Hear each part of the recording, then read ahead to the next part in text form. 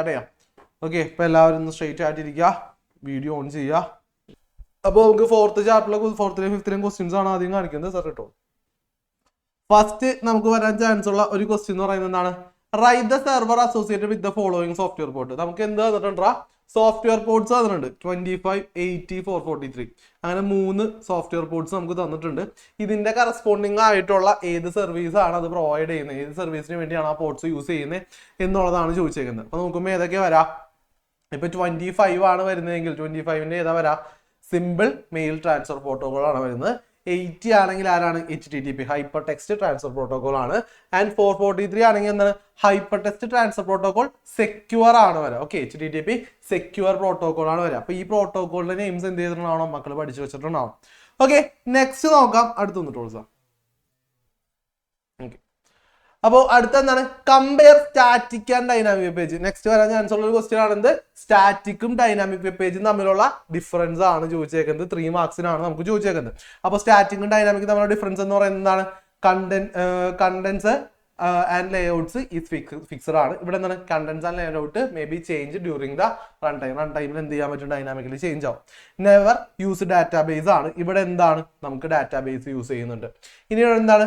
Runs on the browser and do not require any server side. ഇവിടെ എന്താണ്? നമുക്ക് server side ആവശ്യമുണ്ട്. Easy to develop ആണ്. ഇവിടെ എന്താണ്? റിക്വയർ പ്രോഗ്രാമിംഗ് സ്കില്ലാണ്. കുറച്ചുകൂടി പ്രോഗ്രാം സ്കില്ലും കാര്യങ്ങളും ഉണ്ടെങ്കിൽ നമുക്ക് എന്ത് ചെയ്യാൻ പറ്റുള്ളൂ? ചെയ്യാനായിട്ട് പറ്റുള്ളൂ. ഓക്കെ, അങ്ങനെയാണെങ്കിൽ നെക്സ്റ്റ് നോക്കാം. അടുത്തത് എന്താണ്? ഇതേപോലെ തന്നെ ഒരു കമ്പാരിസൺ ആണ്. നെക്സ്റ്റ് ടൂൾസ് എന്താണ്? Compare client side scripting and server side scripting. 2 scripting തമ്മിലുള്ള കമ്പയർ ചെയ്യാനാണ് ചോദിച്ചേക്കുന്നത്. ഇത് എന്തായാലും റിപ്പീറ്റഡ് ആയിട്ട് ചോദിച്ചു വരുന്ന ക്വസ്റ്റ്യൻസ് ആണ്. ഈ 2 ക്വസ്റ്റ്യൻസിൽ ഏതെങ്കിലും ഒരു കമ്പാരിസൺ എന്തായാലും ഷുവർ ആയിട്ട് എക്സാമിന് ക്വസ്റ്റ്യൻ പേപ്പറിൽ ഉണ്ടാവും. അപ്പൊ ഇത് രണ്ടും അറിഞ്ഞിരിക്കണം. എന്താണ് ക്ലയന്റ് സൈഡ് സ്ക്രിപ്റ്റിംഗ്? എന്താണ്? Script is copied to the client browser ആണ്. ഇവിടെ എന്താണ്? Script is remains in the web server ആണ്. ഇവിടെ എന്താണ്? Script is executed in the client browser ആണ്. ഇവിടെ എന്താണ്? Script is executed in the web server and the web page is produced is returned to the client browser. ഇവിടെ എന്താണ്? use of data validation. ഇവിടെ എന്താണ്? used to connect database to and return to the data to the web server ആണ്. user can block ആണ്. ഇവിടെ എന്താണ്? user cannot block ആണ് വരിക. ഇനി ഇവിടെ എന്താണ്? the type and version of the web browser affect the working of the client side. ഇവിടെ എന്ത് ചെയ്യില്ല? ടൈപ്പോ വെർഷൻ ഒന്നും എഫക്ട് ചെയ്യില്ല. കാരണം എന്താണ്? സെർവർ സൈഡിലാണ് നമുക്ക് കണക്ഷനും കാര്യങ്ങളും വരുന്നത്. അപ്പോൾ ഈ 2 കമ്പാരിസണും കറക്റ്റ് ആയിട്ട് നിങ്ങൾ പഠിച്ചു വെച്ചേക്കാം. ഷുവർ ആയിട്ട് എക്സാമിന് ചോദിച്ചു കാണുന്ന ക്വസ്റ്റ്യൻസ് ആണ്. ആൻഡ് നെക്സ്റ്റ് വൺ എന്ന് പറയുന്നത് എന്താണ്? List and explain any 3 attributes of body tag. Body ടാഗിന്റെ ഏതെങ്കിലും എന്ത് ചെയ്യാൻ? ആട്രിബ്യൂട്ട്സ് എഴുതാനാണ് പറഞ്ഞേക്കുന്നത്. നമുക്ക് 7 ടൈപ്സ് ഓഫ് ആട്രിബ്യൂട്ട്സ് ഉണ്ട്. അതിൽ ഏതെങ്കിലും ഒന്ന് എഴുതിയാൽ മതി. 3 മാർക്സിനാണ് ചോദിച്ചേക്കുന്നത്. അപ്പൊ മിനിമം എന്താ ചെയ്താൽ ഒരു 6 എണ്ണമെങ്കിലും നിങ്ങൾ എഴുതാനായിട്ട് ശ്രമിക്കുക. ഇപ്പൊ ഇവിടെ ഏതൊക്കെ ഉണ്ട്? ബാക്ക്ഗ്രൗണ്ട് ഉണ്ട്, PG കളർ ഉണ്ട്, ടെക്സ്റ്റ് ഉണ്ട്, ലെഫ്റ്റ് ലൈൻ, ടോപ്പ് മാർജിൻ. ഇതിൽ ഉള്ളതൊക്കെ നമുക്ക് എഴുതി കൊടുക്കാം. ഓക്കെ, നെക്സ്റ്റ് നിങ്ങൾക്ക് ഇങ്ങനെ ഒരു ക്വസ്റ്റ്യൻ ആയിരിക്കും നിങ്ങളോട് ചോദിക്കുക. List four text formatting tags with their purpose വെച്ചിട്ട് അതിന്റെ ടെക്സ്റ്റ് ഫോർമാറ്റിംഗ് ടാഗ്സ് എഴുതാനാണ് പറഞ്ഞേക്കുന്നത്. ഓക്കെ, അപ്പോൾ അതിന്റെ ഇപ്പോൾ നമുക്ക് B ആണെങ്കിൽ എന്താണ്? To text make the text bold ആണ്. I ആണെങ്കിൽ എന്താണ്? To make the text italic ആക്കാനാണ്. U എന്തിനാണ്? അണ്ടർലൈൻ ചെയ്യാനാണ്. ബിഗ് എന്തിനു വേണ്ടിയാണ്? Big size ആക്കാനാണ്. സ്മോൾ എന്ന് പറയുന്നത് സ്മോൾ സൈസ് ആക്കാം. പിന്നെ നമുക്ക് കാര്യം കൂടി ഉണ്ട്, സ്ട്രൈക്ക് ഉണ്ട്. നമുക്ക് എന്ത് ചെയ്യാനായിട്ട്? സ്ട്രൈക്ക് വരുന്നതാണ്. ഇപ്പൊ ലൈനിലെ സ്ട്രൈക്ക്, കാര്യങ്ങളായിട്ട് സ്ട്രൈക്ക്. അപ്പൊ അതിൽ ഏതെങ്കിലും ടെക്സ്റ്റ് ഫോർമാറ്റിംഗ് ടാഗ്സ് എന്ന് ചോദിച്ചു കഴിഞ്ഞാൽ ഈ ടാഗുകൾ വേണം നിങ്ങൾക്ക് എഴുതാനായിട്ട്. ഓക്കെ, ടെക്സ്റ്റിന്റെ ഫോർമാറ്റ് കറക്റ്റ് ചെയ്യുന്ന ടാഗുകൾ ഏതാണെന്ന് ചോദിച്ചു കഴിഞ്ഞാൽ. ആൻഡ് നെക്സ്റ്റ് പോവാം. അടുത്തിട്ടുള്ളൂ സാർ. അടുത്ത എന്താണ് നമ്മളോട് ചോദിച്ചേക്കുന്നത്? Write the use of the following tags. നമുക്ക് കുറച്ച് ടാഗുകൾ തന്നേക്കുന്നത്. എന്തിട്ടോ ടാഗുകളാ? ടെക്സ്റ്റ് ഫോർമാറ്റിംഗ് ടാഗ്സ് തന്നേക്കുന്നത്. അതിന്റെ എന്ത് എഴുതാനാണ് പറഞ്ഞേക്കുന്നത്? യൂസുകൾ എഴുതാനാണ്. B എന്തിനു വേണ്ടിയിട്ടാണ്? ബോൾഡ് ആക്കാൻ വേണ്ടിയാണ്. I ടാഗ് എന്തിനു വേണ്ടിയിട്ടാണ്? ഇറ്റാലിക് ആക്കാൻ വേണ്ടിയാണ്. U എന്തിനു വേണ്ടിയിട്ടാണ്? അണ്ടർലൈൻ കൊടുക്കാനാണ് ടെക്സ്റ്റിന്. ആൻഡ് Q എന്ന് പറയുന്നത് ടു മേക്ക് ഡബിൾ കോഡ്സ്. അതായത് ഡബിൾ കോഡ്സും കാര്യങ്ങളെല്ലാം കൊടുക്കാൻ വേണ്ടിയിട്ടാണ് നമ്മൾ എന്ത് ചെയ്യുന്നത്? Q ടാഗ് യൂസ് ചെയ്യുന്നത്. ഇതൊന്നും ഓർത്ത് വെച്ചു, നമ്മൾ കോമൺ ആയിട്ട് കാണാറില്ല. Q ടാഗ് ഡബിൾ കോഡ്സ് കൊടുക്കാനാണ് നമ്മൾ Q ടാഗ് യൂസ് ചെയ്യുന്നത്. ആൻഡ് നെക്സ്റ്റ് നോക്കാം. അടുത്ത എന്ന് പറയുന്നത് എന്താണ്? Explain any 2 attributes of phone tag ആണ്. ഫോൺ ടാഗിന്റെ ഏതെങ്കിലും 2 ആട്രിബ്യൂട്ട്സ് എഴുതാനാണ് പറഞ്ഞേക്കുന്നത്. ഏതൊക്കെയുണ്ട്? ഫോണ്ടിന്റെ ഫേസ്, കളർ, സൈസ്. 3 ടാഗുകളാണ് നമുക്ക് ഫോണ്ടിനായിട്ട് വരുന്നത്. നെക്സ്റ്റ് നോക്കാം. അടുത്ത എന്താണ്? Briefly explain the types of list used in HTML. HTML use ചെയ്യുന്ന ഏതൊക്കെ ടൈപ്സ് ഓഫ് ലിസ്റ്റ് ആണെന്ന് ചോദിച്ചിട്ടുണ്ട്. നമുക്ക് ഏതാണ്? 3 ടൈപ്സ് ഓഫ് ലിസ്റ്റ് ആണ് വരുന്നത്. Unordered, ordered definition. 3 type list ആണ് നമുക്കുള്ളത്. ആ ലിസ്റ്റ് എഴുതി കൊടുക്കുക. ചിലപ്പോൾ ക്വസ്റ്റ്യൻ വരുമ്പോൾ ഇതൊന്ന് എക്സ്പ്ലെയിൻ ചെയ്യാനും കൂടി വരും. അപ്പൊ എന്ത് ചെയ്യുക, ആ ലിസ്റ്റിനൊന്ന് ചെറുതായിട്ട് റഫ് ആയിട്ട് ഒരു ചെറിയ വേർഡ്സിൽ എന്ത് ചെയ്യുക, എക്സ്പ്ലെയിൻ ചെയ്യാൻ ശ്രമിക്കുക. ഏതൊക്കെയാണ് അതിന്റെ ആട്രിബ്യൂട്ട്സ്, ഏതൊക്കെയാണ് അതിന്റെ വാല്യൂസ്, എന്താണ്, എന്തിനു വേണ്ടിയാണ് ഈ ലിസ്റ്റ് യൂസ് ചെയ്യുന്നത്, ഇത്രയും കാര്യങ്ങളാണ് എക്സ്പ്ലെയിൻ ചെയ്യുമ്പോൾ നിങ്ങൾ എന്തിനു വേണ്ടി ആ ലിസ്റ്റ് യൂസ് ചെയ്യുന്നു, അതിന്റെ ആട്രിബ്യൂട്ട്സ് ഏതൊക്കെയാണ്, അതിന്റെ വാല്യൂസ് ഏതൊക്കെയാണ്, ഇത്രയും കാര്യങ്ങൾ എഴുതാനായിട്ട് ശ്രമിക്കുക. എക്സ്പ്ലെയിൻ ചെയ്യാനായിട്ടുള്ള ക്വസ്റ്റ്യൻ വന്നു കഴിഞ്ഞാൽ. ഓക്കെ, നെക്സ്റ്റ് നോക്കാം. അടുത്തതെന്ന് പറയുന്നത് എന്താണ്, write the names of tag used to create an ordered list and unordered list. Ordered list unordered ലിസ്റ്റും ക്രിയേറ്റ് ചെയ്യാനുള്ള ടാഗുകൾ ചോദിച്ചേക്കുന്നത് ഏതൊക്കെയാണ്. ഓർഡേർഡ് ലിസ്റ്റ് ആണെങ്കിൽ OL ആണ്, അൺഓർഡേർഡ് ലിസ്റ്റ് ആണെങ്കിൽ എന്താണ്, UL ടാഗ് ആണ്. ഓക്കെ, ഇങ്ങനെയുള്ള ക്വസ്റ്റ്യൻസ് ആണ് നമ്മളോട് ചോദിച്ചു വരുന്നത്. അടുത്തൊരു ക്വസ്റ്റ്യൻ നോക്കാം. Which are the attributes of OL tag, write the default values. ഏതൊക്കെയാണ് OL ടാഗ് എന്ന് ചോദിച്ചേക്കുന്നത്, അതിന്റെ എന്ത് എഴുതാനാണ് പറഞ്ഞേക്കുന്നത്, ഡിഫോൾട്ട് ആയിട്ടുള്ള വാല്യൂസ് ഏതാണ് പറഞ്ഞേക്കുന്നത്. ഏതൊക്കെയാണ് ഉള്ളത് OL ടാഗിൽ, ടൈപ്പ് ഉണ്ട്, സ്റ്റാർട്ട് ഉണ്ട്. രണ്ടിന്റെയും ഡിഫോൾട്ട് വാല്യൂ എന്ന് പറയുന്നത് എന്താണ്, 1 ആണ്. Okay, ടൈപ്പിലും start. ടൈപ്പ് നിങ്ങളിപ്പോൾ ഒരു ടൈപ്പ് മെൻഷൻ ചെയ്ത് കൊടുത്തില്ലെങ്കിൽ അതെന്താ എടുക്കുക, 1 ആണ് ഡിഫോൾട്ട് ആയിട്ട് എടുക്കുക. ആൻഡ് സ്റ്റാർട്ട്, നിങ്ങൾ ഇവിടെ സ്റ്റാർട്ട് മെൻഷൻ ചെയ്ത് കൊടുത്തിട്ടില്ലെങ്കിൽ എപ്പോഴും എന്താണ്, ഫസ്റ്റ് പൊസിഷനിൽ നിന്നാണ് എന്ത് ചെയ്യുക, സ്റ്റാർട്ട് ചെയ്യുക. ആ കാര്യം ഓർത്ത് വെച്ചേക്കാം. നെക്സ്റ്റ് ഇതിൽ വരുന്ന ക്വസ്റ്റ്യൻ എന്ന് പറയുന്നത് എന്താണ്, define hyper linking, write the HTML tag or main attributes used in hyper linking. എന്താണ് ഹൈപ്പർ ലിങ്കിങ് എന്ന് എന്ത് ചെയ്യണം മക്കളെ, ഡിഫൈൻ ചെയ്യാം. ഹൈപ്പർ ലിങ്കിങ് എന്ന് പറഞ്ഞാൽ എന്താണ്, ടെക്സ്റ്റ് ഓർ ഇമേജിനെ നമ്മൾ എന്ത് ചെയ്യാണ്, വേറൊരു ഡോക്യുമെന്റിലോട്ടോ അല്ലെങ്കിൽ സെയിം ഡോക്യുമെന്റ് തന്നെ വേറൊരു സെക്ഷനിലോട്ടോ കണക്ട് ചെയ്യാൻ വേണ്ടി യൂസ് ചെയ്യുന്ന ടെക്സ്റ്റസ് ഓർ ഇമേജസിനെയാണ് നമ്മൾ എന്ത് പറയാ, ഹൈപ്പർ ലിങ്കിങ് എന്ന് പറയുന്നത്. ഹൈപ്പർ ലിങ്കിന് നമ്മൾ യൂസ് ചെയ്യുന്ന ടാഗ് ആരാണ്, A ടാഗ് ആണ് നമ്മൾ യൂസ് ചെയ്യുന്നത്. ഓക്കെ, ഏത് ടാഗ് യൂസ് ചെയ്യുന്നത്, A ടാഗ് ആണ് നമ്മൾ ഹൈപ്പർ ലിങ്കിങ്ങിനായിട്ട് ഉപയോഗിക്കുന്നത്. അതൊന്ന് ഓർത്ത് വെച്ചേക്കാം. നെക്സ്റ്റ് കൊടുക്കും. അടുത്തെന്ന് പറയുന്നത് explain HTML tag table and it's attribute. ഏതാണ് HTML ടാഗിലെ ടേബിളും അതിന്റെ ആട്രിബ്യൂട്ട്സ് ഏതൊക്കെയാണെന്ന് എഴുതാനാണ് പറയുന്നത്. ടേബിൾ ടാഗ് എന്തിനു വേണ്ടി യൂസ് ചെയ്യുന്നത്, ടേബിൾസ് ക്രിയേറ്റ് ചെയ്യാൻ വേണ്ടിയാണ് യൂസ് ചെയ്യുന്നത്. അതിന്റെ മെയിൻ ആയിട്ടുള്ള ആട്രിബ്യൂട്ട്സ് എന്ന് പറയുന്നത് ആരൊക്കെയാണ്, BG കളർ ഉണ്ട്, ബാക്ക്ഗ്രൗണ്ട് ഉണ്ട്, ബോർഡർ ഉണ്ട്, ബോർഡർ കളർ ഉണ്ട്, വിഡ്ത്ത് ഉണ്ട്, ഹൈറ്റ് ഉണ്ട്. ഇത്രയും കേസസ് ഉണ്ട്. അത് എന്തിനൊക്കെ യൂസ് ചെയ്യുന്നു, BG കളർ ആണെങ്കിൽ ബാക്ക്ഗ്രൗണ്ട് കളർ ആഡ് ചെയ്യാൻ, ബാക്ക്ഗ്രൗണ്ട് ആണെങ്കിൽ ഇമേജ് ആഡ് ചെയ്യാൻ, ബോർഡർ ആണെങ്കിൽ ടെക്സ്റ്റിന് ടേബിളിന് ബോർഡർ കൊടുക്കാൻ. അങ്ങനെ ഓരോ കാര്യങ്ങളും എന്ത് ചെയ്യുക, എന്തിനാണ് ആട്രിബ്യൂട്ട്സ് യൂസ് ചെയ്യുന്നതെന്ന് കൂടി എന്ത് ചെയ്യണം, നിങ്ങൾ പഠിച്ചു വെച്ചിട്ടുണ്ടാവണം. ഇതൊരു 3 to 4 മാർക്സിനാണ് ഈ ഒരു ക്വസ്റ്റ്യൻ നമ്മളോട് ചോദിച്ചിട്ടുള്ളത്. ഓക്കെ, നെക്സ്റ്റ് കൊടുക്കും. അടുത്തെന്താണ്, differentiate cell spacing and cell padding. നമ്മൾ ടേബിളിൽ കാണുന്ന 2 ആട്രിബ്യൂട്ട്സ് ആണ് സെൽ സ്പേസിങ്ങും സെൽ പാഡിങ്ങും. രണ്ടും തമ്മിൽ എന്ത് ചെയ്യാനാണ്, ഡിഫറൻഷിയേറ്റ് ചെയ്യാൻ. തമ്മിലുള്ള ഡിഫറൻസ് എന്താണ്, എന്താണ് സെൽ സ്പേസിംഗ് അല്ലെങ്കിൽ എന്താണ് സെൽ പാഡിങ് എന്നാണ് ചോദിച്ചേക്കുന്നത്. സെൽ സ്പേസിംഗ് എന്ന് പറയുന്നത് specify the space to be left between the cells. അതായത് ഓരോ സെൽസ് തമ്മിൽ എത്ര സ്പേസ് നമ്മൾ കൊടുക്കണം, ഓരോ സെല്ല് കഴിയുമ്പോൾ എത്ര സ്പേസ് വിട്ട് വേണം വരാനായിട്ട് കൊടുക്കണം. അതാണ് സെൽ സ്പേസിംഗ് എന്ന് പറയുന്നത്. സെൽ പാഡിംഗ് എന്ന് പറയുന്നത് specify the space in between the cell and border അല്ലെങ്കിൽ സെൽ കണ്ടന്റ്. ഇതൊക്കെ തമ്മിലുള്ള സ്പേസ്, സെല്ലിന്റെ ബോർഡറും സെൽ കണ്ടന്റ് ഒക്കെ തമ്മിലുള്ള ആ ഒരു ഡിഫറൻസ്, എത്ര ഡിസ്റ്റൻസിലാണ് അത് കിടക്കുന്നത് എന്നുള്ളത് മീൻ ചെയ്യാനായിട്ട് നമ്മൾ എന്ത് ചെയ്യുന്നത്, സെൽ പാഡിങ് നോക്കുന്നത്. ഇത് ഇമ്പോർട്ടന്റ് ആണ്, ഇത് നോക്കി വെച്ചിട്ടുണ്ടാവണം. സെൽ സ്പേസിങ്ങും സെൽ പാഡിങ്ങും തമ്മിലുള്ള ആ ഒരു ഡിഫറൻസ് എന്ന് പറയുന്നത്. ആൻഡ് നെക്സ്റ്റ് വൺ എന്ന് പറയുന്നത് മക്കളെ, write any attributes of TR tag ആണ്. TR ടാഗ് എവിടെ വരുന്നതാണ് നമുക്ക്, TR ടാഗ് ടേബിളിലാണോ അതോ ഫോമിലാണോ, ഇതിലാണോ വരാ, ടേബിളിലാണോ ആണോ മക്കളെ TR ടാഗ് വരുന്നത്, ടേബിളിലാണോ. ഓക്കെ, അപ്പൊ ടേബിളിൽ വരുമ്പോൾ നമുക്ക് TR ടാഗ് വരുമ്പോൾ എന്തൊക്കെയാണ് അതിലുള്ളത്, അലൈൻ ഉണ്ട്, വി അലൈൻ ഉണ്ട്, BG കളർ ഉണ്ട്. 3 ആളുകളാണ് നമുക്ക് വരുന്നത്, align, V align, BG colour. And next one എന്ന് പറയുന്നത് നമുക്ക് ഫോമിൽ നിന്ന് വരുന്ന ടൈപ്പ് ഓഫ് ക്വസ്റ്റ്യൻസ് ആണ്. നെക്സ്റ്റ് ഒന്ന് കൊടുത്തു സർ.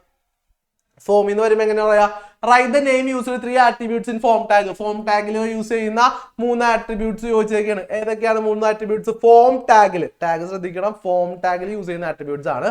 ആരൊക്കെയാണ്, ആക്ഷൻ ഉണ്ട്, മെത്തേഡ് ഉണ്ട്, ടാർഗറ്റ് ഉണ്ട്. ഓക്കെ, 3 പേരാണുള്ളത്. ആക്ഷൻ മെത്തേഡ് മാത്രം എഴുതിയാലും മതി, ടാർഗറ്റ് എഴുതിയില്ലെങ്കിലും കുഴപ്പമില്ല. ആക്ഷൻ മെത്തേഡ് എന്തായാലും എഴുതിയിട്ടുണ്ടാവണം. ആക്ഷൻ എന്ന് പറയുന്നത് specify the URL of the form. പിന്നെ എന്താണ് മെത്തേഡ് എന്ന് പറയുന്നതാണ് to specify the method used to upload data. 2 methods ആണ് യൂസ് ചെയ്യുന്നത് നമ്മൾ. ആരൊക്കെയാണ്, ഗെറ്റും പോസ്റ്റും. 2 മെത്തേഡ്സ് ആണ് നമുക്ക് വരുന്നത്. ആ 2 എഴുതി കൊടുക്കുക.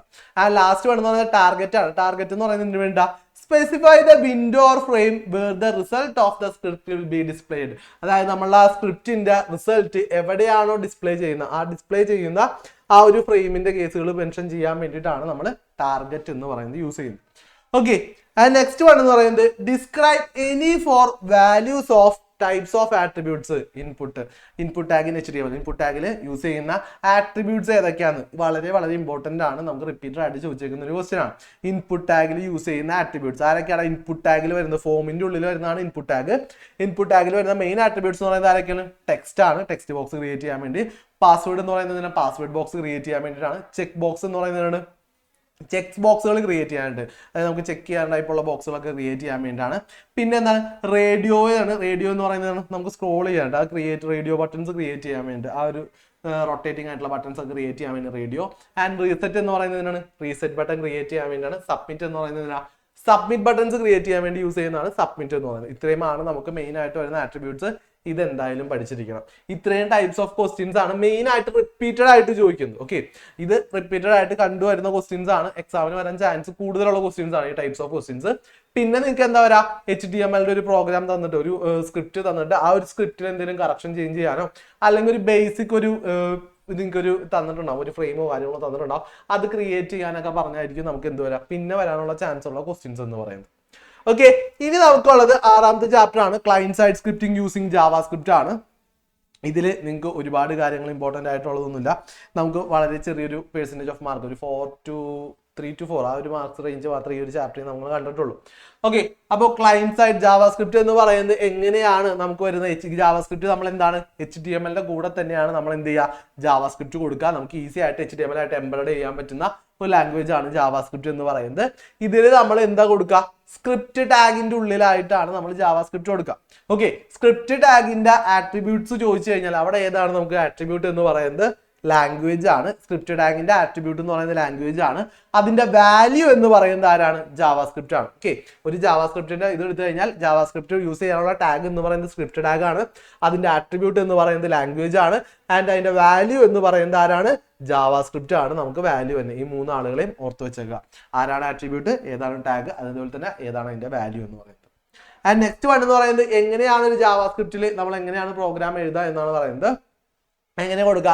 സ്ക്രിപ്റ്റ് കൊടുക്കുക, ലാംഗ്വേജ് കൊടുക്കുക, എന്നിട്ട് എന്ത് ചെയ്യുക? ജാവാസ്ക്രിപ്റ്റ് കൊടുക്കുക, എന്നിട്ട് എന്ത് ചെയ്യുക? ഒരു ഫംഗ്ഷൻ കൊടുക്കുക, ഫംഗ്ഷൻ കോൾ ചെയ്ത് എങ്ങനെ വേണമെങ്കിലും നമുക്ക് എന്ത് ചെയ്യാം? ആ ഒരു ജാവാസ്ക്രിപ്റ്റിൽ പ്രോഗ്രാം ഈ രീതിയിൽ നമുക്ക് പ്രിന്റ് ചെയ്യാനായിട്ട് പറ്റും. സ്ക്രിപ്റ്റ് ടാഗ് ഓപ്പൺ ചെയ്യണം, അതുപോലെ തന്നെ ക്ലോസ് ചെയ്തിട്ടുണ്ടാവണം. അതുപോലെ തന്നെ ഇതിൽ നിന്ന് നമുക്ക് ചോദിക്കാൻ ചാൻസ് ഉള്ള വേറൊരു ക്വസ്റ്റ്യൻ എന്ന് പറയുന്നത് ജാവാസ്ക്രിപ്റ്റ് എങ്ങനെയൊക്കെ കൊടുക്കാൻ പറ്റും നമുക്ക് ജാവാസ്ക്രിപ്റ്റ്. ഒന്ന്, ഫംഗ്ഷൻ ഹെഡിന്റെ ഉള്ളിൽ നമുക്ക് ജാവാസ്ക്രിപ്റ്റ് കൊടുക്കാം. പിന്നെ എവിടെ കൊടുക്കാം? ബോഡി പാർട്ടിന്റെ ഉള്ളിൽ ജാവാസ്ക്രിപ്റ്റ് കൊടുക്കാം. പിന്നെ എന്ത് ചെയ്യാം? എക്സ്റ്റേണൽ ഫയൽ ആയിട്ട് നമുക്ക് ജാവാസ്ക്രിപ്റ്റ് കൊടുക്കാം. എന്നിട്ട് എന്ത് ചെയ്താൽ മതി? അത് HTML ആയിട്ട് കണക്ട് ചെയ്ത് കൊടുത്താൽ മതി. ഒരു എക്സ്റ്റേണൽ ഫയൽ ആയിട്ട് നമുക്ക് എന്ത് ചെയ്യാം? ജാവാസ്ക്രിപ്റ്റ് എഴുതാം. അതായത് HTML ഉള്ളിൽ എഴുതാം, പുറത്തും എഴുതാം. HTML ഉള്ളിൽ എഴുതുമ്പോൾ ഫംഗ്ഷൻ ഹെഡിന്റെ ഉള്ളിലായിട്ട് എഴുതാം, അതുപോലെ തന്നെ ബോഡി പാർട്ടിൽ നമുക്ക് എഴുതാം. ഈ 3 മെത്തേഡിലാണ് നമുക്ക് ജാവാസ്ക്രിപ്റ്റ് എഴുതാൻ പറ്റുക. ഏതൊക്കെ മെത്തേഡിൽ ജാവാസ്ക്രിപ്റ്റ് എഴുതാൻ പറ്റും എന്നുള്ള ടൈപ്പ് ഓഫ് ഒരു ക്വസ്റ്റ്യൻ നമ്മളോട് ചോദിക്കും. ഓക്കെ, ക്ലിയർ അല്ലേ മക്കളെ? ഓക്കെ അല്ലേ? ഓക്കെ, ആൻഡ് നെക്സ്റ്റ് വൺ നോക്കി കഴിഞ്ഞാൽ നിങ്ങളോട് പിന്നെ ഉള്ള ക്വസ്റ്റ്യൻ എന്ന് പറയുന്നത് എന്തിനാണ് റൈറ്റ് എന്ന് പറയുന്നത് നമ്മൾ യൂസ് ചെയ്യുന്നത്. ഇപ്പൊ നമ്മൾ ഏതൊരു ഫംഗ്ഷൻ നോക്കിക്കഴിഞ്ഞാൽ നമ്മൾ ഡോക്യുമെന്റ് ഡോട്ട് റൈറ്റ് എന്ന് പറഞ്ഞൊക്കെ കൊടുത്തിട്ടാണ് നമ്മൾ യൂസ് ചെയ്യാറ്. ഒരു സാധനം പ്രിന്റ് ചെയ്യണമെങ്കിലൊക്കെ നമുക്ക് റൈറ്റ് ആണ് നമ്മൾ കൊടുക്കുക. റൈറ്റ് എന്ന് പറയുന്നത് എന്താണ്? ഒരു ബിൽറ്റ് ഇൻ ഫംഗ്ഷൻ ആണ്. അത് എന്തിനു വേണ്ടിയിട്ടാണ്? ആ ഒരു വെബ് പേജിൽ നമ്മൾ എന്താണോ കൊടുക്കുന്നത് അത് പ്രിന്റ് ചെയ്ത് കാണിക്കാൻ വേണ്ടി നമ്മൾ യൂസ് ചെയ്യുന്ന ഒരു ബിൽറ്റ് ഇൻ ഫംഗ്ഷനെയാണ് നമ്മൾ എന്ത് പറയുന്നത്? റൈറ്റ് എന്ന് പറയുന്നത്. ആൻഡ് നെക്സ്റ്റ് വൺ നമുക്ക് പഠിക്കാനുള്ളത് എന്താണ്? ജാവാസ്ക്രിപ്റ്റിലെ ഡാറ്റ ടൈപ്സ് ആണ്. ഡാറ്റ ടൈപ്സ് ഏതൊക്കെയാണ്? നമ്പർ ഉണ്ട്, സ്ട്രിംഗ് ഉണ്ട്, ബൂളിയൻ ഉണ്ട്. 3 ടൈപ്സ് ഓഫ് ഡാറ്റ ടൈപ്സ് ആണ് വരുന്നത്. എല്ലാ നമ്പേഴ്സും നമുക്ക് ഏതിൻ്റെ ഉള്ളിൽ പെടും? നമ്പറിന്റെ ഉള്ളിൽ പെടും. സ്ട്രിംഗ് എന്ന് പറയുന്നത് എന്താണ്? നോർമലി നമ്മൾ പഠിച്ചു തന്നെ ഡബിൾ കോഡ്സിന്റെ ഉള്ളിൽ ഏതൊരു സാധനത്തിനെ നമുക്ക് എന്ത് പറയാം? സ്ട്രിംഗ് എന്ന് പറയാം. ബൂളിയൻ എന്ന് പറഞ്ഞാൽ ട്രൂ ഓർ ഫോൾസ് ആയിട്ടുള്ള കേസുകൾ, അതിനൊക്കെ നമ്മൾ എന്താ പറയാ? ബൂളിയൻ എന്ന് പറഞ്ഞ ഡാറ്റ ടൈപ്പിലാണ് വരുന്നത്. മെയിൻ ആയിട്ട് 3 ഡാറ്റ ടൈപ്സ് ആണ് ജാവാസ്ക്രിപ്റ്റ് ഉള്ളത്. അതുപോലെ തന്നെ നമുക്ക് പിന്നെ ജാവാസ്ക്രിപ്റ്റ് കഴിഞ്ഞാൽ പിന്നെ പറയുന്നതാണ് അതിലെങ്ങനെയാണ് ഒരു വേരിയബിളിനെ ഡിക്ലെയർ ചെയ്യുന്നത്. വേരിയബിളിനെ ഡിക്ലെയർ ചെയ്യാനായിട്ട് നമുക്ക് പ്രത്യേകിച്ച് ആരെല്ലാം ആവശ്യമുണ്ടോ? നമുക്ക് ഇവിടെ എന്താണ്? ജാവാസ്ക്രിപ്റ്റിൽ വേരിയബിളിനെ ഡിക്ലെയർ ചെയ്യാനായിട്ട് ഡാറ്റ ടൈപ്പോ കാര്യങ്ങളോ ഒന്നും മെൻഷൻ ചെയ്യേണ്ട. ആകെ ആരെ മാത്രം യൂസ് ചെയ്താൽ മതി? var എന്ന് പറഞ്ഞ ആളെ മാത്രം എന്ത് ചെയ്താൽ മതിടാ? യൂസ് ചെയ്താൽ മതി. var കൊടുത്തിട്ട് നമുക്ക് ഓരോ വേരിയബിൾസിന് എന്ത് ചെയ്യാം? ഡിക്ലെയർ ചെയ്യാനായിട്ട് പറ്റും. ഈ var കൊടുത്ത് ഡിക്ലെയർ ചെയ്യുന്ന സമയത്ത് അവിടെ എന്താണ്? ഏത് വാല്യൂ ആണ്? ഇപ്പൊ x ആണെങ്കിൽ ആ എക്സിന് കറസ്പോണ്ടിങ് ആയിട്ടൊരു വാല്യൂ നമ്മൾ കൊടുത്തു കഴിഞ്ഞു കഴിഞ്ഞാൽ ആ ജാവാസ്ക്രിപ്റ്റ് എന്ത് ചെയ്യും, ഓട്ടോമാറ്റിക് ആയിട്ട് അത് ഏതാണ് വേണ്ടത് എന്നുള്ളത് തന്നെ മനസ്സിലാക്കിയിട്ട് അത് എന്ത് ചെയ്യും, ആ ഒരു വാല്യൂവിന് എടുക്കും. അങ്ങനെയാണ് നമുക്ക് ചെയ്യുന്നത്. ഇപ്പോൾ വേറെ x, y കൊടുത്തു കഴിഞ്ഞാൽ x എന്ന് പറയുന്നത് 25. ഇവിടെ എന്ത് മനസ്സിലാക്കും, ഇതൊരു നമ്പർ ആണ്, ഡാറ്റ ടൈപ്പ് ഓട്ടോമാറ്റിക് ആയിട്ട് മനസ്സിലാക്കിക്കോളും. ഡബിൾ കോട്സിന്റെ ഉള്ളിൽ കണ്ടു കഴിഞ്ഞാൽ അതൊരു സ്ട്രിംഗ് ആണെന്ന് എന്ത് ചെയ്യും, ഓട്ടോമാറ്റിക് ആയിട്ട് ജാവാസ്ക്രിപ്റ്റ് എന്ത് ചെയ്യുന്നുള്ളൂ, മനസ്സിലാക്കണം. അപ്പൊ വേരിയബിളിനെ ഡിക്ലെയർ ചെയ്യാനായിട്ട് ജാവാസ്ക്രിപ്റ്റിൽ ആരെയാണ് യൂസ് ചെയ്യുന്നത് എന്നുള്ളൊരു ക്വസ്റ്റ്യൻ കണ്ടു കഴിഞ്ഞാൽ ആരെ എഴുതണം, വേറെ ആണ് നമ്മൾ എന്ത് ചെയ്യുന്നത്, ജാവാസ്ക്രിപ്റ്റിൽ വേരിയബിളിനെ ഡിക്ലെയർ ചെയ്യാനായിട്ട് യൂസ് ചെയ്യുന്നത് എന്നുള്ളത് കറക്റ്റ് ആയിട്ട് എഴുതാം. ആൻഡ് നെക്സ്റ്റ് വൺ ജാവാസ്ക്രിപ്റ്റിലെ ഓപ്പറേറ്റേഴ്സ് ആണ്. ഓപ്പറേറ്റേഴ്സ് വന്നാൽ നമ്മൾ നോർമലി പഠിച്ചേക്കുന്ന ഓപ്പറേറ്റേഴ്സ് തന്നെയാണ്. അരിത്തമെറ്റിക് ഉണ്ട്, ഇൻക്രിമെന്റ് ഡിക്രിമെന്റ് ഓപ്പറേറ്റർ ഉണ്ട്, അസൈൻമെന്റ് ഓപ്പറേറ്റർ ഉണ്ട്, റിലേഷൻ ഉണ്ട്, ലോജിക്കൽ ഉണ്ട്. അതുകൂടാതെ ജാവാസ്ക്രിപ്റ്റിൽ എക്സ്ട്രാ വരുന്ന ഒരു ഓപ്പറേറ്റർ ആണ് എന്ത്, സ്ട്രിംഗ് കോൺകാറ്റിനേഷൻ ഓപ്പറേറ്റർ എന്ന് പറയുന്നത്. അപ്പൊ ജാവാസ്ക്രിപ്റ്റിൽ പ്ലസിന് രണ്ട് മീനിങ് ഉണ്ട് മക്കളെ. എന്താണ്, അരിത്തമെറ്റിക് ഓപ്പറേഷനിൽ അഡീഷൻ ആയിട്ട് നമ്മൾ പ്ലസ് യൂസ് ചെയ്യുന്നുണ്ട്, ആൻഡ് സ്ട്രിംഗ് കോൺകാറ്റിനേഷൻ ഓപ്പറേറ്റർ ആയിട്ടും എന്ത് യൂസ് ചെയ്യുന്നുണ്ട്, പ്ലസ് യൂസ് ചെയ്യുന്നുണ്ട്. ഓക്കെ, അപ്പൊ ഈ ഒരു കാര്യം നിങ്ങൾ ശ്രദ്ധിച്ചിരിക്കുക. ചിലപ്പോൾ നിങ്ങളോട് എന്ത് ചെയ്യും, ക്വസ്റ്റ്യനിൽ ഇപ്പോൾ തരും, അതിൽ ഇപ്പൊ കുറച്ച് ഓപ്പറേറ്റേഴ്സ് വരും, എന്നിട്ട് അതിൽ എന്താണ് അരിത്തമെറ്റിക് ഓപ്പറേറ്റർ അല്ലാത്ത കേസുകൾ, അതായത് അരിത്തമെറ്റിക് ഓപ്പറേറ്റർ അല്ലാത്ത കേസുകൾ സെലക്ട് ചെയ്യാൻ പറയും. അപ്പൊ അങ്ങനെ സെലക്ട് ചെയ്യാൻ പറയുന്ന സമയത്ത് ചിലപ്പോൾ ഈ ഓപ്പറേറ്റേഴ്സ് എല്ലാം തന്നിട്ടുണ്ടാവും. അപ്പൊ ഇതിൽ അരിത്തമെറ്റിക് ഓപ്പറേറ്റർ അല്ലാത്തൊരു കേസും കൂടി സെലക്ട് ചെയ്യാൻ പറഞ്ഞു. അരിത്തമെറ്റിക് ഓപ്പറേറ്റർ അല്ലാത്ത കേസുകൾ, അതായത് അരിത്തമെറ്റിക് ഓപ്പറേറ്റർ കൂടാതെ വേറെ എന്തെങ്കിലും കൂടി ആയുള്ള ഒരു കേസും കൂടി നമ്മളോട് സെലക്ട് ചെയ്യാനായിട്ട് ക്വസ്റ്റ്യൻ ചോദിച്ചു കഴിഞ്ഞാൽ നിങ്ങൾ ആരെയും കൂടി എഴുതേണ്ട വരും മക്കളെ. പ്ലസ് എന്ന് പറഞ്ഞാൽ അയക്കണം, എന്ത് ചെയ്യുക, എഴുതി കൊടുക്കാം. പ്ലസ് എന്താണ്, അഡീഷനും യൂസ് ചെയ്യുന്നുണ്ട്, അതുപോലെ തന്നെ എന്തിനു യൂസ് ചെയ്യുന്നുണ്ട്, അരിത്തമെറ്റിക് ഓപ്പറേഷൻ വേണ്ടിയിട്ട് എന്ത് യൂസ് ചെയ്യുന്നുണ്ട്, പ്ലസ് യൂസ് ചെയ്യുന്നുണ്ട്. ക്ലിയർ അല്ലേടാ? സോറി, സ്ട്രിംഗ് കോൺകാറ്റിനേഷൻ ഓപ്പറേറ്ററും യൂസ് ചെയ്യുന്നുണ്ട്. ആൻഡ് നെക്സ്റ്റ് വൺ എന്ന് പറയുന്നത് അടുത്ത് നോക്കാം. അടുത്ത് ജസ്റ്റ് ഒരു ജാവ ഇത് കൊടുത്തേക്കാണ്. ഇവിടെ നമുക്ക് എന്താണ്, സ്ട്രിംഗ് കോൺകാറ്റിനേഷൻ ആണ് ഉദ്ദേശിച്ചേക്കുന്നത്. ഇവിടെ എക്സിൽ എന്താണ്, ഒരു സ്ട്രിംഗ് ആണ് കൊടുത്തേക്കുന്നത്, ആൻഡ് വൈയിൽ അഗെയിൻ ഒരു സ്ട്രിംഗ് ആണ് കൊടുത്തേക്കുന്നത്. നമ്മൾ എന്ത് കൊടുത്തേക്കുന്നത്, z assign x plus y. ഇവിടെ പ്ലസ് എന്തായിട്ട് ആക്ട് ചെയ്യുന്നത്, ഒരു സ്ട്രിംഗ് കോൺകാറ്റിനേഷൻ ഓപ്പറേറ്റർ ആയിട്ട് യൂസ് ചെയ്യുന്നത്. രണ്ട് സ്ട്രിങ്ങുകളെ തമ്മിൽ കമ്പൈൻ ചെയ്യാൻ വേണ്ടിയാണ് യൂസ് ചെയ്യുന്നത്. അപ്പൊ ആ പ്ലസിന്റെ ക്വസ്റ്റ്യൻ ഒരു ഇമ്പോർട്ടന്റ് ക്വസ്റ്റ്യൻ ആണ്. പ്ലസ് എന്തിനൊക്കെ യൂസ് ചെയ്യുന്നുള്ളത് കറക്റ്റ് ആയിട്ട് ഓർത്ത് വയ്ക്കുക. അരിത്തമെറ്റിക്കും സ്ട്രിംഗ് കോൺകാറ്റിനേഷൻ, രണ്ട് സ്ട്രിങ്ങുകളെ തമ്മിൽ കണക്ട് ചെയ്യാനായിട്ട് ഒരുമിച്ച് കൂട്ടിച്ചേർക്കാനായിട്ട് നമ്മൾ യൂസ് ചെയ്യുന്നുണ്ട്. നെക്സ്റ്റ് കേട്ടോ, അടുത്തോട്ടോ. അടുത്തെന്ന് പറയുന്നത് ഇതിലെ കൺട്രോൾ സ്റ്റേറ്റ്മെന്റ്സ് ആണ്. ഇവിടെ എന്താണ് കൺട്രോൾ സ്റ്റേറ്റ്മെന്റ്സ് എന്ന് പറയുന്നത്, ഇഫ് ഉണ്ട്, ഇഫ് എൽസ് ഉണ്ട്, സ്വിച്ച് ഉണ്ട്, ഫോർ ലൂപ്പ് ഉണ്ട്, അതുപോലെ തന്നെ വൈൽ ലൂപ്പ് ഉണ്ട്. ഇവരെല്ലാവരും നമുക്ക് ഇവിടെ വരുന്നുണ്ട്. സിൻടാക്സ് എല്ലാം എന്ത് തന്നെയാണ്, നിങ്ങൾ പഴയ പഠിച്ച അതേ സിൻടാക്സ് തന്നെയാണ്. ഇഫ് ആണെങ്കിൽ ടെസ്റ്റ് എക്സ്പ്രഷൻ, ഇഫ് കൊടുത്തു കഴിഞ്ഞാൽ ഇഫ് ടെസ്റ്റ് എക്സ്പ്രഷൻ സ്റ്റേറ്റ്മെന്റ് വരും. പിന്നെ ഇഫ് എൽസ് വന്നു കഴിഞ്ഞാൽ ഉണ്ടാവും, ഇഫ് ഉണ്ടാവും, ടെസ്റ്റ് എക്സ്പ്രഷൻ ഉണ്ടാവും, അതിന്റെ ട്രൂ കേസ് ഉണ്ടാവും, എൽസിന് വന്നിട്ട് ഒരു ട്രൂ കേസ് ഉണ്ടാവും. ഇനി ഇഫ് ഉണ്ടെങ്കിൽ പിന്നെ എൽസ് ഇഫ് ആണ് വരുന്നെങ്കിൽ എന്താണ്, ഇഫ് കൊടുക്കും, കണ്ടീഷൻ കൊടുക്കും, ട്രൂ സ്റ്റേറ്റ്മെന്റ് ഉണ്ടാവും, എൽസ് ഇഫ് കൊടുക്കും, കണ്ടീഷൻ കൊടുക്കും, ട്രൂ സ്റ്റേറ്റ്മെന്റ് ഉണ്ടാവും. അങ്ങനെ പല സ്റ്റേറ്റ്മെന്റ്സ് നമുക്ക് കൊടുക്കാം. ലാസ്റ്റ് എന്താണ്, ഫാൾസ് ആണെങ്കിൽ എൽസ് കൊടുക്കാം. ഇത് സെയിം സ്ട്രക്ചർ ആണ് വരുന്നത്. ഇവിടെ ആകെ ഒരു വ്യത്യാസം ഒന്നാണ്, നമ്മൾ സി ഔട്ട് എഴുതുന്നതിന് പകരമായിട്ട് ഇവിടെ ആരെ യൂസ് ചെയ്യുന്നുണ്ട് വരും, ഇവിടെ റൈറ്റ് യൂസ് ചെയ്യേണ്ടി വരും. ആ ഒരു വ്യത്യാസം മാത്രമേ ഇവിടെ ഉള്ളൂ. സി ഔട്ടിന് പകരം റൈറ്റ് യൂസ് ചെയ്യാം. ക്ലിയർ അല്ലേ? ഓക്കെ അല്ലേ? ഓക്കെ, നെക്സ്റ്റ് നോക്കാം. നെക്സ്റ്റ് എന്ന് പറയുന്നത് എന്താണ്, സ്വിച്ച് ആണ്. സ്വിച്ചും എന്ത് തന്നെയാണ്, സെയിം സിൻടാക്സ്, നമ്മൾ ഇതുവരെ പഠിച്ച അതേ സിൻടാക്സ് തന്നെയാണ്.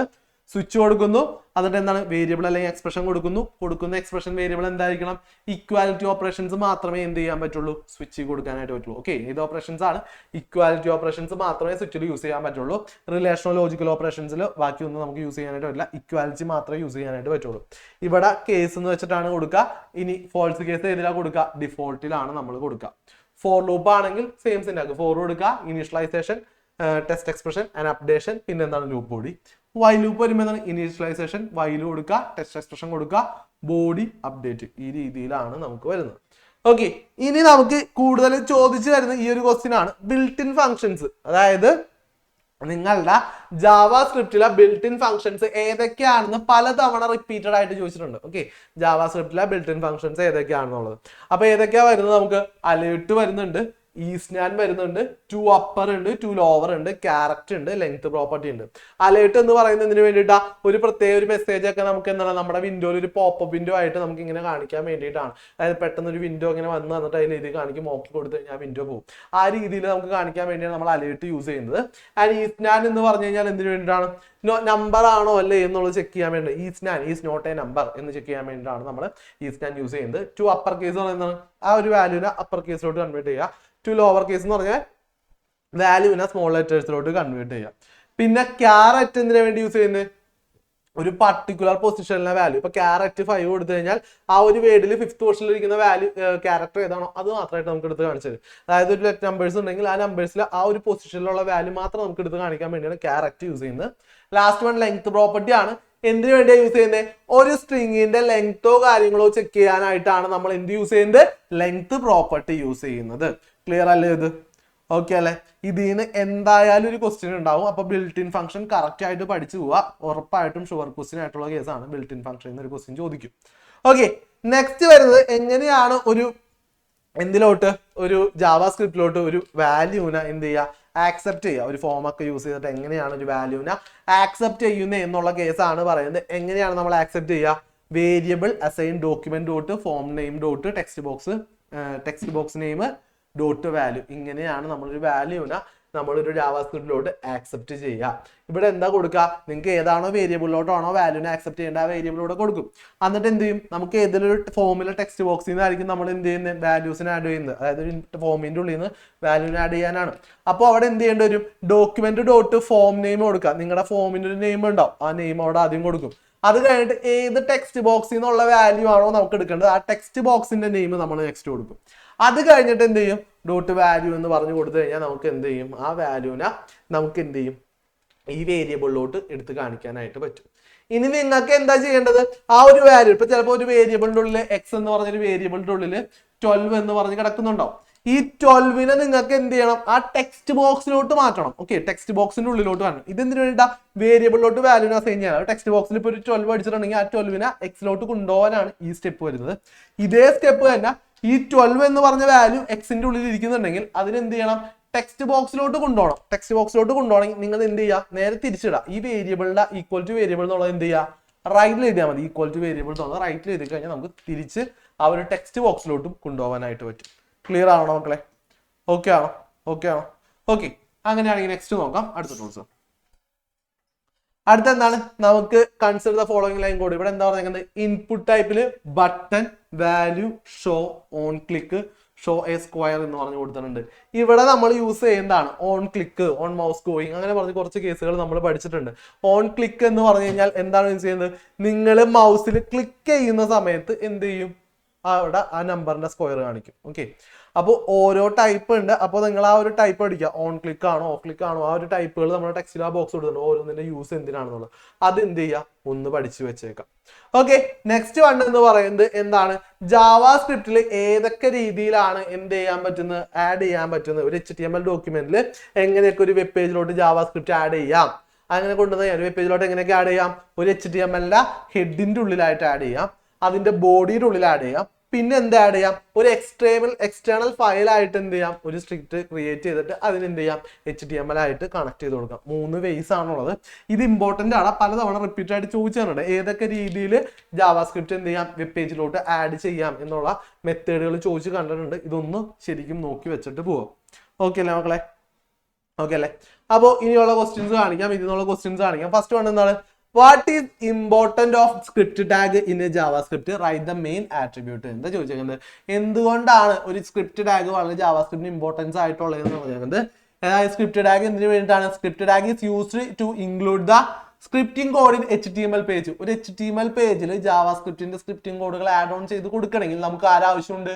സ്ക്രിപ്റ്റ് ടാഗിന് ആവശ്യമുണ്ട്. അതിന്റെ മെയിൻ ആട്രിബ്യൂട്ട് എന്ന് പറയുന്നത് ആരാണ്? ലാംഗ്വേജ് ആണ്. ജാവാസ്ക്രിപ്റ്റിന്റെ കേസിലാണെങ്കിൽ അതിന്റെ വാല്യൂ എന്ന് പറയുന്നത് ജാവാസ്ക്രിപ്റ്റ് ആണ്. ആ ഒരു കേസ് ഓർത്ത് വെക്കുക. ആൻഡ് നെക്സ്റ്റ് വൺ എന്ന് പറയുന്നത് അടുത്ത് കേട്ടോ, explain any 3 data types in JavaScript. ജാവാസ്ക്രിപ്റ്റിലുള്ള ഏതെങ്കിലും 3 ഡാറ്റ ടൈപ്സ് ചെയ്താണ് പറയുന്നത്. ഏതൊക്കെയാ ഉള്ളത്? നമ്പർ ഉണ്ട്, സ്ട്രിങ് ഉണ്ട് ആൻഡ് ബൂളിയൻ ഉണ്ട്. 3 ഡാറ്റ ടൈപ്സ് ആണ് നമുക്ക് മെയിൻ ആയിട്ട് വരുന്നത്. അതിന് എക്സാമ്പിൾസ് കൊടുക്കുക. നമ്പർ എന്ന് പറഞ്ഞാൽ ഏത് നമ്പറും വിടും. സ്ട്രിങ് എന്ന് പറയുമ്പോൾ ഡബിൾ കോട്സിലുള്ള എല്ലാ കേസും വിടും. ബൂളിയൻ എന്ന് പറയുമ്പോൾ ട്രൂ ഓർ ഫോൾസ് കേസുകളെല്ലാം ബൂളിയനിലാണ് നമുക്ക് വേണം. ആൻഡ് നെക്സ്റ്റ് വൺ എന്ന് പറയുന്നത് അടുത്ത ക്വസ്റ്റ്യൻ എന്താണ്? Name the keyword of. അടുത്ത ക്വസ്റ്റ്യൻ ഇടും. Name the keyword used to declare variable in JavaScript. ജാവാസ്ക്രിപ്റ്റിൽ യൂസ് ചെയ്യുന്ന വേരിയബിൾ ഡിക്ലെയർ ചെയ്യാൻ വേണ്ടി യൂസ് ചെയ്യുന്ന വേരിയബിളിനെ ഡിക്ലെയർ ചെയ്യാൻ വേണ്ടി യൂസ് ചെയ്യുന്ന കീവേഡ് എന്താണ്? എന്താ കീവേഡ്? വാർ എന്ന് പറയുന്നതാണ് കീവേഡ്. ഓക്കെ, അപ്പോൾ ഒരു ജാവാസ്ക്രിപ്റ്റിൽ ഏത് വേരിയബിളിനെ ഡിക്ലെയർ ചെയ്യുന്നത് യൂസ് ചെയ്യുന്ന കീവേഡ് എന്താണ്? വാർ ആണ്. ഡാറ്റ ടൈപ്പിന് നമുക്ക് അവിടെ മെൻഷൻ ചെയ്യേണ്ട കേസില്ല. വാർ കൊടുത്തു കഴിഞ്ഞാൽ ഏത് ഡാറ്റ ടൈപ്പ് ആണെങ്കിലും ഓട്ടോമാറ്റിക് എടുത്തോളും. ഓക്കെ, ആൻഡ് നെക്സ്റ്റ് വൺ നോക്കാം. Explain any 3 types of operations in JavaScript. ജാവാസ്ക്രിപ്റ്റിലുള്ള ഏതെങ്കിലും 3 ഓപ്പറേഷൻ ആണ്. ഓക്കെ, ഏതൊക്കെ ഉണ്ടാ? അരിത്തമെറ്റിക് ഓപ്പറേഷൻ ഉണ്ട്, അസൈൻമെന്റ് ഓപ്പറേഷൻ ഉണ്ട്, ഇൻക്രിമെന്റ് ഡിക്രിമെന്റ് ഓപ്പറേഷൻ ഉണ്ട്, റിലേഷണൽ ഓർ ലോജിക്കൽ ഓപ്പറേഷൻ ഉണ്ട്, പിന്നെ ആരുണ്ട്? സ്ട്രിംഗ് കോൺകാറ്റനേഷൻ ഓപ്പറേഷൻ ഉണ്ട്. ഇതിൽ ഏതെങ്കിലും 3 എക്സ്പ്ലെയിൻ ചെയ്യാനാണ് പറയുന്നത്. അപ്പൊ എന്ത് ചെയ്യാം? നിങ്ങൾക്ക് കറക്റ്റ് ആയിട്ട് അറിയാവുന്ന ഏതെങ്കിലും 3 എക്സ്പ്ലെയിൻ ചെയ്യുക. 3 മാർക്ക് ക്വസ്റ്റ്യൻ ആയിട്ടാണ് ഇത് ചോദിച്ച് കാണാറ്. ഓക്കെ, നെക്സ്റ്റ് നോക്കാം.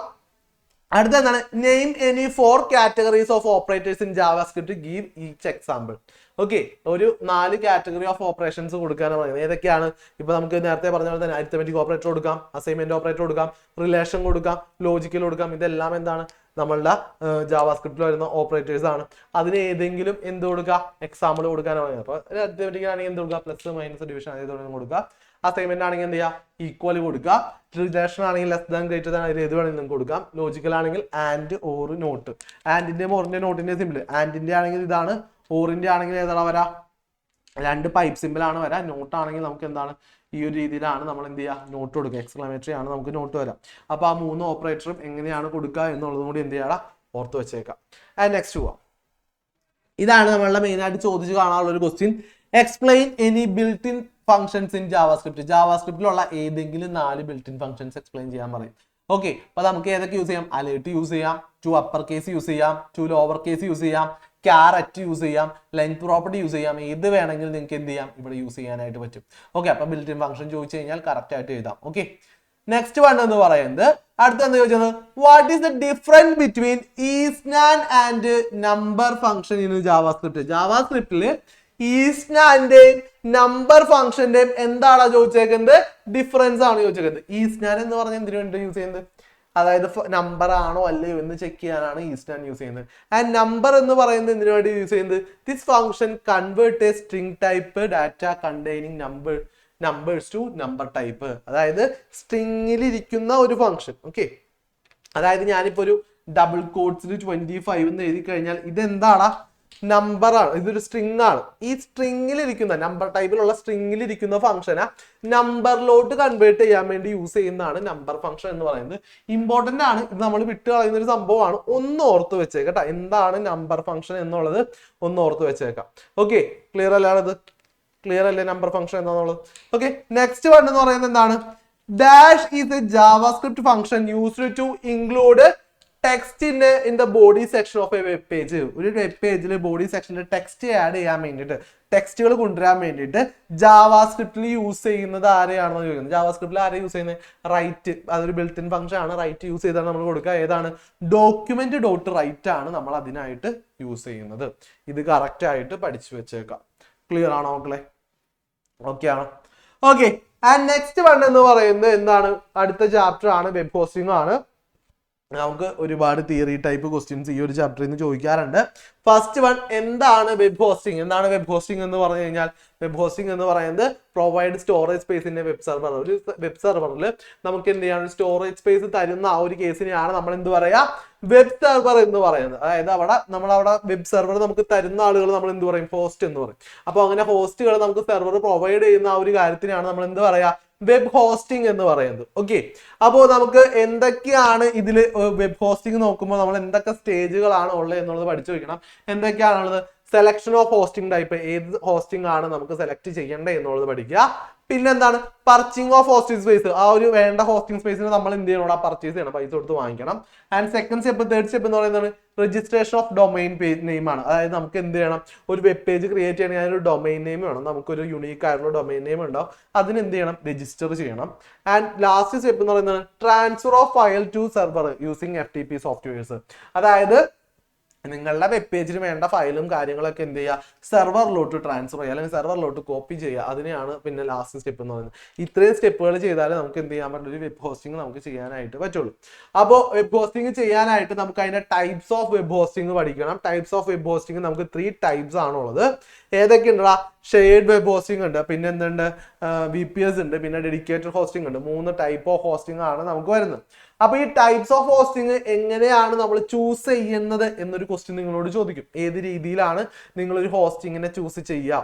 അപ്പൊ നോക്കേണ്ട കേസസ്, ഫസ്റ്റ് വൺ എന്താണ്? എമൗണ്ട് ഓഫ് സ്റ്റോറേജ് സ്പേസ്, എത്രത്തോളം സ്റ്റോറേജ് നമുക്ക് ആവശ്യമുണ്ട്, അതിനനുസരിച്ച് വേണം നമ്മൾ എന്ത് ചെയ്യാൻ, സെർവേഴ്സ് ചൂസ് ചെയ്യാനായിട്ട്. ഷെയർഡ് വേണോ, ഡെഡിക്കേറ്റഡ് വേണോ, VPS വേണോ എന്നുള്ളത്. പിന്നെ നമ്പർ ഓഫ് എക്സ്പെക്റ്റഡ് വിസിറ്റേഴ്സ്, എത്ര വിസിറ്റേഴ്സ്, അതായത് ആ ഒരു വെബ്സൈറ്റ് ഏകദേശം എത്ര പേര് യൂസ് ചെയ്യും, അതായത് ഒരു ടൈം, അതായത് ഒരു സെക്കൻഡ്സിൽ എത്ര പേര് യൂസ് ചെയ്യും എന്നുള്ളതാണ്. അതായത് ഒരു ദിവസം എത്ര പേര് യൂസ് ചെയ്യുന്നല്ല, ഒരു സെക്കൻഡിൽ, ഒരു മില്ലി സെക്കൻഡിൽ എത്ര യൂസേഴ്സ് അതിലോട്ട് കയറാനുള്ള ചാൻസസ് ഉണ്ട്, അതായത് എത്ര ആളുകൾ കയറും, മറ്റേ ടൈമിൽ എത്ര പേര് കയറും എന്നുള്ളത് നോക്കിയിട്ട് വേണം എന്ത് ചെയ്യാനായിട്ട്, നമ്മൾ സെർവർ ചൂസ് ചെയ്യാനായിട്ട്.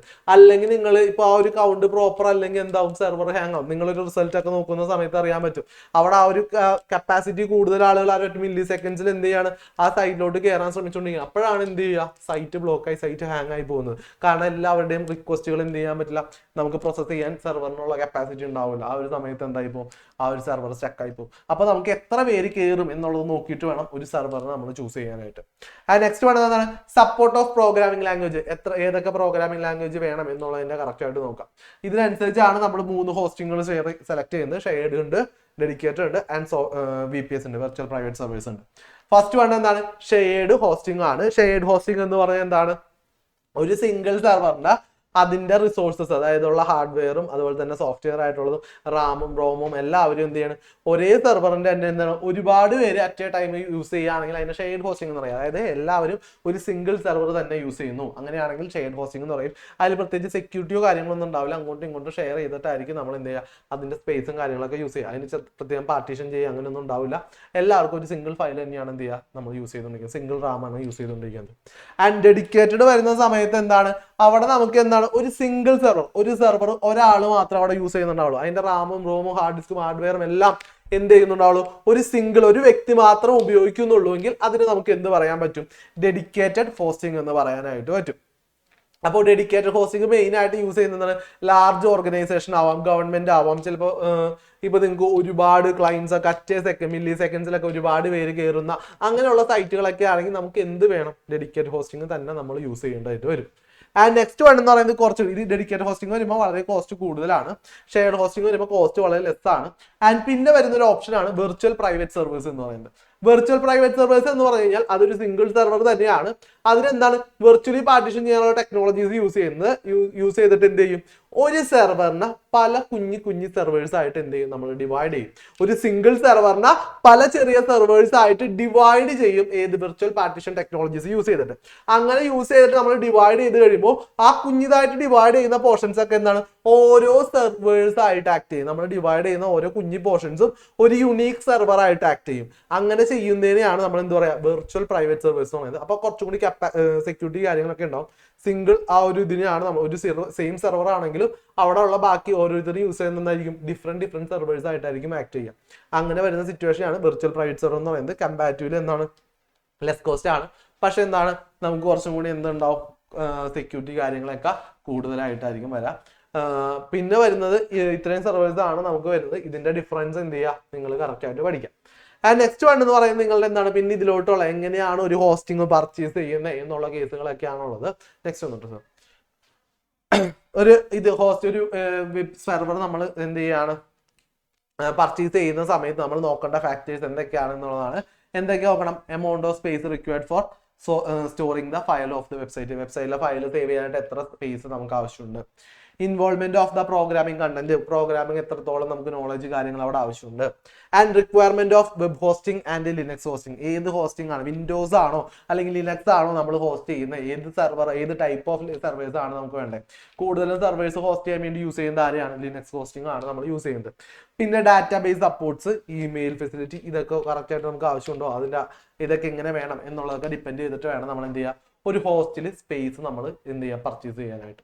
പിന്നെ ഉള്ള സെക്കൻഡ് സ്റ്റെപ്പ് എന്ന് പറയുന്നത് ഡൊമൈൻ നെയിം രജിസ്റ്റർ ചെയ്യും. നിങ്ങൾ ഹോസ്റ്റ് സെർവേഴ്സ് നോക്കിക്കഴിഞ്ഞാൽ പിന്നെ നമുക്ക് അടുത്ത കേസ് എന്താണ്, ഡൊമൈൻ നെയിം രജിസ്റ്റർ ചെയ്യണം. ഡൊമൈൻ നെയിം രജിസ്റ്റർ ചെയ്യാനുള്ള എങ്ങനെയാണ് ഡൊമൈൻ നെയിം രജിസ്റ്റർ ചെയ്യേണ്ടത് എന്നുള്ളത് കറക്റ്റ് ആയിട്ട് പഠിച്ചു വെച്ചിട്ടുണ്ടാവണം. നിർബന്ധമായിട്ടും പഠിക്കണം. എങ്ങനെയാണ് സെർച്ച് ചെയ്യുക, ഒരു ഹൂയിസ്നെറ്റ് എന്ന് പറഞ്ഞ ഡാറ്റാബേസ് ഉണ്ട്, അവിടെ ചെന്നിട്ട് നമ്മൾ കൊടുക്കാൻ ഉദ്ദേശിക്കുന്ന ഡൊമൈൻ നെയിം സെർച്ച് ചെയ്യാം. അപ്പോൾ ഓൾറെഡി ടേക്കൺ ആണെങ്കിൽ അത് യൂസ് ചെയ്യാനായിട്ട് പറ്റില്ല. ഇൻ കേസ് നമ്മൾ ആരും എടുത്തിട്ടില്ലെങ്കിൽ ആ ഒരു ഡൊമൈൻ നെയിം എന്ത് ചെയ്യാം, നമുക്ക് രജിസ്റ്റർ ചെയ്യാം. ആ രജിസ്റ്റർ ചെയ്യുന്നത് നമ്മൾ എന്താ പറയുക, എ റെക്കോർഡ് എന്ന് പറയും. എ റെക്കോർഡിൽ വെച്ച് നമ്മൾ രജിസ്റ്റർ ചെയ്ത് കഴിഞ്ഞാൽ നമുക്ക് എന്ത് ചെയ്യും, നമ്മുടെ ഡൊമൈൻ നെയിമിന് യുണീക്ക് ആയിട്ടുള്ള ഒരു IP അഡ്രസ് ചെയ്യും. ഓരോ ഡൊമൈൻ നെയിംസിന് എന്തുണ്ടാവും, അതിന് യുണീക്ക് ആയിട്ടൊരു സെർവറിന് ഒരു IP അഡ്രസ് നമുക്ക് എന്ത് ചെയ്യും, അസൈൻ ചെയ്ത് തരും. അത് അസൈൻ ചെയ്ത് കിട്ടിയാൽ മാത്രമേ നമുക്ക് എന്ത് ചെയ്യാൻ പറ്റുള്ളൂ, ഒരു വെബ്സൈറ്റ് നമുക്ക് ഓൺ ആക്കാനായിട്ട് പറ്റുള്ളൂ, അപ്പ് ചെയ്യാനായിട്ട് പറ്റുള്ളൂ. ഇത് ചെയ്യുന്ന എന്താണ്, ഒരു ഓർഗനൈസേഷൻ ആണ്. അതിൻ്റെതായ ചെറിയ ചാർജുകളും കാര്യങ്ങളും എല്ലാം ഉണ്ട്. പിന്നെയുള്ള കേസുകളാണ് നമ്മളൊരു ഡൊമൈൻ നെയിം ഒക്കെ വാങ്ങിച്ചു കഴിഞ്ഞ ഒരു ഹോസ്റ്റ് ഒരു സെർവർ ഒക്കെ എടുത്തു കഴിഞ്ഞാൽ പിന്നെ എന്ത് ചെയ്യേണ്ട സ്റ്റെപ്പ്, നിങ്ങളുടെ ഫയൽസ് ഒക്കെ എന്ത് ചെയ്യണം, ആ സെർവറിലോട്ട് ട്രാൻസ്ഫർ ചെയ്യണം. ആ ട്രാൻസ്ഫർ ചെയ്യാനുള്ള സ്റ്റെപ്സ് എന്ന് പറയുന്നതാണ് എന്ത്, FTP ക്ലയന്റ് സോഫ്റ്റ്വെയർസ് എന്ന് പറയുന്നത്. അവിടെ എന്താണ്, ഫയൽ ട്രാൻസ്ഫർ പ്രോട്ടോകോൾ ആണ്. FTP എന്ന് പറഞ്ഞാൽ ഫയൽ ട്രാൻസ്ഫർ പ്രോട്ടോകോൾ ആണ്. അവരെന്ത് ചെയ്യാനായിട്ടാണ്, നമ്മുടെ ഡിവൈസിലുള്ള ഫയൽസും കാര്യങ്ങളൊക്കെ, ആ വെബ്സൈറ്റിന് വേണ്ട ഡീറ്റെയിൽ വേണ്ട കാര്യങ്ങളെല്ലാം ഒരു സെർവറിലോട്ട് എന്ത് ചെയ്യാണ്, ട്രാൻസ്ഫർ ചെയ്യാണ്. പിന്നെ ത്രൂ കമ്മ്യൂണിക്കേഷൻ എവിടെ ആയിരിക്കും, സെർവർ ആയിട്ടായിരിക്കും ഫുള്ളി കമ്മ്യൂണിക്കേഷൻസ് വരാം. ആ ഒരു അപ്ലോഡും ഫയൽ ട്രാൻസ്ഫർ പ്രോട്ടോകോളൊന്നും കറക്റ്റ് അല്ലെങ്കിൽ എന്താവും, സെർവർ ക്രാഷ് ആയി പോകും. അതായത് നമുക്ക് ആ ഒരു വെബ് പേജ് കറക്റ്റ് ആയിട്ട് യൂസ് ചെയ്യാനായിട്ട് പറ്റില്ല. അപ്പോൾ അതിനുവേണ്ടി യൂസ് ചെയ്യുന്ന ഒരു സോഫ്റ്റ്വെയർ ആണ് FTP ക്ലയന്റ് സോഫ്റ്റ്വെയർസ്. അതിന്റെ എക്സാമ്പിൾസ് ഏതൊക്കെയാണ് എന്നുള്ളത് പഠിക്കണം. ഫയൽസിലുണ്ട്, FTP ഉണ്ട്, സ്മാർട്ട് FTP ഉണ്ട്. ഇതെല്ലാം എന്താണ് മക്കളെ, ഫയൽ ട്രാൻസ്ഫർ പ്രോട്ടോകോളിന് വേണ്ടി യൂസ് ചെയ്യുന്ന സോഫ്റ്റ്വെയർസ് ആണ്. ആ സോഫ്റ്റ്വെയർസിന്റെ നെയിം കമ്പൽസറി ആയിട്ടും പഠിച്ചു വെച്ചേക്കാം. എക്സാമ്പിൾസ് നിർബന്ധമായിട്ടും അറിഞ്ഞിരിക്കണം. പിന്നെ ഉള്ളൊരു കേസാണ്, നമുക്ക് എന്താണ് സെർവർ പ്രൊവൈഡ് ചെയ്യാനുള്ള കേസ്, പൈസ ഒന്നും ഇല്ലെങ്കിൽ നമ്മൾ യൂസ് ചെയ്യുന്ന ഒരു മെത്തേഡാണ് ഫ്രീ ഹോസ്റ്റിംഗ് എന്ന് പറയുന്നത്. ഫ്രീ ഹോസ്റ്റിംഗ് എന്താണെന്നല്ല കൂടുതലും ചോദിച്ചു തന്നേക്കുന്നത്, ഫ്രീ ഹോസ്റ്റിംഗിന്റെ എന്താണ് ഇഷ്യൂ എന്നുള്ളതാണ് കൂടുതലും നമ്മുടെ അടുത്ത് ചോദിച്ചേക്കുന്ന ഒരു ക്വസ്റ്റ്യൻ. എക്സാമിന് ചോദിച്ച് കണ്ടുവരുന്ന ഒരു ക്വസ്റ്റ്യൻ എന്ന് പറയുന്നത് ഫ്രീ ഹോസ്റ്റിംഗ് യൂസ് ചെയ്യുന്നതുകൊണ്ടുള്ള ഇഷ്യൂസ് എന്തൊക്കെയാണെന്ന് ചോദിച്ചിട്ടുണ്ട്. ഫ്രീ ഹോസ്റ്റിംഗ് യൂസ് ചെയ്യുന്നതുകൊണ്ടുള്ള മെയിൻ ഇഷ്യൂ എന്ന് പറയുന്നത് എന്താണ്, ഫ്രീ ഹോസ്റ്റിംഗ് യൂസ് ചെയ്യുമ്പോൾ അവിടെ നമുക്ക് അവര് പറയും, ആ ഹോസ്റ്റ് ആരാണോ പ്രൊവൈഡ് ചെയ്യുന്നത് ആ കമ്പനി നമ്മളോട് പറയും, ഇത്ര സൈസിൽ കൂടുതലുള്ള ഫയൽസ് കാര്യങ്ങളും എന്ത് ചെയ്യാൻ പറ്റില്ല, അപ്ലോഡ് ചെയ്യാനായിട്ട് പറ്റില്ല. പിന്നെ എന്തുണ്ടാവും, അവര് പറയുന്ന ഫ്രെയിം സെറ്റും കാര്യങ്ങളും വേണം നിങ്ങൾ എന്ത് ചെയ്യാൻ, നിങ്ങളുടെ ആ ഒരു വെബ് പേജിന് കൊടുക്കാനായിട്ട്. അവര് പറയുന്ന കുറച്ച് റൂൾസ് ഉണ്ടാവും. ആ സെറ്റ് ഓഫ് റൂൾസിൽ അടങ്ങുന്ന രീതിയിലുള്ള എന്ത് വേണം, വെബ് പേജ് വേണം നമ്മൾ ക്രിയേറ്റ് ചെയ്യാനായിട്ട്. MP3 MP4 ആയിട്ടുള്ള കാര്യങ്ങൾ മാത്രമേ സപ്പോർട്ട് ചെയ്യുള്ളൂ. അതിൽ കൂടുതൽ പോയി കഴിഞ്ഞാൽ സപ്പോർട്ട് ചെയ്യില്ല. ഫയൽസും കാര്യങ്ങളൊന്നും, വീഡിയോ ഓഡിയോ ഫയൽസ് ഒന്നും സപ്പോർട്ട് ചെയ്യില്ല. ഇത് നോൺ പ്രോഫിറ്റ് ഓർഗനൈസേഷൻ ആണ്. സോ അവരെന്ത് ചെയ്യുന്നുണ്ടാവും, നിങ്ങളുടെ വെബ് പേജിൽ നമ്മുടെ പെർമിഷൻ ഇല്ലാതെ തന്നെ എന്ത് ചെയ്യുന്നുണ്ടാവും, ആഡുകൾ റൺ ചെയ്യുന്നുണ്ടാവും. അതുവഴിയാണ് ആ ഒരു വെബ് പേജും കാര്യങ്ങളും എന്ത് ചെയ്യുന്നത്, ആ ഒരു സോഫ്റ്റ്വെയർ വർക്ക് ചെയ്യുന്നത്, ആ ഒരു സെർവർ വർക്ക് ചെയ്യുന്നത്. അപ്പൊ നമുക്ക് എന്ത് ചെയ്യുന്നുണ്ടാവും, ആഡ്സും കാര്യങ്ങളൊക്കെ കൂടുതലായിട്ട് വരും. അപ്പൊ ഇതൊക്കെ എന്താണ്, ഇതിന്റെ ഡീമെറിറ്റ്സ് ആണ്. നമുക്ക് സ്വന്തമായിട്ട് ചെയ്യാനുള്ള ഒരു കാര്യങ്ങളോ ഒന്നും നമുക്ക് കിട്ടുന്നുണ്ടാവില്ല. ഓക്കെ, ഇനി നെക്സ്റ്റ് വരുന്നത് എന്താണ്, കണ്ടന്റ് മാനേജ്മെന്റ് സിസ്റ്റം, CMS എന്താണെന്നാണ് ചോദിക്കുന്നത്. വളരെ ഇമ്പോർട്ടന്റ് ആണ്, എന്തായാലും എക്സാമിന് ഉണ്ടാവും. എന്താണ് content management system? Okay, CMS എന്ന് പറഞ്ഞു കഴിഞ്ഞാൽ എന്താണ്, നമുക്കൊരു പ്രോഗ്രാമിംഗ് സ്കില്ലോ ഡിസൈനിങ് സ്കില്ലോ പ്രോപ്പർ ആയിട്ട് ഇല്ലാത്തൊരു സിറ്റുവേഷൻ ആണെങ്കിൽ ആ ഒരു സമയത്ത് നമുക്ക് എന്ത് ചെയ്യാനായിട്ടാണ്, ഒരു വെബ് പേജോ കാര്യങ്ങളോ ഡിസൈൻ ചെയ്യാൻ വേണ്ടി നമ്മൾ യൂസ് ചെയ്യുന്നതാണ് എന്ത്, കണ്ടന്റ് മാനേജ്മെന്റ് സിസ്റ്റം എന്ന് പറയുന്നത്. അവിടെ നമുക്ക് എന്ത് ചെയ്യാം, ഓൾറെഡി പ്രീസെറ്റ് ആയിട്ടുള്ള ഫ്രെയിംസ് കാര്യങ്ങളും ഉണ്ടാവും. ആ ഫ്രെയിംസ് കാര്യങ്ങൾ നേരിട്ട് യൂസ് ചെയ്തിട്ട് എന്ത് ചെയ്യാം, നല്ല ഭംഗിയുള്ള രീതിയിൽ നല്ല എന്ത് ക്രിയേറ്റ് ചെയ്യാൻ പറ്റും, വെബ് പേജസ് ക്രിയേറ്റ് ചെയ്യാൻ പറ്റും. അതിന് മെയിൻ ആയിട്ട് ഒരു CMS സോഫ്റ്റ്വെയർ എന്ന് പറയുന്നതൊക്കെയാണ്. വേർഡ്പ്രസ് ഒക്കെ എന്താണ്, ഒരു മെയിൻ CMS സോഫ്റ്റ്വെയർസ് ആണ്. ഇവിടെ നമുക്ക് ഈസി ആയിട്ട് ഡെവലപ്പ് ചെയ്യാം. നമുക്ക് പ്രോഗ്രാമിംഗ് സ്കില്ല് യാതൊന്നും വേണ്ട, ജസ്റ്റ് ആ ഒരു ഡിസൈൻ ചെയ്യാൻ വേണ്ടി നമുക്ക് ഓരോന്നും ഇഷ്ടമുള്ളത് നമുക്ക് എടുത്ത് യൂസ് ചെയ്യാം. ഇതിന്റെ അഡ്വാൻറ്റേജസും ഡിസഡ്വാൻറ്റേജസും അറിഞ്ഞിരിക്കണം. അഡ്വാൻറ്റേജസ് എന്ന് പറയുന്നത് എന്തൊക്കെയാണ്, CMS provide standard security features in its design. അതായത് മെയിൻ ആയിട്ട് എന്തുണ്ടാവും, ഒരു നോർമൽ സെക്യൂരിറ്റി പ്രോപ്പർ കാര്യങ്ങൾ അവിടെ തന്നിട്ടുണ്ടാവും. പിന്നെ എന്താണ്, help people with least technical knowledge to design and develop a secure website. അതായത് പ്രോപ്പർ ആയിട്ട് സെക്യൂർ ആയിട്ടുള്ള ഒരു വെബ്സൈറ്റ് ക്രിയേറ്റ് ചെയ്യാനായിട്ട് പ്രോപ്പർ നോളജ് ഇല്ലാത്ത ആളെയും എന്ത് ചെയ്യുന്നുണ്ട്, ഹെൽപ്പ് ചെയ്യുന്നുണ്ട്. ആൻഡ് നെക്സ്റ്റ് ആണ്, the template are reduced the needs for the repetitive coding and design for heading and menu that appears in all pages in a website. അതായത് ഓരോ website നോക്കുമ്പോൾ അതിന്റെ ഹെഡിങ്ങുകൾ ഉണ്ടാവും, അതിൽ ഓരോ മെനു സെക്ഷൻസ് ഒക്കെ ഉണ്ടാവും സെലക്ട് ചെയ്യാനായിട്ട്. ഇതൊക്കെ നിങ്ങൾ റിപ്പീറ്റ് ആയിട്ട് കോഡ് സ്ക്രിപ്റ്റ് ചെയ്ത് ഡിസൈൻ ചെയ്യേണ്ട ആവശ്യമില്ല. ഇവിടെ എന്തുണ്ട്, ഓൾറെഡി പ്രീസെറ്റ് ആയിട്ടുണ്ട്, അത് നേരെ എടുത്ത് യൂസ് ചെയ്താൽ മാത്രം മതി. And CMS is economical. Some of the provided CMS softwares are WordPress, Drupal and Joomla. ഇത്രയും കേസുകളാണ്. നമുക്ക് ജൂമിലൊക്കെയാണ് നമുക്ക് എന്ത് ചെയ്യുന്നത്, മെയിൻ ആയിട്ടുള്ള CMS സോഫ്റ്റ്വെയർസ്. ഇതിന്റെ നെയിംസ് പഠിച്ചു വെക്കുക. FTPയുടെയും CMSന്റെയും ഏതൊക്കെയാണ് യൂസ് ചെയ്യുന്ന സോഫ്റ്റ്വെയർസ് എന്നുള്ള പേരുകൾ പഠിച്ചു വെക്കുക. അങ്ങോട്ടും ഇങ്ങോട്ടും മാറിപ്പോരുന്നത്, കറക്റ്റ് ആയിട്ട് പഠിച്ചു വെച്ചേക്കാം. ക്ലിയർ അല്ലേടാ? ഓക്കെ അല്ലെ. ആൻഡ് ലാസ്റ്റ് വൺ ഈ ഒരു ചാപ്റ്ററിൽ നിന്ന് പിന്നെ നമുക്ക് പഠിക്കാനുള്ള കേസ് എന്ന് പറയുന്നത് എന്താണ് റെസ്പോൺസീവ് വെബ് ഡിസൈനിങ്. എന്താണ് റെസ്പോൺസീവ് വെബ് ഡിസൈനിങ് ആണ് പഠിക്കുന്നത്. റെസ്പോൺസീവ് വെബ് ഡിസൈനിങ് എന്ന് പറയുന്നത് എന്താണ്? വെബ് ഡിസൈനിങ്ങിലെ ഏറ്റവും ഇമ്പോർട്ടന്റ് ആയിട്ട് നമ്മൾ അറിഞ്ഞിരിക്കേണ്ട ഒരു കേസാണ് എന്ത്? റെസ്പോൺസീവ് വെബ് ഡിസൈനിങ് എന്ന് പറഞ്ഞാൽ എന്താണെന്ന്. എന്താ റെസ്പോൺസീവ് വെബ് ഡിസൈനിങ്? ഒരു പർട്ടിക്കുലർ വെബ്സൈറ്റ് നമ്മൾ എന്ത് ചെയ്യണം? പല ഡിവൈസുകളിലായിരിക്കും ഓപ്പൺ ചെയ്യുക. ആ ഓപ്പൺ ചെയ്യുന്ന ഓരോ ഡിവൈസുകളിലും എന്ത് ചെയ്യാൻ പാടില്ല? ആ ഒരു സോഫ്റ്റ്വെയർ പല രീതിയിലായി കാണരുത്. എല്ലാം എന്താണ്? യുണീക്ക് ആയിട്ട് ഓരോ രീതിയിൽ വേണം കാണാനായിട്ട്. അപ്പോൾ ആ ഒരു ഡിവൈസിന്റെ സൈസിന്റെ റേഷ്യോ അനുസരിച്ച് ആ വെബ് പേജസ് എന്ത് ചെയ്യാണ്? റീഅറേഞ്ച് ചെയ്യുന്ന ആ ഒരു കേസിനെയാണ് നമ്മൾ എന്ത് പറയാ? റെസ്പോൺസീവ് വെബ് ഡിസൈനിങ് എന്ന് പറയുന്നത്. ഇതിനെ കുറിച്ച് ഒന്ന് റെസ്പോൺസീവ് വെബ് ഡിസൈനിങ് എന്താണ് എന്ന് എഴുതാനായിട്ട് ഒരു 3 മാർക്സിനോ 2 മാർക്സിനോ ക്വസ്റ്റ്യൻ ഉണ്ടാവും. ഒരു ഷോർട്ട് നോട്ട് പോലെ എഴുതാനായിട്ടുള്ള ക്വസ്റ്റ്യൻ എക്സാമിന് ഉണ്ടാവും. അപ്പോൾ ഇതെന്ത് ചെയ്യണം മക്കളെ? നോക്കി വെക്കുക. ഒന്ന് നിങ്ങൾക്ക് ഷോർട്ട് ആയിട്ട് എഴുതാൻ പറ്റുന്ന രീതിയിൽ എഴുതി കൊടുക്കുക. ഇത്രയും ഡീറ്റെയിൽ ആയിട്ട് എഴുതേണ്ട, ഷോർട്ട് ആയിട്ട് എഴുതുന്ന രീതിയിൽ നിങ്ങൾ പഠിച്ചു വെച്ചാൽ മതി. ആൻഡ് നെക്സ്റ്റ് വൺ എന്ന് പറയുന്നത് ഇതിലെ ക്വസ്റ്റ്യൻസ് ആണ്. ഫസ്റ്റ് വൺ എന്ന് പറയുന്നത് മെയിൻ ആയിട്ട് കാണുന്ന ക്വസ്റ്റ്യൻസ് പറയാം. എന്താണ്? Briefly explain different types of web hosting. Web hosting different ടൈപ്സിനെ കുറിച്ച് ബ്രീഫ്ലി എക്സ്പ്ലെയിൻ ചെയ്യാൻ പറയും. ഏകദേശം 5 മാർക്സിനാണ് ഈ ഒരു ക്വസ്റ്റ്യൻ നമ്മളോട് ചോദിച്ചിട്ടുള്ളത്. ഓക്കെ, 5 മാർക്ക് ക്വസ്റ്റ്യൻ ആയിട്ടാണ് നമ്മളോട് ചോദിച്ചിട്ടുള്ളത്. അപ്പൊ എന്ത് ചെയ്യുക? നമുക്ക് ഏതൊക്കെയാണുള്ളത്? ഷെയർഡ് ഹോസ്റ്റിംഗ് ഉണ്ട്, ഡെഡിക്കേറ്റഡ് ഹോസ്റ്റിംഗ് ഉണ്ട്, വെർച്വൽ ഹോസ്റ്റിംഗ് ഉണ്ട്. എന്താണ് ഷെയർഡ് ഹോസ്റ്റിംഗ് എന്ന് എക്സ്പ്ലെയിൻ ചെയ്യുക. എന്താണ് ഷെയർഡ് ഹോസ്റ്റിംഗ്? അവിടെ റാമും CPU റിസോഴ്സും എല്ലാം എന്ത് ചെയ്യുന്നത്? എല്ലാവരും അങ്ങോട്ടും ഇങ്ങോട്ടും ഷെയർ ചെയ്യുന്നുണ്ട്. അതിനെയാണ് നമ്മൾ എന്ത് പറയുക? ഷെയർഡ് ഹോസ്റ്റിംഗ് എന്ന് പറയുക. ഡെഡിക്കേറ്റഡ് ഹോസ്റ്റിംഗ് എന്ന് പറയുന്നത് ഒരു സിംഗിൾ സെർവർ ആയിരിക്കും. അതിന്റെ റാമും റിസോഴ്സും എല്ലാം ഒരാൾ മാത്രമേ യൂസ് ചെയ്യുന്നുണ്ടാവുള്ളൂ, മറ്റാരും യൂസ് ചെയ്യുന്നുണ്ടാവില്ല. കൂടുതൽ സെക്യൂർ ആയിരിക്കും. അതിന്റെ അഡ്വാൻറ്റേജസ് എന്താണ്? ഹൈ കോസ്റ്റ് ആയിരിക്കും. ഈ കേസുകളൊക്കെ എഴുതി കൊടുക്കുക. ആരാണ് യൂസ് ചെയ്യുന്നത്? ലാർജ് ഓർഗനൈസേഷൻസ് കാര്യങ്ങളൊക്കെയാണ് യൂസ് ചെയ്യുന്നത്. അത് എഴുതി കൊടുക്കുക. ആൻഡ് വെർച്വൽ ഹോസ്റ്റിംഗ് എന്ന് പറയുന്നത് എന്താണ്? വെർച്വലി പാർട്ടീഷൻ ടെക്നോളജി യൂസ് ചെയ്തിട്ട് നമ്മൾ എന്ത് ചെയ്യാണ്? ഒരു സിംഗിൾ സെർവറിനെ പല ചെറിയ സെർവേഴ്സ് ആയിട്ട് ഡിവൈഡ് ചെയ്യുന്നതിനാണ് നമ്മൾ വെർച്വൽ പ്രൈവറ്റ് സർവീസ് എന്ന് പറയുക, അല്ലെങ്കിൽ VPS ഹോസ്റ്റിംഗ് എന്ന് പറയുന്നത്. ഇവിടെ നമുക്ക് എന്തുണ്ട്? ലെസ് കോസ്റ്റ് ആണ്, മോർ സെക്യൂർ ആണ്. നമുക്ക് എന്ത് ചെയ്യും? ഓരോ യുണീക് സെർവേഴ്സ് ആയിട്ട് ഇത് ആക്ട് ചെയ്യുകയും ചെയ്യും. അതാണ് നിങ്ങൾ കറക്റ്റ് ആയിട്ട് എഴുതുകയാണ് വേണ്ടത്. ആൻഡ് നെക്സ്റ്റ് വൺ എന്ന് പറയുന്നത് അടുത്തിട്ടോ, what is the need of registration of domain name for a website? Explain the procedures of domain name registration. എന്താണ് ചോദിച്ചേക്കുന്നത്? ഡൊമൈൻ നെയിം രജിസ്ട്രേഷന്റെ നീഡ്സ് എന്താണ്, അതിന്റെ സ്റ്റെപ്സ് എന്നാണ് നമ്മളോട് ചോദിച്ചേക്കുന്നത്. അല്ലെങ്കിൽ ഒരു ക്വസ്റ്റ്യൻ ആയിട്ട് എന്ന് പറയുന്നത് Amita wanted to get a name എന്തെഴുതുന്നത്? ഒരു വെബ്സൈറ്റിന്റെ പേര് കൊടുത്തിട്ടുണ്ട്. For a her newly designed website, how is it possible? Okay, അതായത് എന്താ പറയുക? രണ്ട് ടൈപ്പിൽ ക്വസ്റ്റ്യൻ വരാം. എന്താണ് ഡൊമൈൻ നെയിം രജിസ്ട്രേഷൻ എന്ന് ചോദിക്കാം, അതിന്റെ നീഡ്സ് എന്താണെന്ന് ചോദിക്കാം, അതിന്റെ സ്റ്റെപ്സ് എന്താണെന്ന് ചോദിക്കാം. അല്ലെങ്കിൽ നിങ്ങളുടെ അടുത്ത് പറയും ഒരു വെബ്സൈറ്റിന്റെ പേര് തരും, ആ വെബ്സൈറ്റ് നിങ്ങൾക്ക് പുതിയതായിട്ട് ആ നെയിം രജിസ്റ്റർ ചെയ്യണം. അങ്ങനെയാണെങ്കിൽ അതിന്റെ സ്റ്റെപ്സുകൾ എന്താണ്, അതിനെങ്ങനെയാണ് നമ്മൾ അത് രജിസ്റ്റർ ചെയ്യുക എന്നുള്ളതാണ് എക്സ്പ്ലെയിൻ ചെയ്യാൻ പറയുന്നത്. രണ്ടും സെയിം മീനിങ് തന്നെയാണ്, സെയിം ആൻസർ ആണ് വരുന്നത്. എന്താണ്? നമുക്ക് എന്ത് ചെയ്യണം? ആ ഒരു ഡൊമൈൻ നെയിമിന് എന്ത് ചെയ്യണം? ആദ്യം ഐഡന്റിഫൈ ചെയ്യണം. അങ്ങനെ ഒരാളുണ്ടോ എന്ന് ചെക്ക് ചെയ്യണം. അതെവിടെ നമ്മൾ ചെക്ക് ചെയ്യുക? ഹൂയിസ്നെറ്റ് എന്ന് പറഞ്ഞാൽ പോയിട്ട് നമ്മൾ അതിന് സെർച്ച് ചെയ്യുക, അതുണ്ടോ എന്നുള്ളത് ചെക്ക് ചെയ്യുക. ചെക്ക് ചെയ്ത് കഴിഞ്ഞതിന് ശേഷം എന്താണ്? അങ്ങനെ ഒരു നെയിം ഇല്ല, അത് അവൈലബിൾ ആണ് എങ്കിൽ എന്താണ്? അതിന്റെ ഇൻഫോർമേഷൻസ് ഒക്കെ എന്ത് ചെയ്യുക? ഹൂയിസ് ഡാറ്റാബേസിൽ എന്ത് ചെയ്യുക? നമ്മൾ രജിസ്റ്റർ ചെയ്ത് കൊടുക്കുക. ആഫ്റ്റർ എന്നിട്ട് എന്ത് ചെയ്യുക? അതിന്റെ ഒരു ആനുവൽ ഫീയോ കാര്യങ്ങളോ ഉണ്ടാവും. അത് എന്ത് ചെയ്യുക? നമ്മൾ പ്രൊവൈഡ് ചെയ്ത് അത് കൊടുത്തു കഴിഞ്ഞ് കഴിഞ്ഞാൽ നമുക്ക് എന്ത് ചെയ്യും? ആ ഒരു ഇത് ഡൊമൈൻ നെയിം രജിസ്റ്റർ ആവും. ഡൊമൈൻ നെയിം രജിസ്റ്റർ ആയി കഴിഞ്ഞ് കഴിഞ്ഞാൽ എന്ത് ചെയ്യും? എ റെക്കോർഡ് ത്രൂ നമുക്ക് എന്ത് കിട്ടും? ഒരു യുണീക്ക് ആയിട്ടുള്ള IP അഡ്രസ് കിട്ടും. അങ്ങനെയാണ് നമ്മൾ എന്ത് ചെയ്യുക? ആ ഒരു നെയിമിനെ രജിസ്റ്റർ ചെയ്യുന്നത്. ഈ സ്റ്റെപ്സ് കൂടി എന്ത് ചെയ്യുക? എഴുതി കൊടുക്കുക. ക്ലിയർ ആണോ മക്കളെ? ഓക്കെ അല്ലേ? ഓക്കെ. ആൻഡ് നെക്സ്റ്റ് എന്ന് പറയുന്നത് നമ്മളുടെ ഫയൽ ട്രാൻസ്ഫർ പ്രോട്ടോകോൾ ആണ്. FTP client softwares write an example to it. എന്താണ് FTP ക്ലയന്റ് സോഫ്റ്റ്വെയർ? അതിനൊരു എക്സാമ്പിൾ എഴുതാനാണ് പറഞ്ഞേക്കുന്നത്. FTP ക്ലയന്റ് സോഫ്റ്റ്വെയർ എന്ന് പറഞ്ഞാൽ എന്താണ്? FTP client softwares establish a connection with remote servers and is used to transfer file from one computer to the server computer. നമ്മുടെ കമ്പ്യൂട്ടറിൽ നിന്നും യൂസർ കമ്പ്യൂട്ടറിൽ നിന്നും സെർവർ കമ്പ്യൂട്ടറിലോട്ട് ഡാറ്റ ട്രാൻസ്ഫർ ചെയ്യാൻ വേണ്ടി നമ്മൾ യൂസ് ചെയ്യുന്നതാണ് എന്ത്? FTP ക്ലയന്റ് സോഫ്റ്റ്വെയർസ് എന്ന് പറയുന്നത്. അതിന് എന്ത് വേണം? FTP send a user name and password to the server plain text which is a unsecure. This nowadays SFTP is used. നമ്മൾ എന്താണ്? കുറച്ചുകൂടി സെക്യൂർ ആയിട്ടുള്ള ട്രാൻസ്ഫറിന് വേണ്ടിയിട്ട് നമ്മളിപ്പോൾ യൂസ് ചെയ്യുന്ന ഒരു സോഫ്റ്റ്വെയർ ആണ് SFTP എന്ന് പറയുന്നത്. അത് കുറച്ചുകൂടി സെക്യൂരിറ്റി ആണ്. അപ്പോൾ യൂസർ നെയിം പാസ്വേഡ് ഒക്കെ കൊടുത്താൽ മാത്രം എന്ത് ചെയ്യാൻ പറ്റുള്ളൂ? ഫയൽസും ട്രാൻസ്ഫറും പ്രോട്ടോകോളൊക്കെ നടക്കുള്ളൂ സെർവറിലോട്ട്. ആൻഡ് ഇതിന് എക്സാമ്പിൾ ആണ് ചോദിച്ചേക്കണേ. ഏതൊക്കെ യൂസ് ചെയ്യാം? ഫയൽസിൽ യൂസ് ചെയ്യാം, Qt FTP യൂസ് ചെയ്യാം. ഇതൊക്കെ എന്താണ്? ഇതിനുള്ള നമുക്ക് എന്ത് ചെയ്യാം? എക്സാമ്പിൾസ് ആണ്. എക്സാമ്പിൾസ് പഠിച്ചു വെക്കണം, എക്സാമ്പിൾസ് ചോദിക്കും. ഓക്കെ. ആൻഡ് നെക്സ്റ്റ് വൺ എന്ന് പറയുന്നത് എക്സ്പ്ലെയിൻ ഫ്രീ ഹോസ്റ്റിംഗ്. എന്താണ് ഫ്രീ ഹോസ്റ്റിംഗ് എന്ന് എക്സ്പ്ലെയിൻ ചെയ്യാനാണ് പറഞ്ഞേക്കുന്നത്. എന്താ ഫ്രീ ഹോസ്റ്റിംഗ് എന്ന് പറഞ്ഞു കഴിഞ്ഞാൽ?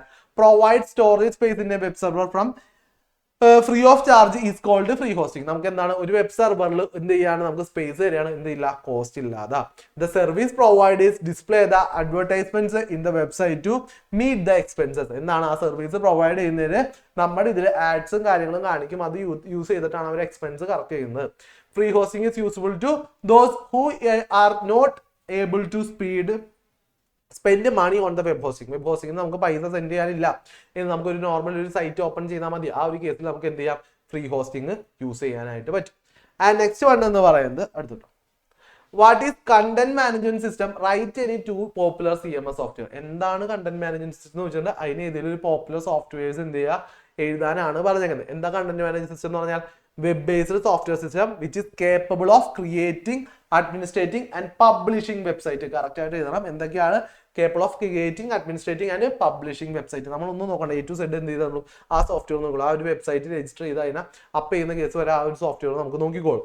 People with less technical knowledge can be design a develop a secure website using CMS softwares. CMS softwares examples ആരൊക്കെയാണ്, വേർഡ്പ്രസ് ഉണ്ട്, ഡ്രുപ്പൽ ഉണ്ട് ആൻഡ് ജൂംല ഉണ്ട്. 3 ഓപ്ഷൻസ് ആണ് നമുക്കുള്ളത്. ആൻഡ് നെക്സ്റ്റ് നോക്കാം, അടുത്തെന്ന് പറയുന്നത് എന്താണ്, explain the responsive web design. എന്താണ് റെസ്പോൺസീവ് വെബ് ഡിസൈൻ എന്ന് എക്സ്പ്ലെയിൻ ചെയ്യാനാണ് പറഞ്ഞേക്കുന്നത്. ഷുവർ ക്വസ്റ്റ്യൻ ആണ്, ഒരു 3 മാർക്സ് അല്ലെങ്കിൽ 2 മാർക്സിന് എന്തായാലും നമുക്ക് ഇവിടെ ചോദിക്കും. അപ്പൊ ഷോർട്ട് ആയിട്ട് എഴുതിയാൽ മതി. എന്താണ് റെസ്പോൺസീവ് വെബ് ഡിസൈൻ എന്ന് പറഞ്ഞു കഴിഞ്ഞാൽ, responsive web design is a custom building of a website suitable to work on every device and every screen size. ഏത് ഡിവൈസിലും ഏത് സ്ക്രീൻ സൈസിലും കറക്റ്റ് ആയിട്ട് വർക്ക് ചെയ്യാൻ പറ്റുന്ന വെബ് പേജുകൾ ക്രിയേറ്റ് ചെയ്യുന്നതിന് എന്താ പറയുക, റെസ്പോൺസീവ് വെബ് ഡിസൈനിങ് എന്ന് പറയാം. അല്ലെങ്കിൽ നമ്മുടെ ഡിവൈസ് മാറുന്നതനുസരിച്ച് എന്ത് ചെയ്യും, നമ്മുടെ വെബ് പേജിന്റെ ഡിസൈൻസ് കംപ്ലീറ്റ്ലി എന്തായി പോകും, മാറി പോകും. അപ്പോൾ നമുക്ക് ഇഷ്യൂ ആവും. Responsive web design can implement using flexible grid layout, flexible images and media queries. അതായത് ഫ്ലെക്സിബിൾ ആയിട്ടുള്ള ഇമേജസും കാര്യങ്ങളൊക്കെ യൂസ് ചെയ്യുക. അതെന്താണ്, നിങ്ങൾ സെറ്റ് ചെയ്യുന്ന സമയത്ത് നമ്മൾ എന്ത് ചെയ്യുക, പേഴ്സൻറ്റേജിലും കാര്യങ്ങളും സെറ്റ് ചെയ്ത് കഴിഞ്ഞാൽ നമുക്ക് ഫ്ലെക്സിബിൾ ആയിട്ട് യൂസ് ചെയ്യാനായിട്ട് പറ്റും. എന്താണ് ഫ്ലെക്സിബിൾ ഗ്രിഡ് ലേഔട്ട് എന്ന് പറഞ്ഞു കഴിഞ്ഞാൽ, set the size of the entire web page fit the display size of the device. എന്താണ് ആ ഒരു ഡിവൈസിലോട്ട് സൈസിൽ സെറ്റ് ആവുന്നത്, അതായത് എൻറ്റയർ വെബ് പേജ് സെറ്റ് ആവുന്ന രീതിയിലുള്ള ഡിസൈനിങ്ങിനാണ് ഫ്ലെക്സിബിൾ ഗ്രിഡ് ലേഔട്ട് എന്ന് പറയുക. ആൻഡ് ഫ്ലെക്സിബിൾ ഇമേജ് എന്ന് പറയുന്നത് set images or video size percentage of display size of the device. അതായത് ഡിവൈസിന്റെ ആ ഒരു ഫുൾ സ്ക്രീനിന്റെ എത്ര പെർസെൻറ്റേജ് വേണം എന്നുള്ള രീതിയിൽ സെറ്റ് ചെയ്തിട്ടാണ് എന്താ പറയുക, ഫ്ലെക്സിബിൾ ഇമേജ് എന്ന് പറയുന്നത്. മീഡിയ ക്വറീസ് എന്ന് പറയുന്നത് എന്താണ്, provide the ability to specify the different size for the individual ഡിവൈസസിലൊക്കെ എന്ത് ചെയ്യാം, ഒരു പ്രത്യേക ഡിസൈൻസോ കാര്യങ്ങളൊക്കെ കൊടുക്കുന്നതിന് എന്താ പറയുക, മീഡിയ ക്വറീസ് എന്ന് പറയുന്നത്. ഇത്രയും കാര്യങ്ങളാണ് ഒരു റെസ്പോൺസീവ് വെബ് ഡിസൈൻ ചോദിച്ചു കഴിഞ്ഞാൽ നിങ്ങൾ എഴുതേണ്ടത്. ക്ലിയർ ആണോ മക്കളെ? ഓക്കെ ആണോ? ഒന്ന് പെട്ടെന്ന് വീഡിയോ ചെയ്ത് മക്കളെ.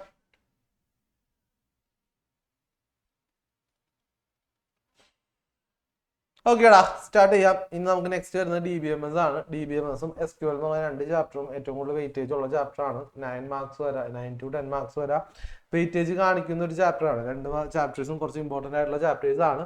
അപ്പോൾ ഫസ്റ്റ് വൺ DBMS ആണ്. DBMS എന്ന് പറഞ്ഞു കഴിഞ്ഞാൽ എന്താണ്, DBMSന്റെ ഫുൾ ഫോം എന്താണ്, ഡാറ്റാബേസ് മാനേജ്മെന്റ് സിസ്റ്റം. എന്തിനു വേണ്ടി ഇവിടെ യൂസ് ചെയ്യുന്നത്, ഡാറ്റാബേസുകളെ എങ്ങനെയാണ് ആ ഒരു ഡാറ്റാസിന് നമ്മൾ എന്താ പറയുക, പാർട്ടിക്കുലർ ഓർഡറിൽ കൊടുക്കാൻ വേണ്ടി നമ്മൾ യൂസ് ചെയ്യുന്ന സോഫ്റ്റ്വെയർസ് ആണ് DBMS എന്ന് പറയുന്നത്. അതായത് സെർവറിന്റെ ഉള്ളിൽ തന്നെ നമ്മളിപ്പോൾ ഒരു ഫയൽ സേവ് ചെയ്യുമ്പോൾ ആ ഒരു ഫയലിന് എന്ത് ചെയ്യാനായിട്ട് കറക്റ്റ് ആയിട്ട് ഓർഡറിലായിട്ട് സേവ് ചെയ്യുക, റിപ്പീറ്റേഷൻ ഒഴിവാക്കുക. ഇത്രയും കേസുകൾക്ക് വേണ്ടിയിട്ടാണ് നമ്മൾ DBMS യൂസ് ചെയ്യുന്നത്. അപ്പോൾ ഇതിൽ മെയിൻ ആയിട്ട് ഇമ്പോർട്ടൻ്റ് ആയിട്ട് നമ്മൾ പഠിക്കേണ്ട കേസ് എന്താണ്, DBMSന്റെ അഡ്വാൻറ്റേജസ് എന്നുള്ളതാണ് നമ്മൾ മെയിൻ ആയിട്ട് ഫോക്കസ് ചെയ്ത് പഠിക്കേണ്ടത്. എന്താണ് DBMSന്റെ അഡ്വാൻറ്റേജസ് എന്ന് പറഞ്ഞു കഴിഞ്ഞാൽ, ഡാറ്റ റിഡൻഡൻസി, ഡ്യൂപ്ലിക്കേഷൻ എന്ത് ചെയ്യും, ഒഴിവാക്കും. ഓക്കെ, ഡ്യൂപ്ലിക്കേഷൻ എന്ന് പറയുന്ന സംഭവം ഉണ്ടാവില്ല, റിപ്പീറ്റേഷൻ വരില്ല. Data inconsistency is avoided, and data are efficiently accessed, data integrity is maintained, data security is ensured, data sharing is allowed, data standardization is enforced, and crash recovery of data is possible. അതായത് crash recovery എന്ന് പറയുന്നതാണ്, ഒരു data delete ആയി പോയി കഴിഞ്ഞാൽ അതിനെ പിന്നെ recover ചെയ്തെടുക്കുക എന്ന് പറയുന്ന മെത്തേഡിനാണ് ക്രാഷ് റിക്കവറി എന്ന് പറയുന്നത്. അത് പോസിബിൾ ആണ്. ഈ ഒരു അഡ്വാൻറ്റേജസ് എല്ലാവരും നിർബന്ധമായിട്ടും പഠിച്ചിട്ടുണ്ടാവണം. എന്തിനാണ് DBMS യൂസ് ചെയ്യുന്നത്, അതുകൊണ്ടുള്ള അഡ്വാൻറ്റേജസ് എന്തൊക്കെയാണ് എന്നുള്ളത് കറക്റ്റായിട്ട് പഠിച്ചു വെച്ചേക്കാം. ഇനി ഒരു DBMSന്റെ കമ്പോണൻസ് ആണ് നെക്സ്റ്റ് എന്ന് പറയുന്നത്. കമ്പോണൻസ് ഓഫ് DBMS എന്ന് പറഞ്ഞു കഴിഞ്ഞാൽ നമുക്ക് എന്തുണ്ടാവും, ഹാർഡ്വെയർ പാർട്ട് ഉണ്ട്, സോഫ്റ്റ്വെയർ ഉണ്ട്, ആൻഡ് അതിനുള്ള എന്തുണ്ടാവും, ഡാറ്റാബേസ് ഉണ്ടാവും, യൂസേഴ്സ് ഉണ്ടാവും, പ്രൊസീജിയേഴ്സ് ഉണ്ടാവും. ഇത്രയും സ്റ്റെപ്സുകളാണ് നമുക്കൊരു DBMSനുള്ളത്. 5 കമ്പോണൻസ് ആണ് മെയിൻ ആയിട്ട് വരുന്നത്. ഹാർഡ്വെയർ എന്ന് പറയുന്നത് എന്താണ്? ഒരു ഇൻഡിവിജ്വൽ കമ്പ്യൂട്ടറോ സ്റ്റോറേജ് ഡിവൈസോ നെറ്റ്വർക്കോ എന്ത് വേണമെങ്കിലും ആവാം. എവിടെയാണോ ഈ ഡാറ്റാബേസ് സ്റ്റോർ ചെയ്യുന്നത് അതാണ് നമ്മളുടെ ഹാർഡ്വെയർ എന്ന് പറയുന്നത്. ആൻഡ് സോഫ്റ്റ്വെയർ എന്ന് പറയുന്നതാണ് ഒരു DBMS നമുക്ക് എന്ത് ചെയ്യാൻ സ്റ്റോർ ചെയ്യാൻ വേണ്ടി യൂസ് ചെയ്യുന്ന സോഫ്റ്റ്വെയർസ് ഏതൊക്കെയാണോ അതിനെയാണ് നമ്മൾ എന്താ പറയുക സോഫ്റ്റ്വെയർ എന്ന് പറയുന്നത്. ഡാറ്റാബേസ് എന്ന് പറയുന്നത് ഡാറ്റ കണ്ടെയ്ൻ ചെയ്യുന്ന ആ ഒരു പോർഷനെയാണ് നമ്മൾ എന്താ പറയുക ഡാറ്റാബേസ് എന്ന് പറയുന്നത്. യൂസേഴ്സ് എന്ന് പറയുന്നത് ആ ഡാറ്റാബേസ് ആരൊക്കെയാണോ യൂസ് ചെയ്യുന്നത് അവർ നമുക്ക് എന്താ പറയാം യൂസേഴ്സ് എന്ന് പറയാം. പ്രൊസീജിയേഴ്സ് എന്ന് പറഞ്ഞു കഴിഞ്ഞാൽ ഒരു ഡാറ്റാബേസ് യൂസ് ചെയ്യാൻ വേണ്ടി നമുക്കൊരു സെറ്റ് ഓഫ് ഇൻസ്ട്രക്ഷൻസ് അല്ലെങ്കിൽ ഒരു സെറ്റ് ഓഫ് റൂൾസ് ഉണ്ട്. അതിനെയാണ് നമ്മൾ എന്ത് പറയുന്നത് പ്രൊസീജിയേഴ്സ് എന്ന് പറയുന്നത്. ഓക്കെ, ഇനി കമ്പോണൻസ് ഓഫ് DBMS കഴിഞ്ഞ് കഴിഞ്ഞാൽ പിന്നെ എന്താണ് ഡാറ്റ ഓർഗനൈസേഷൻ ആണ്. ഡാറ്റ ഒരു ABMS ഓർഗനൈസ് ചെയ്തേക്കുന്നത് 4 രീതിയിലാണ് ഒരു ഡാറ്റ ഒരു DBMS ഓർഗനൈസ് ചെയ്തേക്കുന്നത്. ഈ കേസുകൾ പഠിക്കണം. എന്താണ്? Field, record, file, database. Okay, അപ്പോൾ ഒരു ഡാറ്റാബേസ് ഒരു ഡാറ്റാബേസിൽ ഓർഗനൈസ് ചെയ്തേക്കുന്നത് എങ്ങനെയാണ്? ഫസ്റ്റ് വൺ ഫീൽഡ് ആണ്. ഫീൽഡ് എന്ന് പറഞ്ഞു കഴിഞ്ഞാൽ smallest unit of store data. ഒരു ഡാറ്റ സ്റ്റോർ ചെയ്തേക്കുന്ന ഏറ്റവും സ്മോളസ്റ്റ് യൂണിറ്റിനെയാണ് എന്ത് പറയുക ഫീൽഡ് എന്ന് പറയുന്നത്. അതായത് ഇപ്പോൾ നിങ്ങളുടെ ഒരു ഡാറ്റ സേവ് ചെയ്യുക, അപ്പോൾ നിങ്ങളുടെ ഒരാളുടെ ഡാറ്റ മാത്രമാണെങ്കിൽ എന്താണ് അത് ഫീൽഡാണ്. അതുപോലെ തന്നെ നിങ്ങളുടെ പോലെ തന്നെ ഒരുപോലെയുള്ള ഒരുപാട് പേരുടെ ഡാറ്റാസ്, അതായത് സെയിം സിമിലാരിറ്റിയിലുള്ള ഒരുപാട് പേരുടെ ഡാറ്റാസ് ഒരുമിച്ച് വെച്ച് കഴിഞ്ഞാൽ ഒരുപാട് ഫീൽഡുകൾ ഒരുമിച്ച് കമ്പൈൻ ചെയ്ത് വെച്ച് കഴിഞ്ഞാൽ ആ ഒരു പോർഷൻ നമുക്ക് എന്ത് പറയാം റെക്കോർഡ് എന്ന് പറയാം. Collection of same type of field. Okay, and ഒരേ ടൈപ്പുള്ള റെക്കോർഡുകൾ ഒരുമിച്ച് വെക്കുകയാണ്. അതായത് എല്ലാം എന്താണ് എന്തെങ്കിലും ഒരു മാച്ചിങ് ആയിട്ട് എന്തെങ്കിലും കേസ് ഉണ്ടാവും. അതായത് ഒരു അവർക്ക് എല്ലാവർക്കും യുണീക്ക് ആയിട്ടുള്ള ഒരു ഇതുണ്ടാവും. അങ്ങനെയുള്ള യുണീക്ക് ആയിട്ടുള്ള എല്ലാവരും കൂടി കമ്പൈൻ ചെയ്ത് വെക്കുന്നതിന് നമ്മൾ എന്ത് പറയും റെക്കോർഡുകൾ ഒരുമിച്ച് വെച്ചാൽ അതിനെ ഫയൽ എന്ന് പറയും. ആൻഡ് ഒരുപാട് ഫയലുകൾ ഒരുമിച്ച് വെക്കുന്നതിനാണ് എന്ത് പറയുക ഡാറ്റാബേസ് എന്ന് പറയുന്നത്. ഓക്കെ, അപ്പോൾ ഒരു ഡാറ്റാബേസിലുള്ള എങ്ങനെ ഓർഗനൈസ് ചെയ്തേക്കുന്നത് ഫീൽഡുകളുണ്ട്. ഒരു കളക്ഷൻ ഓഫ് ഫീൽഡുകൾ നമ്മൾ റെക്കോർഡ് എന്ന് പറയും. കളക്ഷൻ ഓഫ് സിമിലർ റെക്കോർഡ്സിനെ നമ്മൾ എന്ത് പറയും ഫയൽ എന്ന് പറയും. കളക്ഷൻ ഓഫ് സിമിലർ ഫയൽസിനെ നമ്മൾ എന്ത് പറയും ഡാറ്റാബേസ് എന്ന് പറയും. ഈ 4 പേരുകളും പഠിച്ചു വെച്ചിട്ടുണ്ടാവണം. ഇമ്പോർട്ടൻ്റ് ആണ്. എന്തായാലും ക്വസ്റ്റ്യൻ പേപ്പറിൽ ഉണ്ടാവും. ഓക്കെ, നെക്സ്റ്റ് എന്ന് പറയുന്നത് പിന്നെ ഇതിലുള്ള രീതികളാണ്. ഡാറ്റ അബ്സ്ട്രാക്ഷൻ ഉണ്ട്, ഡാറ്റ എൻക്യാപ്സുലേഷൻ ഉണ്ട്, ഡാറ്റ ഇൻഡിപെൻഡൻസ് ഉണ്ട്. ഇത്രയും കേസുകളുണ്ട്. ഡാറ്റ അബ്സ്ട്രാക്ഷൻ എന്ന് പറഞ്ഞു കഴിഞ്ഞാൽ എന്താണ്? The process of hiding the completely complexity of database design from the users. യൂസേഴ്സിന്റെ അടുത്ത് എന്താണ് ഡാറ്റാബേസിന്റെ ആ കോംപ്ലക്സിറ്റി എന്ത് ചെയ്യുക ഹൈഡ് ചെയ്യുക. എന്താണോ ആൾക്ക് ആവശ്യമുള്ളത് അത് മാത്രം കാണിക്കുക. അതിനെയാണ് എന്ത് പറയുക ഡാറ്റ അബ്സ്ട്രാക്ഷൻ എന്ന് പറയുന്നത്. അപ്പോൾ നമുക്ക് ഡാറ്റ അബ്സ്ട്രാക്ഷനിൽ നമുക്ക് 3 ലെവൽസ് ഓഫ് ഡാറ്റ അബ്സ്ട്രാക്ഷൻ ആണ് വരുന്നത്. ഫിസിക്കൽ ലെവലുണ്ട്, ലോജിക്കൽ ലെവലുണ്ട് ആൻഡ് വ്യൂ ലെവലുണ്ട്. 3 ലെവൽസ് ആണ് physical, logical, view level. Physical level എന്ന് പറയുന്നത് the lowest level of abstraction describe the how data is actually stored in a secondary storage device. അതായത് ഒരു സ്റ്റോറേജ് ഡിവൈസിനുള്ളിൽ എങ്ങനെയാണോ ഡാറ്റ റോ ആയിട്ട് കാണുന്നത് അതിനെയാണ് നമ്മൾ എന്ത് പറയുക ഫിസിക്കൽ ലെവൽ എന്ന് പറയാം. ഒരു റോ ഡാറ്റ സ്ട്രക്ചറിനെയാണ് പറയാം. ആൻഡ് ലോജിക്കൽ ലെവൽ എന്ന് പറയുന്നത് next higher level of abstraction describe what data is stored in A database and what relationship exist among this database. ആ ഡാറ്റാബേസിൽ എങ്ങനെയാണോ ഡാറ്റ കാണിക്കുന്നത് എങ്ങനെയാണ് എന്ത് ചെയ്യുന്നത് നമുക്ക് എന്താണ് എന്നൊക്കെ മനസ്സിലാവുന്ന ആ ഒരു ലെവലിൽ നമുക്ക് എന്ത് പറയാം ലോജിക്കൽ ലെവൽ എന്ന് പറയാം. ആൻഡ് ലാസ്റ്റ് വൺ എന്ന് പറയുന്നത് വ്യൂ ലെവലാണ്. അത് ഹയസ്റ്റ് ലെവലാണ്, ഹയസ്റ്റ് ലെവൽ ഓഫ് അബ്സ്ട്രാക്ഷൻ ആണ്. അതെന്താണ് ക്ലോസസ്റ്റ് ടു ദ യൂസേഴ്സ് ഏറ്റവും കൂടുതൽ ക്ലോസ് ആയിട്ട് യൂസ് ചെയ്യുന്ന ഒരു മെത്തേഡ് വ്യൂ ലെവലാണ്. അവിടെ നിന്ന് it describe only the A part of entire database. അവിടെ യൂസേഴ്സ് എന്ത് മാത്രമേ കാണുള്ളൂ എൻ്റയർ ഡാറ്റാബേസിൻ്റെ ഒരു ചെറിയ പോർഷൻ മാത്രമേ കാണുള്ളൂ. അതിനെയാണ് നമ്മൾ എന്ത് പറയുക വ്യൂ ലെവൽ എന്ന് പറയുക. 3 ലെവൽസ് ആണുള്ളത്. ഈ 3 ലെവലും കറക്റ്റ് ആയിട്ട് പഠിച്ചിട്ടുണ്ടാണ്. ഏതൊക്കെയാണ് physical level, logical level, view level. And next one എന്ന് പറയുന്നത് ഡാറ്റ ഇൻഡിപെൻഡൻസി ആണ്. അതായത് എന്താണ് ഒരു ലെവലിനെ ഡിസ്റ്റർബ് ചെയ്യാതെ മറ്റ് ലെവലിൽ എന്തെങ്കിലും എന്ത് വരുത്തുക മോഡിഫിക്കേഷൻസ് വരുത്തുക, അതിന്റെ സ്ട്രക്ചറിൽ എന്തെങ്കിലും മാറ്റം വരുത്തുക, അങ്ങനെയൊക്കെ വരുന്നതിനെയാണ് നമ്മൾ എന്താ പറയുക ഡാറ്റ ഇൻഡിപെൻഡൻസ് എന്ന് പറയുന്നത്. അതായത് ഒരു ലെവലിനെ ഡിസ്റ്റർബ് ചെയ്യാതെ മറ്റ് ലെവലിന് ചേഞ്ചസ് വരുത്തുക. അത് ആദ്യത്തെ ലെവലിനെ ഡിസ്റ്റർബ് ചെയ്യില്ല, മുകളിലുള്ള ലെവലിനെ ഡിസ്റ്റർബ് ചെയ്യില്ല, അങ്ങനെ നമ്മൾ ചേഞ്ചസ് വരുത്തുകയാണ് ഡാറ്റ ഇൻഡിപെൻഡൻസി എന്ന് പറയുന്നത്. 2 ടൈപ്പ് ഓഫ് ഡാറ്റ ഇൻഡിപെൻഡൻസ് ആണുള്ളത്. ഫിസിക്കൽ ഡാറ്റ ഇൻഡിപെൻഡൻസ് ഉണ്ട്, ലോജിക്കൽ ഡാറ്റ ഇൻഡിപെൻഡൻസ് ഉണ്ട്. ഫിസിക്കൽ ഡാറ്റ ഇൻഡിപെൻഡൻസ് എന്ന് പറയുന്നത് എന്താണ് ലോജിക്കൽ ലെവലിൽ ഒരു ഡിസ്റ്റർബൻസും വരാതെ അതിലൊരു ചേഞ്ചസും വരുത്താതെ ഫിസിക്കൽ ലെവലിൽ ചേഞ്ചുകൾ വരുത്തി കഴിഞ്ഞാൽ അതെന്താണ് ഫിസിക്കൽ ഡാറ്റ ഇൻഡിപെൻഡൻസ് ആണ്. ആൻഡ് ലോജിക്കൽ ഡാറ്റ ഇൻഡിപെൻഡൻസ് എന്ന് പറഞ്ഞു കഴിഞ്ഞാൽ ഫിസിക്കൽ ലെവലിനോ വ്യൂ ലെവലിനോ യാതൊരു തരത്തിലുള്ള ഡിസ്റ്റർബൻസോ മാറ്റങ്ങളോ വരുത്താതെ ലോജിക്കൽ ലെവലിൽ എന്ത് ചെയ്യാണ് ചേഞ്ചസ് വരുത്തുന്നതിനാണ് നമ്മൾ എന്താ പറയുക ലോജിക്കൽ ലെവൽ ഓഫ് ഇൻഡിപെൻഡൻസ് എന്ന് പറയുന്നത്. ലോജിക്കൽ ഡാറ്റ ഇൻഡിപെൻഡൻസ് ആണ്. ക്ലിയർ ആണോടാ? ഓക്കെ അല്ലേ? ഓക്കെ, ആൻഡ് നെക്സ്റ്റ് വൺ എന്ന് പറയുന്നതാണ് യൂസേഴ്സ് ഓഫ് ഡാറ്റാബേസ്. വളരെ വളരെ ഇമ്പോർട്ടന്റ് ആണ്. ഈ ഒരു ചാപ്റ്ററിൽ ഇമ്പോർട്ടന്റ് ആയിട്ടുള്ള ടോപ്പിക് നമുക്ക് പറയാൻ പറ്റും. യൂസേഴ്സ് ഓഫ് ഡാറ്റാബേസ് എന്ന് പറയുന്നത് എന്താണ്? യൂസേഴ്സ് ഓഫ് ഡാറ്റാബേസ് എന്ന് പറയുന്നത് ഡാറ്റാബേസ് ആരൊക്കെ യൂസ് ചെയ്യുന്നുണ്ട്, ആരൊക്കെ ഉണ്ട്? ഡാറ്റാബേസ് അഡ്മിനിസ്ട്രേറ്റർ ഉണ്ട്. അതാണ് പുള്ളിക്കാണ് എന്തുള്ളത് ഒരു ഡാറ്റാബേസിന്റെ എൻറ്റയർ കൺട്രോൾസും കാര്യങ്ങളും ഉള്ളത്. സെൻട്രലൈസ്ഡ് ആയിട്ടുള്ള ആളാണ് എന്ന് പറയുന്നത് ഡാറ്റാബേസ് അഡ്മിനിസ്ട്രേറ്റർ എന്ന് പറയുന്നത്. പിന്നെ ഉള്ളത് ആരാണ്? ആപ്ലിക്കേഷൻ പ്രോഗ്രാമേഴ്സ് ആണ്. അവരെന്താണ് പ്രോഗ്രാമിംഗ് ലാംഗ്വേജസ് ത്രൂ എന്ത് ചെയ്യുന്നുണ്ട്, DBMS ആയിട്ട് കമ്മ്യൂണിക്കേറ്റ് ചെയ്ത് ഓരോ കാര്യങ്ങളും ഡെവലപ്പിംഗ് കാര്യങ്ങളും യൂസ് ചെയ്യുന്ന ആളുകളാണ് ആപ്ലിക്കേഷൻ പ്രോഗ്രാമേഴ്സ് എന്ന് പറയുന്നത്. ആൻഡ് നെക്സ്റ്റ് എന്ന് പറഞ്ഞാൽ സ്പെസിഫിക്കേറ്റഡ് യൂസേഴ്സ് ആണ്. അവരെന്താണ്, എഞ്ചിനീയേഴ്സും സയന്റിസ്റ്റും ആളുകളെല്ലാം വരും. അവിടെ എന്താ ചെയ്യുന്നത്, അവരെന്താണ് ഡാറ്റാബേസ് ആയിട്ട് ഇന്ററാക്ട് ചെയ്തിട്ട് എന്ത് ചെയ്യാണ്, സ്റ്റഡീസ് കാര്യങ്ങളൊക്കെ നടത്തിയാണ്, അതിനെക്കുറിച്ച് പഠിക്കുന്ന ആളുകളെയൊക്കെ ആണ് എന്ത് പറയുക, ഇൻഫോർമേഷൻസ് ഒക്കെ കളക്ട് ചെയ്യുന്ന ആളുകളെയാണ് എന്ത് പറയുക, സ്പെസിഫിക്കേറ്റഡ് യൂസേഴ്സ് എന്ന് പറയുന്നത്. ആൻഡ് ലാസ്റ്റ് വൺ എന്ന് പറയുന്നത് നൈവ് യൂസേഴ്സ് ആണ്. നൈവ് യൂസേഴ്സ് എന്ന് പറഞ്ഞു കഴിഞ്ഞാൽ എന്താണ്, peoples accessing data by invoking one of the application programs. ഏതെങ്കിലും ഒരു ആപ്ലിക്കേഷൻ പ്രോഗ്രാംസ് യൂസ് ചെയ്തിട്ട് ഡാറ്റാബേസിലുള്ള ഡാറ്റാസ് എന്ത് ചെയ്യണം, അവർ കാണുകയാണ്, അത് യൂസ് ചെയ്യുകയാണ്. അങ്ങനെയുള്ളവരാണ് എന്ത് ചെയ്യുക, നൈവ് യൂസേഴ്സ് എന്ന് പറയുക. ആരൊക്കെയാണ്, ഇപ്പോൾ ബാങ്കിലർക്ക്, ഓഫീസിലിരിക്കുന്ന സ്റ്റാഫുകൾ, സൂപ്പർ മാർക്കറ്റിൽ ഇരിക്കുന്ന ആളുകൾ, ഹോട്ടലിൽ ഇരിക്കുന്ന ബാങ്ക് ക്ലർക്സ്, ഇവരെല്ലാവരും എന്താണ്, നൈവ് യൂസേഴ്സ് ആണ്. അതായത് ഏതെങ്കിലും ആപ്ലിക്കേഷൻ സോഫ്റ്റ്വെയർസ് യൂസ് ചെയ്തിട്ട് ആ ഡാറ്റാബേസിലുള്ള ഡാറ്റാസ് എടുക്കുകയും അതിനെ യൂസ് ചെയ്യുകയും ചെയ്യുന്ന ആളുകളെയാണ് നമ്മൾ എന്താ പറയുക, നൈവ് യൂസേഴ്സ്. അത് ലാസ്റ്റ് സ്റ്റേജ് ആണ്. ആൻഡ് ഫസ്റ്റ് സ്റ്റേജ് എന്ന് പറയുന്നത് ഡാറ്റാബേസ് അഡ്മിനിസ്ട്രേറ്റർ ആണ്. അത് കഴിഞ്ഞ് ആപ്ലിക്കേഷൻ പ്രോഗ്രാമർ വരും. അത് കഴിഞ്ഞ് സ്പെസിഫിക്കേറ്റഡ് യൂസേഴ്സ് വരും. ലാസ്റ്റ് വൺ ആണ് നൈവ് യൂസേഴ്സ്. ഈ 4 പേര് എന്താണ്, അതിന്റെ പേര് എന്താണ് എന്നുള്ളത്, ഏതൊക്കെ ടൈപ്സ് ഓഫ് യൂസേഴ്സ് ഉണ്ട്, അവരെന്താണ് ചെയ്യുന്നത് എന്നുള്ളത് ഡീറ്റെയിൽഡ് ആയിട്ട് പഠിച്ചു വെച്ചേക്കാം. ആൻഡ് നെക്സ്റ്റ് വൺ എന്ന് പറയുന്നത് RDBMS ആണ്. എന്താണ്, റിലേഷണൽ ഡാറ്റാബേസ് മാനേജ്മെന്റ് സിസ്റ്റം. അതായത് നമ്മൾ എന്താണ്, ഒരു ഡാറ്റാബേസിൽ ഡാറ്റ സ്റ്റോർ ചെയ്യുന്നത് ഒരു ടേബിളിന്റെ രൂപത്തിലാണെങ്കിൽ ആ ഒരു കേസിനെയാണ് നമ്മൾ എന്ത് പറയുക, റിലേഷണൽ ഡാറ്റാബേസ് മാനേജ്മെന്റ് സിസ്റ്റം എന്ന് പറയുന്നത്. അതിൽ നമുക്ക് കുറച്ച് ആളുകളുണ്ട്, ഈ ഒരു ഡാറ്റാബേസിൽ നമ്മൾ ഇരിക്കുന്ന കുറച്ച് ആളുകളുണ്ട്. ആ ഒരു ആളുകൾ നമ്മൾ പറയുന്ന വേർഡുകളാണ് എൻറ്റിറ്റി, അതുപോലെ തന്നെ relation, tuples, attributes, cardinality, degree, schema.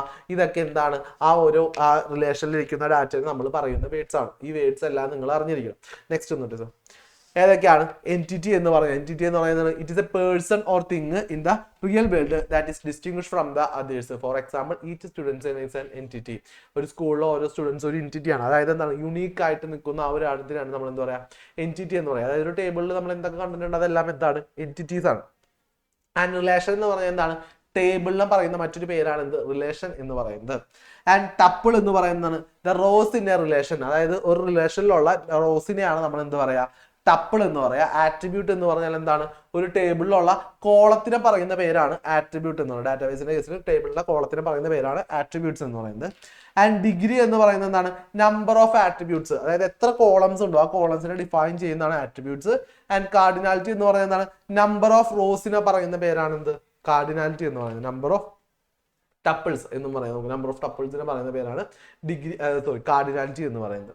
And schema എന്ന് പറഞ്ഞു കഴിഞ്ഞാൽ എന്താണ്, സ്ട്രക്ചർ ആണ്. ആ ഒരു ഡാറ്റാബേസിന്റെ സ്ട്രക്ചറിനെ പറയുന്ന പേരാണ് സ്കീമ. സ്ട്രക്ചറിനെയാണ് സ്കീമ എന്നുകൊണ്ട് ഉദ്ദേശിക്കുന്നത്. ഡൊമൈൻ എന്ന് പറയുന്നത് എന്താണ്, ഒരു കോളത്തിൽ ടേബിളിൽ കൊടുത്തേക്കുന്ന വാല്യൂസും കാര്യത്തിലാണ് നമ്മൾ ഡൊമൈൻ എന്ന് പറയുക.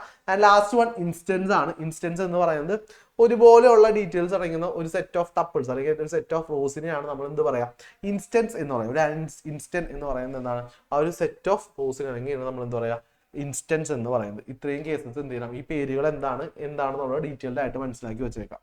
ആൻഡ് നെക്സ്റ്റ് കേട്ടോ, ഇപ്പൊ ഒരു ടേബിൾ നോക്കി കഴിഞ്ഞാൽ ഇതിലെന്താണ്, ഈ അഡ്മിഷൻ നമ്പർ, റോളും നെയിമും ഈ കാര്യങ്ങളെല്ലാം ഇതെല്ലാം എന്താണ്, കോളംസ് ആണ്. ആ കോളംസിന് നമ്മൾ എന്ത് പറയും, ആട്രിബ്യൂട്ട്സ് എന്ന് പറയും. ഇതുപോലെ ഈ ഒരു എൻ്റെ നമ്മൾ എന്ത് പറയും, റോസ് എന്ന് പറയും. ഡിഗ്രി എന്ന് പറഞ്ഞാൽ എന്തായിരുന്നല്ല, നമ്പർ ഓഫ് ആട്രിബ്യൂട്ട്സ് ആയിരുന്നു. ആൻഡ് കാർഡിനാലിറ്റി എന്ന് പറഞ്ഞു കഴിഞ്ഞാൽ എന്താണ്, നമ്പർ ഓഫ് ടപ്പിൾസ് ആണ്, നമ്പർ ഓഫ് റോസ് ആണ് നമ്മൾ പറയുന്നത്. ഓക്കെ, അപ്പൊ ഈ ഒരു കേസ് നോക്കാം. ഇനി നെക്സ്റ്റ് വൺ എന്ന് പറയുന്നത് ഇതിൽ നമുക്ക് എന്തുണ്ട്, മെയിൻ ആയിട്ട് ഇമ്പോർട്ടന്റ് ആയിട്ട് കുറച്ച് കീസ് ഉണ്ട്. ഓക്കെ, അതായത് RDBMS കുറച്ച് കീസ് ഉണ്ട്, വളരെ ഇമ്പോർട്ടന്റ് ആണ്. ആ കീസ് ഏതൊക്കെയാണ്, കാർഡിനാലിറ്റി ഉണ്ട്, പ്രൈമറി കീ ഉണ്ട്, ഓൾട്ടർനേറ്റ് കീ ഉണ്ട്, ഫോറിൻ കീ ഉണ്ട്. 4 സെറ്റ് ഓഫ് കീസ് ആണുള്ളത്. എന്താണ് കീസ് എന്ന് പറഞ്ഞാൽ, it is an attributes or a collection of attributes in a relation that uniquely distinguish each tuple from the other tuples in A given relation. ഒരു ടേബിളിൽ ഓരോ റോസിനെയും unique ആയിട്ട് നിർത്തുക. അതായത് ഒരു ടേബിളിൽ മറ്റൊരു ടേബിളിലെ ഒരു റോയിന് മറ്റൊരു റോയിൽ നിന്നുള്ള ഡിഫറൻസിനെയാണ് നമ്മൾ എന്ത് പറയാ, കീസ് എന്ന് പറയുന്നത്. മെയിൻ ആയിട്ടുള്ള കീ എന്ന് പറയുന്നത് ആരാണ്, കാൻഡിഡേറ്റ് കീ ഉണ്ട്, പ്രൈമറി കീ ഉണ്ട്, ഓൾട്ടർനേറ്റ് കീ ഉണ്ട്, ആൻഡ് ഫോറിൻ കീ ഉണ്ട്. കാൻഡിഡേറ്റ് കീ എന്ന് പറയുന്നത് it is the minimal set of attributes that uniquely identifies A raw in a relation. ഒരു റിലേഷൻ അല്ല, ഒരു റോയിനെ യുണീക്ക് ആയിട്ട് ഐഡന്റിഫൈ ചെയ്യാൻ വേണ്ടി യൂസ് ചെയ്യുന്നത് നമ്മൾ എന്ത് പറയും, കാൻഡിഡേറ്റ് കീ എന്ന് പറയും.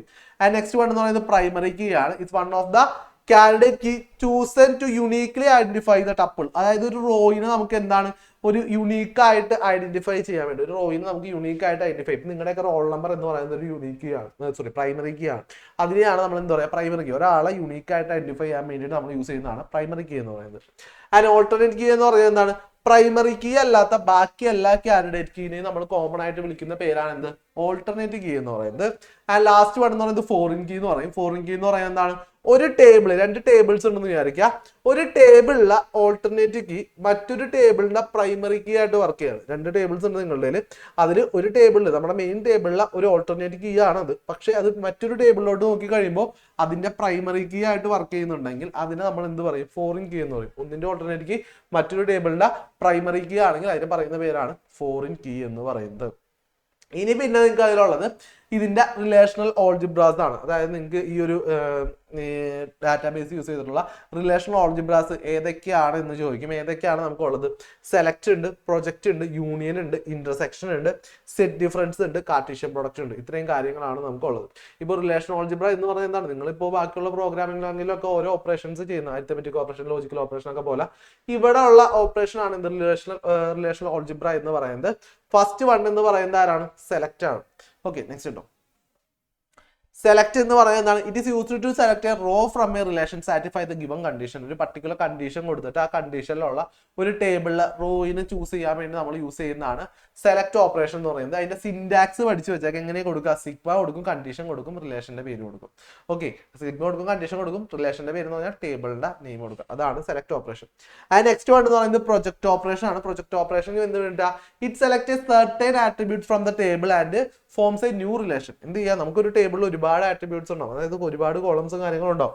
ആ ഒരു കോളത്തിൽ നിന്ന് ഒരു പർട്ടിക്കുലർ കോളംസ് മാത്രം എടുത്തിട്ട്, ഇപ്പൊ ഒരു 5 കോളം ഉണ്ടെങ്കിൽ അതിന് 2 കോളം മാത്രം എടുത്ത് പുതിയൊരു ടേബിൾ നിങ്ങൾ ക്രിയേറ്റ് ചെയ്യണം. അതിനൊക്കെ വേണ്ടി യൂസ് ചെയ്യുന്നതാണ് ഇത് പ്രൊജക്ട് ഓപ്പറേഷൻ എന്ന് പറയുന്നത്. പ്രൊജക്ട് ഓപ്പറേഷന്റെ സിൻടാക്സ് എന്താണ്? പൈ കൊടുക്കുക, ഏതൊക്കെ റോസ് ആണോ ഇപ്പൊ നിങ്ങൾക്ക് കൊടുക്കേണ്ട ആട്രിബ്യൂട്ട്സിന്റെ നെയിം ആണ്. ഇപ്പൊ ഫസ്റ്റ് ആട്രിബ്യൂട്ട് ആണ്, ഫസ്റ്റ് ആട്രിബ്യൂട്ട് വേണം. സെക്കൻഡ് ആട്രിബ്യൂട്ട് ആണെങ്കിൽ ആ ആട്രിബ്യൂട്ടിന്റെ നെയിം കൊടുക്കുക. എന്നിട്ട് എന്ത് ചെയ്യുക? ടേബിൾ കൊടുക്കുക. അപ്പൊ നമുക്ക് എന്ത് ചെയ്യും? ആ ഒരു കോളത്തിന്റെ നെയിം കൊടുക്കുള്ളൂ. പൈ കൊടുത്തിട്ട് ഏതൊക്കെ കോളമാണോ അതിന്റെ വേണ്ട നെയിം കൊടുക്കുക.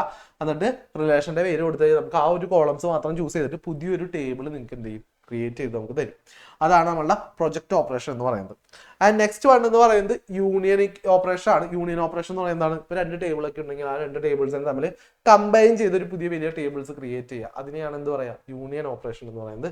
യൂസ് ചെയ്യുന്ന യു എന്ന് പറയുന്ന പോലത്തെ രീതിയിലിരിക്കുന്ന ഈ ഒരു സിമ്പിൾ ആണ്. ആൻഡ് നെക്സ്റ്റ് വൺ എന്ന് പറയുന്നത് ഇന്റർസെക്ഷൻ ഓപ്പറേഷൻ ആണ്. യൂണിയന്റെ സിമ്പിളിനെ തലയിരിച്ചിട്ട് കഴിഞ്ഞാൽ ഇന്റർസെക്ഷൻ ഓപ്പറേഷൻ ആവും. ഇന്റർസെക്ഷൻ ഓപ്പറേഷൻ എന്താണ്? 2 ടേബിൾസ് ഉണ്ടെങ്കിൽ ആ ടേബിളിൽ തമ്മിൽ ഇന്റർസെക്ഷൻ ഓപ്പറേഷൻ ചെയ്യുകയാണെങ്കിൽ എന്ത് സംഭവിക്കും? 2 ടേബിളിലും കോമൺ ആയിട്ടുള്ള ആളെ നമുക്ക് എടുത്ത് എന്ത് ചെയ്യും? പ്രൊജക്ട് ചെയ്ത് കാണിച്ചു തരും. 2 ടേബിളിലും കോമൺ ആയിട്ടുള്ള ആളെ പ്രൊജക്ട് ചെയ്ത് കാണിച്ചു തരും. അതിനുവേണ്ടി യൂസ് ചെയ്യുന്നതാണ് എന്ത്? ഇന്റർസെക്ഷൻ ഓപ്പറേഷൻ എന്ന് പറയുന്നത്. ആൻഡ് നെക്സ്റ്റ് വൺ എന്ന് പറയുന്നത് സെറ്റ് ഡിഫറൻസ് ഓപ്പറേഷൻ ആണ്. സെറ്റ് ഡിഫറൻസ് ഓപ്പറേഷൻ എന്ന് പറയുന്നത് എന്താണ്? 2 ടേബിൾസ് ഉണ്ടാവും. 2 ടേബിൾസ് ഇപ്പൊ ഫസ്റ്റ് ടേബിളിൽ നിന്ന് സെക്കൻഡ് ടേബിളിൽ നമ്മൾ എന്ത് ചെയ്യണം? മൈനസ് ചെയ്യണം. സെറ്റ് ഡിഫറൻസ് യൂസ് ചെയ്യുന്നതാണ് മൈനസ് സിമ്പിൾ. മൈനസ് ചെയ്യുമ്പോൾ എന്ത് സംഭവിക്കുക? ഫസ്റ്റ് ടേബിളിലുള്ള ആൾക്കാരും സെക്കൻഡ് ടേബിളിലുള്ളത് നോക്കും. എന്നിട്ട് സെക്കൻഡ് ടേബിളിലുള്ള ആരെങ്കിലും ഒക്കെ ഫസ്റ്റ് ടേബിളിൽ ഉണ്ടെങ്കിൽ അവർ ഒഴിവാക്കും. എന്നിട്ട് ബാക്കിയുള്ളതിനെ മാത്രം കാണിച്ചിരും. എന്താണ്? 2 ടേബിൾസ് ഉണ്ടാവും. ഫസ്റ്റ് ടേബിൾ ഉണ്ട്, സെക്കൻഡ് ടേബിൾ ഉണ്ട്. ഫസ്റ്റ് ടേബിളിൽ നിന്ന് സെക്കൻഡ് ടേബിളിലെ മൈനസ് ചെയ്യുകയാണ്. അപ്പോൾ സെറ്റ് ഡിഫറൻസ് ചെയ്യുമ്പോൾ എന്താണ്? സെക്കൻഡ് ടേബിളിലുള്ള ആരെങ്കിലും ഒക്കെ ഫസ്റ്റ് ടേബിളിൽ ഉണ്ടെങ്കിൽ അവരൊക്കെ എലിമിനേറ്റ് ചെയ്യും. ബാക്കി ഫസ്റ്റ് ടേബിളിൽ ആരൊക്കെയാണോ ബാക്കിയുള്ളത് അവരെ മാത്രം നമുക്ക് കാണിച്ചു തരും. ക്ലിയർ ആണോടാ? ഓക്കെ ആണോ? ഓക്കെ ആണോ? ഓക്കെ. ആൻഡ് നെക്സ്റ്റ് വൺ എന്ന് പറയുന്നത് കാർട്ടീഷ്യൻ പ്രൊഡക്റ്റ് ആണ്. കാർട്ടീഷ്യൻ പ്രൊഡക്റ്റ് എന്ന് പറയുന്നത് എന്താണ്? നമുക്ക് എന്ത് ചെയ്യാണ്? 2 തമ്മിൽ ക്രോസ് ചെയ്തിട്ട് നമുക്ക് എന്ത് ചെയ്യണം? പുതിയൊരു ടേബിൾ കറസ്പോണ്ട് ക്രിയേറ്റ് ചെയ്ത് തരണം. 2 ടേബിളിനെ കൂടി കമ്പൈൻ ചെയ്ത് ക്രോസ് ചെയ്തിട്ട് നമുക്കൊരു പുതിയ ടേബിൾ ക്രിയേറ്റ് ചെയ്യാൻ വേണ്ടിയിട്ടാണ് കാർട്ടീഷ്യൻ പ്രൊഡക്റ്റ് യൂസ് ചെയ്യുന്നത്. അതിന് യൂസ് ചെയ്യുന്ന സിമ്പിൾ ഇതാ ഈ ഒരു ക്രോസ് സിമ്പിളാണ് നമ്മൾ യൂസ് ചെയ്യുന്നത്. ഇതും എന്ത് ചെയ്യുക? അറിഞ്ഞിരിക്കുക. ആൻഡ് ഇതിൽ നിന്ന് വരുന്ന മെയിൻ ക്വസ്റ്റ്യൻസ് എന്ന് പറയുന്നത് നെക്സ്റ്റ് എടുക്കുക എന്താണ്? ഇങ്ങനത്തെ ഒരു ക്വസ്റ്റ്യൻ ആണ് ചിലപ്പോൾ ചോദിക്കുക. List and explain the advantages of DBMS. Sure question ആണ്, പലതവണ റിപ്പീറ്റഡ് ആയിട്ട് ചോദിച്ചിരിക്കുന്ന ഒരു ക്വസ്റ്റ്യൻ ആണ്. എന്താണ് DBMSന്റെ അഡ്വാൻറ്റേജസ് എന്തൊക്കെയാണെന്നാണ് ചോദിച്ചിരിക്കുന്നത്. എന്തൊക്കെ അഡ്വാൻറ്റേജസ് എന്ന് പറയുന്നത്? Controlling data redundancy, data consistency, sharing of data, crash recovery, data integrity, data security. ഇതൊക്കെ എന്താണ്? DBMSന്റെ അഡ്വാൻറ്റേജസ് ആണ്. ആൻഡ് നെക്സ്റ്റ് വൺ എന്ന് പറയുന്നത് അടുത്തോട്ട് എന്താണ്? Define the term data independence, explain different levels of data independence. എന്താണ് ഡാറ്റ ഇൻഡിപെൻഡൻസ്? ഡാറ്റ ഇൻഡിപെൻഡൻസ് എന്താണ്?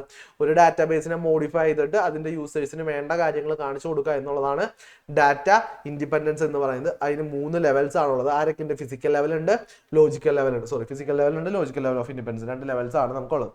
Physical level എന്ന് പറയുന്നത് എന്താണ്? ഫിസിക്കൽ ലെവൽ ഓഫ് ഇൻഡിപെൻഡൻസ് എന്ന് പറയുന്നത് ലോജിക്കൽ ലെവലിൽ യാതൊരു ഡിസ്റ്റർബൻസ് ഇല്ലാണ്ട് ഫിസിക്കൽ ലെവൽസിലെ സ്ട്രക്ചറിലോ കാര്യങ്ങളോ മാറ്റങ്ങളോ വരുന്നതാണ് physical level of independence. And logical level of data independence എന്ന് പറയുന്നത് എന്താണ്? ലോജിക്കൽ ലെവലിൽ വ്യൂ ലെവലിലും ഫിസിക്കൽ ലെവലിലും യാതൊരു ഡിഫറൻസും ഒരു ഇഷ്യൂസും ഇല്ലാതെ ലോജിക്കൽ ലെവലിലെ ഡാറ്റാസിൽ എന്തെങ്കിലും ചേഞ്ചസ് വരുന്നതാണ് ലോജിക്കൽ ഡാറ്റ ഇൻഡിപെൻഡൻസ് എന്ന് പറയുന്നത്. ആ ടേംസ് പഠിച്ചു വെച്ചേക്കാം. ആ നെക്സ്റ്റ് വൺ എന്ന് പറയുന്നത് അടുത്തോട്ടോ, explain the classifications of database. വളരെ വളരെ ഇമ്പോർട്ടന്റ് ആണ് ക്ലാസിഫിക്കേഷൻസ് ഓഫ് ഡാറ്റാബേസ്. ചോദിച്ചു കഴിഞ്ഞാൽ ആരൊക്കെയാണ്? Database administrator, application programmer, sophisticated users, naive users. എല്ലാവരും എന്ത് ചെയ്യുക? ഷോർട്ട് ആയിട്ട് എഴുതാം. എന്താണ്? The person who responsible for the control of ഡാറ്റാബേസിന് is database administrator. Application program എന്ന് പറയുന്നത് application programmers are the computer professionals who interact with DBMS through a application programs. And specific users എന്ന് പറയുന്നത് specific users includes engineers, scientists who interact with the DBMS through a own ways of communication, own ways of queries. അതായത് അവരുടെ queries use ചെയ്തിട്ട് അവർ എന്ത് ചെയ്യും? അവർ communicate ചെയ്യും. ആൻഡ് നൈവ് യൂസേഴ്സ് എന്ന് പറയുന്നത് naive users interact with DBMS by invoking a pre written application program. ഏതെങ്കിലും നേരത്തെ ഉള്ള ഒരു ആപ്ലിക്കേഷൻ പ്രോഗ്രാം യൂസ് ചെയ്തിട്ട് എന്ത് ചെയ്യാണ്? ഒരു ഇത് യൂസ് ചെയ്യുകയാണെങ്കിൽ അവരെയാണ് എന്താ പറയുക? ഡാറ്റാബേസ് യൂസേഴ്സ് എന്ന് പറയുന്നത്. ആൻഡ് നെക്സ്റ്റ് ക്വസ്റ്റ്യൻ നോക്കാം. അടുത്ത എന്താണ് നമ്മൾ പറയുന്നത്? Define the following terms. നമുക്ക് കുറച്ച് ടേംസ് തന്നെ അതിനെ ഡിഫൈൻ ചെയ്യാനാണ് പറഞ്ഞിരിക്കുന്നത്. ആരൊക്കെയാണ്? കാർഡിനാലിറ്റി ഉണ്ട്, സ്കീമ ഉണ്ട്, ടപ്പിൾ ഉണ്ട്. ഈ മൂന്ന് പേരെ എന്ത് ചെയ്യാനാണ്? എക്സ്പ്ലെയിൻ ചെയ്യാനാണ് നമ്മളോട് ചോദിച്ചേക്കുന്നത്. കാർഡിനാലിറ്റി എന്ന് പറയുന്നത് എന്താണ്? Number of rows in tuples in relation is called cardinality. And schema എന്ന് പറയുന്നത് എന്താണ്? The structure of database is called database schema. And tuple എന്ന് പറയുന്നതാണ് the rows of a relations are called tuple. ഒരു റിലേഷനിലുള്ള റോസിനെയാണ് നമ്മൾ എന്താ പറയാ? ടപ്പിൾ എന്ന് പറയുക. ഈ മൂന്ന് ടേമുകൾ ഓർത്ത് വെച്ചേക്കാം. ആൻഡ് നെക്സ്റ്റ് വൺ എന്ന് പറയുന്നത് അടുത്തിട്ട് sir, what is key? Explain 2 keys in a relation database management system. എന്താണ് കീ എന്ന് ചോദിച്ചിട്ടുണ്ടെങ്കിൽ അതിന് എന്ത് ഏതെങ്കിലും 2 keys എക്സ്പ്ലെയിൻ ചെയ്യാനാണ്. നിങ്ങൾക്ക് ഇഷ്ടമുള്ള ഏത് കീസ് ആണെങ്കിലും നമുക്ക് എക്സ്പ്ലെയിൻ ചെയ്യാം. നന്നായിട്ട് അറിയാവുന്ന കീ എന്ത് ചെയ്യുക? എക്സ്പ്ലെയിൻ ചെയ്യാൻ ശ്രമിക്കുക. കീ എന്ന് പറയുന്നത് keys are attributes or a collection of attributes in a relation uniquely distinguishes each tuple from the other tuples. അതായത് എന്താണ്? ഓരോ ടപ്പിൾസിനെ നമുക്ക് ഓരോ റോസിനെ നമുക്ക് യൂണീക്ക് ആയിട്ട് ചേഞ്ച് ചെയ്യാൻ വേണ്ടി യൂസ് ചെയ്യുന്നതാണ് കീ എന്ന് പറയുന്നത്. 2 keys ഉണ്ട്. പ്രൈമറി കീ ഉണ്ട്, ഓൾട്ടർനേറ്റ് കീ ഉണ്ട്, കാൻഡിഡേറ്റ് കീ ഉണ്ട്, ഫോറിൻ കീ ഉണ്ട്. ഇതിൽ ഏതാണ് നിങ്ങൾക്ക് നന്നായിട്ട് അറിയാം? അതിൽ ഏത് വേണമെങ്കിലും എക്സ്പ്ലെയിൻ ചെയ്ത് കൊടുക്കാം. 2 മാർക്ക് ക്വസ്റ്റ്യൻ ആയിട്ട് ചോദിച്ചേക്കുന്ന ക്വസ്റ്റ്യൻ ആണ്. ഓക്കെ, നെക്സ്റ്റ് നോക്കാം. അടുത്ത ദിവസം what is relational algebra? Explain 3 relational algebra operations. എന്താണ് റിലേഷണൽ ഓൾജിബ്ര? എന്താണ് റിലേഷണൽ ഓൾജിബ്ര എന്ന് പറഞ്ഞു കഴിഞ്ഞാൽ 5 മാർക്സിന് ചോദിച്ചേക്കുന്നതാണ്. A collection of operations that is used to multiple the relation of database is known as relational algebra. Manipulate ചെയ്യാനായിട്ട് ഏതെങ്കിലും ഒരു ഡാറ്റാബേസിന്റെ ഓപ്പറേഷൻസിനെ ഒരു ഡാറ്റാബേസിനെ മാനിപ്പുലേറ്റ് ചെയ്യാൻ വേണ്ടി നമ്മൾ യൂസ് ചെയ്യുന്നതാണ് റിലേഷണൽ ഓൾജിബ്ര എന്ന് പറയുന്നത്. അതിൽ ഓപ്പറേഷൻസ് ഏതൊക്കെയാണ്? സെലക്ട് ഉണ്ട്, പ്രൊജക്ട് ഉണ്ട്, യൂണിയൻ ഉണ്ട്, കാർട്ടീഷ്യൻ ഉണ്ട്, സെറ്റ് ഡിഫറൻസ് ഉണ്ട്. ഇതിൽ ഏത് വേണമെങ്കിലും നിങ്ങൾക്ക് എഴുതാം. നമുക്ക് കറക്റ്റായിട്ട് അറിയാവുന്ന ഏതെങ്കിലും 3 എന്ത് ചെയ്യുക? എക്സ്പ്ലെയിൻ ചെയ്യാനായിട്ട് പഠിക്കാം. ഓക്കെ, എല്ലാം കറക്റ്റായിട്ട് പഠിച്ചു വെച്ചേക്കണം എന്തായാലും. നെക്സ്റ്റ് നോക്കാം. അടുത്തെന്ന് പറയുന്നത് എന്താണ്? Pick the Cartesian product operator. Cartesian product operator ഇതിന് ഏതാണെന്ന് കണ്ടുപിടിക്കാനാണ് പറയുന്നത്. ഓക്കെ, യു എന്ന് പറയുന്നത് എന്താണ്? യൂണിയൻ ആണ്. എക്സ് എന്ന് പറയുന്നത് എന്താണ്? കാർട്ടീഷ്യൻ പ്രൊഡക്റ്റ് ഓപ്പറേറ്റർ ആണ്. ഇതെന്ന് പറയുന്നത് എന്താണ്? ആ സിമ്പിൾ കുറച്ച് തെറ്റാണ്. കറക്റ്റ് ആ എന്നിന്റെ ഷേപ്പിലല്ല വരാ, ഇതാണ് വരാ. ഇന്റർസെക്ഷൻ വേണ്ടിയിട്ട് നമ്മൾ യൂസ് ചെയ്യുന്നതാണ് ആ ഒരു സിമ്പിൾ എന്ന് പറയുന്നത്. ഓക്കെ, ഇപ്പൊ ഇത്രയും ടൈപ്സ് ഓഫ് ക്വസ്റ്റ്യൻസ് ആണ് മെയിൻ ആയിട്ട് ഈ ഒരു ചാപ്റ്ററിൽ നിന്ന് റിപ്പീറ്റഡ് ആയിട്ട് ചോദിച്ചേക്കുന്നത്. വരാൻ ചാൻസ് കൂടുതലുള്ള ക്വസ്റ്റ്യൻസ് ഇതാണ്. ഓക്കെ, ക്ലിയർ അല്ല ഈ ചാപ്റ്റർ? ഓക്കെ അല്ലേ? അടുത്ത പോലെ അടുത്തെന്ന് പറയുന്നത് സ്ട്രക്ചേർഡ് ക്വറി ലാംഗ്വേജ് ആണ്, SQL ആണ്. SQL നമുക്ക് മെയിൻ ആയിട്ട് പഠിക്കാനുള്ളത് എന്താണ്? SQL എന്നുള്ളത് പഠിച്ചു നോക്കി. SQL എന്ന് പറയുന്നതാണ് ഇത് language design for managing data in DBMSലുള്ള ഡാറ്റനെ മാനേജ് ചെയ്യാൻ വേണ്ടി നമ്മൾ യൂസ് ചെയ്യുന്ന ഒരു ലാംഗ്വേജ് ആണ് SQL എന്ന് പറയുന്നത്. ഈ SQL മെയിൻ ആയിട്ട് ചെയ്യുന്ന എന്താണ്? വാല്യൂസ് ഇൻസേർട്ട് ചെയ്യുക, അതിനെ മാനിപ്പുലേറ്റ് ചെയ്യുക, എഡിറ്റ് ചെയ്യുക, ടേബിളിനെ ഡിലീറ്റ് ചെയ്യുക, ടേബിളിലെ ഇതിലുള്ള ഡാറ്റ മാത്രം ഡിലീറ്റ് ചെയ്യുക, എഡിറ്റിംഗ് വരുത്തുക, ചേഞ്ചസ് വരുത്തുക, മോഡിഫൈ ചെയ്യുക. ഇതൊക്കെയാണ് SQL മെയിൻ വർക്ക് എന്ന് പറയുന്നത്. മെയിൻ ആയിട്ട് നിങ്ങൾക്ക് പഠിക്കേണ്ട കേസ് എന്ന് പറയുന്നത് ഇതിന്റെ കമ്പോണൻസ് ആണ്. കമ്പോണൻസ് ഓഫ് SQL ആണ്. കമ്പോണൻസ് ഓഫ് SQL എന്ന് പറഞ്ഞാൽ 3 കമ്പോണൻസ് ആണുള്ളത്. DDL ഉണ്ട്, DML ഉണ്ട്, DCL ഉണ്ട്. DDL എന്ന് പറഞ്ഞാൽ ഡാറ്റ ഡെഫിനിഷൻ ലാംഗ്വേജ്, DML എന്ന് പറഞ്ഞു കഴിഞ്ഞാൽ ഡാറ്റ മാനിപ്പുലേഷൻ ലാംഗ്വേജ്, DCL എന്ന് പറഞ്ഞാൽ ഡാറ്റ കൺട്രോളിംഗ് ലാംഗ്വേജ് ആണ്. DDL ചെയ്യുന്ന എന്താണ്? ഒരു ഡാറ്റനെ എന്ത് ചെയ്യാണ്? ഡിഫൈൻ ചെയ്യുക, അതായത് ഓൾട്ടർ ചെയ്യുക, അതുപോലെ തന്നെ ക്രിയേറ്റ് ചെയ്യുക, പിന്നെ ഡ്രോപ്പ് ചെയ്യുക. ഈ 3 കേസുകളാണ്. പിന്നെ alter table, create table, drop table. 3 conditions ആണ് നമുക്ക് വരുന്നത്. അതായത് ഒരു ടേബിൾ ക്രിയേറ്റ് ചെയ്യുന്നു, അതിന് എന്ത് ചെയ്യുന്നു? ചേഞ്ചസ് വരുത്തുന്നു, അതിനെ എന്ത് ചെയ്യുന്നു? ഡിലീറ്റ് ചെയ്യുന്നു. 3 കേസുകളാണ് വരുന്നത്. ഡാറ്റ മാനിപ്പുലേഷൻ ലാംഗ്വേജിൽ വരുന്ന സമയത്ത് എന്താണ്? ഇൻസേർഷൻ വരുന്നുണ്ട്, സെലക്ഷൻ വരുന്നുണ്ട്, ഡിലീഷൻ വരുന്നുണ്ട്, മോഡിഫിക്കേഷൻ വരുന്നുണ്ട്. ഓക്കെ, ഇൻസേർട്ട് ചെയ്യുക, ഡിലീറ്റ് ചെയ്യുക, മോഡിഫൈ ചെയ്യുക. ഈ കേസുകളാണ് നമുക്ക് എന്ത് വരുന്നത്? DML വരുന്നത്. DCL എന്ന് പറഞ്ഞാൽ ഡാറ്റ കൺട്രോളിംഗ് ലാംഗ്വേജ് ആണ്. അവർ ചെയ്യുന്നത് എന്ത് ചെയ്യുക? ഒരു ഡാറ്റയെ എന്ത് ചെയ്യുക? കൺട്രോൾ ചെയ്യുക. അതായത് ഏതൊക്കെ ഡാറ്റാസ് കാണണം, ഏതൊക്കെ കാണാൻ പാടില്ല. ഗ്രാൻഡ്, റിവോക്ക്, 2 കാര്യങ്ങളാണ് അവർ ചെയ്യുന്നത്. ഒന്ന് ഗ്രാൻഡ് ചെയ്യുക, പെർമിഷൻ കൊടുക്കുക, പെർമിഷൻ ഡിനൈ ചെയ്യുന്ന 2 കേസുകളാണ് നമുക്ക് വരുന്നത്. ആൻഡ് SQL പിന്നെ എന്ത് പഠിക്കാനുള്ളത്? ഡാറ്റ ടൈപ്സ് പഠിക്കാറുണ്ട്. ഡാറ്റ ടൈപ്സ് എന്ന് പറയുന്നത് ഏതൊക്കെയാണ് SQL വരുന്നത്? ഇന്റിജർ ടൈപ്പ് ഉണ്ട്, ഡെസിമൽ ടൈപ്പ് ഉണ്ട്, ക്യാരക്ടർ ടൈപ്പ് ഉണ്ട്, വാർകാർ ഉണ്ട്, ഡേറ്റ് ഉണ്ട്, ടൈം ഉണ്ട്. ഓക്കെ, ഏതൊക്കെ ഉണ്ട്? ഇന്റിജർ ഉണ്ട്, ഡെസിമൽ ഉണ്ട്. ഇന്റിജർ ആണ് ഇന്റിജർ നമ്പർ, ഡെസിമൽ ആണെങ്കിൽ ഡെസിമൽ നമ്പേഴ്സ്, ആൻഡ് ക്യാരക്ടർ ആണെങ്കിൽ ക്യാർ കൊടുക്കാം. വാർകാർ എന്ന് പറയുന്നത് എന്താണ്? ക്യാരക്ടേഴ്സിനാണ് യൂസ് ചെയ്യുന്നതാണ്. ഡേറ്റും ടൈമും ചോദിക്കാം. പിന്നെ ഇതിന് കണ്ടുവരുന്ന ഒരു ക്വസ്റ്റ്യൻ ആണ് ക്യാറും വാർകാറും തമ്മിലുള്ള ഡിഫറൻസ് എന്താണെന്ന് ചോദിക്കും. ഓക്കെ, ക്യാർ ആൻഡ് വാർകാർ തമ്മിലുള്ള ഡിഫറൻസ് നമ്മളോട് ചോദിക്കാറുണ്ട്. എന്താണ് ക്യാർ, എന്താണ് വാർകാർ, രണ്ടും തമ്മിലുള്ള വ്യത്യാസം എന്താണെന്നുള്ളത്. ക്യാർ എന്ന് പറയുന്നത് എന്താണ്? ഫിക്സഡ് ലെങ്ത് ആണ്. വാർകാർ എന്ന് പറയുന്നത് എന്താണ്? വേരിയബിൾ ലെങ്ത് ആണ്. അതായത് ഒരു ഫിക്സഡ് ലെങ്ത്തിലുള്ള ആ ഒരു ക്യാരക്ടർ കൊടുത്തു കഴിഞ്ഞാൽ അവിടുത്തെ ലെങ്ത്തിന് ചേഞ്ചസ് ഉണ്ടാവില്ല. ഫിക്സഡ് ലെങ്ത് ആയിട്ടുള്ള കാര്യങ്ങൾ മാത്രമേ നമുക്ക് എന്ത് ചെയ്യാൻ പറ്റുള്ളൂ? ക്യാരി കൊടുക്കാൻ പറ്റുള്ളൂ. വാർകാർ ആണെങ്കിൽ എന്താണ്? ഫിക്സഡ് ലെങ്ത് അല്ല, വേരിയബിൾ ലെങ്ത് ആണ്. നമ്മളൊരു ക്യാരക്ടർ കൊടുത്തു കഴിഞ്ഞാൽ ബാക്കി നമ്മൾ കൊടുത്ത സ്പേസ് ബാക്കി ഉണ്ടെങ്കിൽ അത് എന്ത് ചെയ്യും? മറ്റൊരാൾക്ക് യൂസ് ചെയ്യാനായിട്ട് കൊടുക്കും. ക്യാർ അങ്ങനെ ചെയ്യില്ല. ക്യാറിന് ഒരു ലെങ്ത് ഫിക്സഡ് ആയിട്ട് കൊടുത്തു കഴിഞ്ഞാൽ അത് ഫിക്സഡ് ആയിട്ട് അത് മൊത്തം യൂസ് ചെയ്യും. വേക്കന്റ് ഉണ്ടെങ്കിൽ അപ്പുറത്തെ ആൾക്ക് ഉപയോഗിക്കാനൊന്നും പറ്റില്ല. ഇനിയിപ്പോൾ അതിൽ കൂടുതൽ വേർഡ്സ് വന്നു കഴിഞ്ഞാൽ അതിൽ എന്ത് ചെയ്യില്ല? ആഡ് ഓൺ ചെയ്തും കൊടുക്കില്ല. അതാണ് ക്യാറിന്റെ വാർകാറിന്റെ ഡിഫറൻസ്. പഠിച്ചു വെച്ചേക്കാം കേട്ടോ, കറക്റ്റ് ആയിട്ട് പഠിച്ചു വെച്ചേക്കാം. ക്ലിയർ അല്ല എന്താ വാർകാറും ക്യാർ എന്നുള്ളത്? ഓക്കെ അല്ലേ? ഓക്കെ, ആൻഡ് നെക്സ്റ്റ് വൺ എന്ന് പറയുന്നത് SQL കമാൻഡ്സ് ആണ്. എല്ലാ SQL കമാൻഡ്സും ഇവിടെ നമ്മൾ കാണിക്കുന്നുണ്ട്. ഇതെല്ലാം കറക്റ്റ് ആയിട്ട് പഠിച്ചു വെച്ചേക്കുക. ഒരു SQL കമാൻഡ് പോലും കറക്റ്റ് ആയിട്ട് പഠിക്കാതിരിക്കരുത്.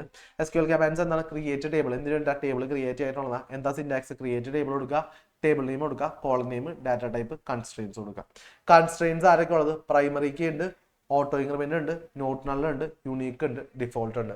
പ്രൈമറി കീ എന്ന് പറഞ്ഞാൽ യുണീക്ക് ആയിട്ടുള്ള കേസുകൾ കാണിക്കാൻ വേണ്ടി പ്രൈമറി കീ ഓരോ കോളത്തിലാണ് നമ്മൾ കൊടുക്കുക. ഓട്ടോ ഇൻക്രിമെന്റ് എന്ന് പറഞ്ഞാൽ നോർമലായിട്ട് വാല്യൂസ് ഇൻക്രിമെന്റ് ചെയ്ത് പോയാൽ മതി. അതായത് നമ്പേഴ്സ് ഒക്കെ കൊടുക്കുമ്പോൾ ഓട്ടോ ഇൻക്രിമെന്റ് നമുക്ക് കൊടുക്കാം. നോട്ടിനാണെന്ന് പറഞ്ഞു കഴിഞ്ഞാൽ എന്താണ്? അവിടെ എംറ്റി കൊടുക്കാൻ പറ്റില്ല. ആ ഒരു കോളത്തിൽ എംറ്റി കൊടുക്കാൻ പാടില്ല എന്നുള്ള കേസാണെങ്കിൽ നോട്ട് നൾ കൊടുക്കാം.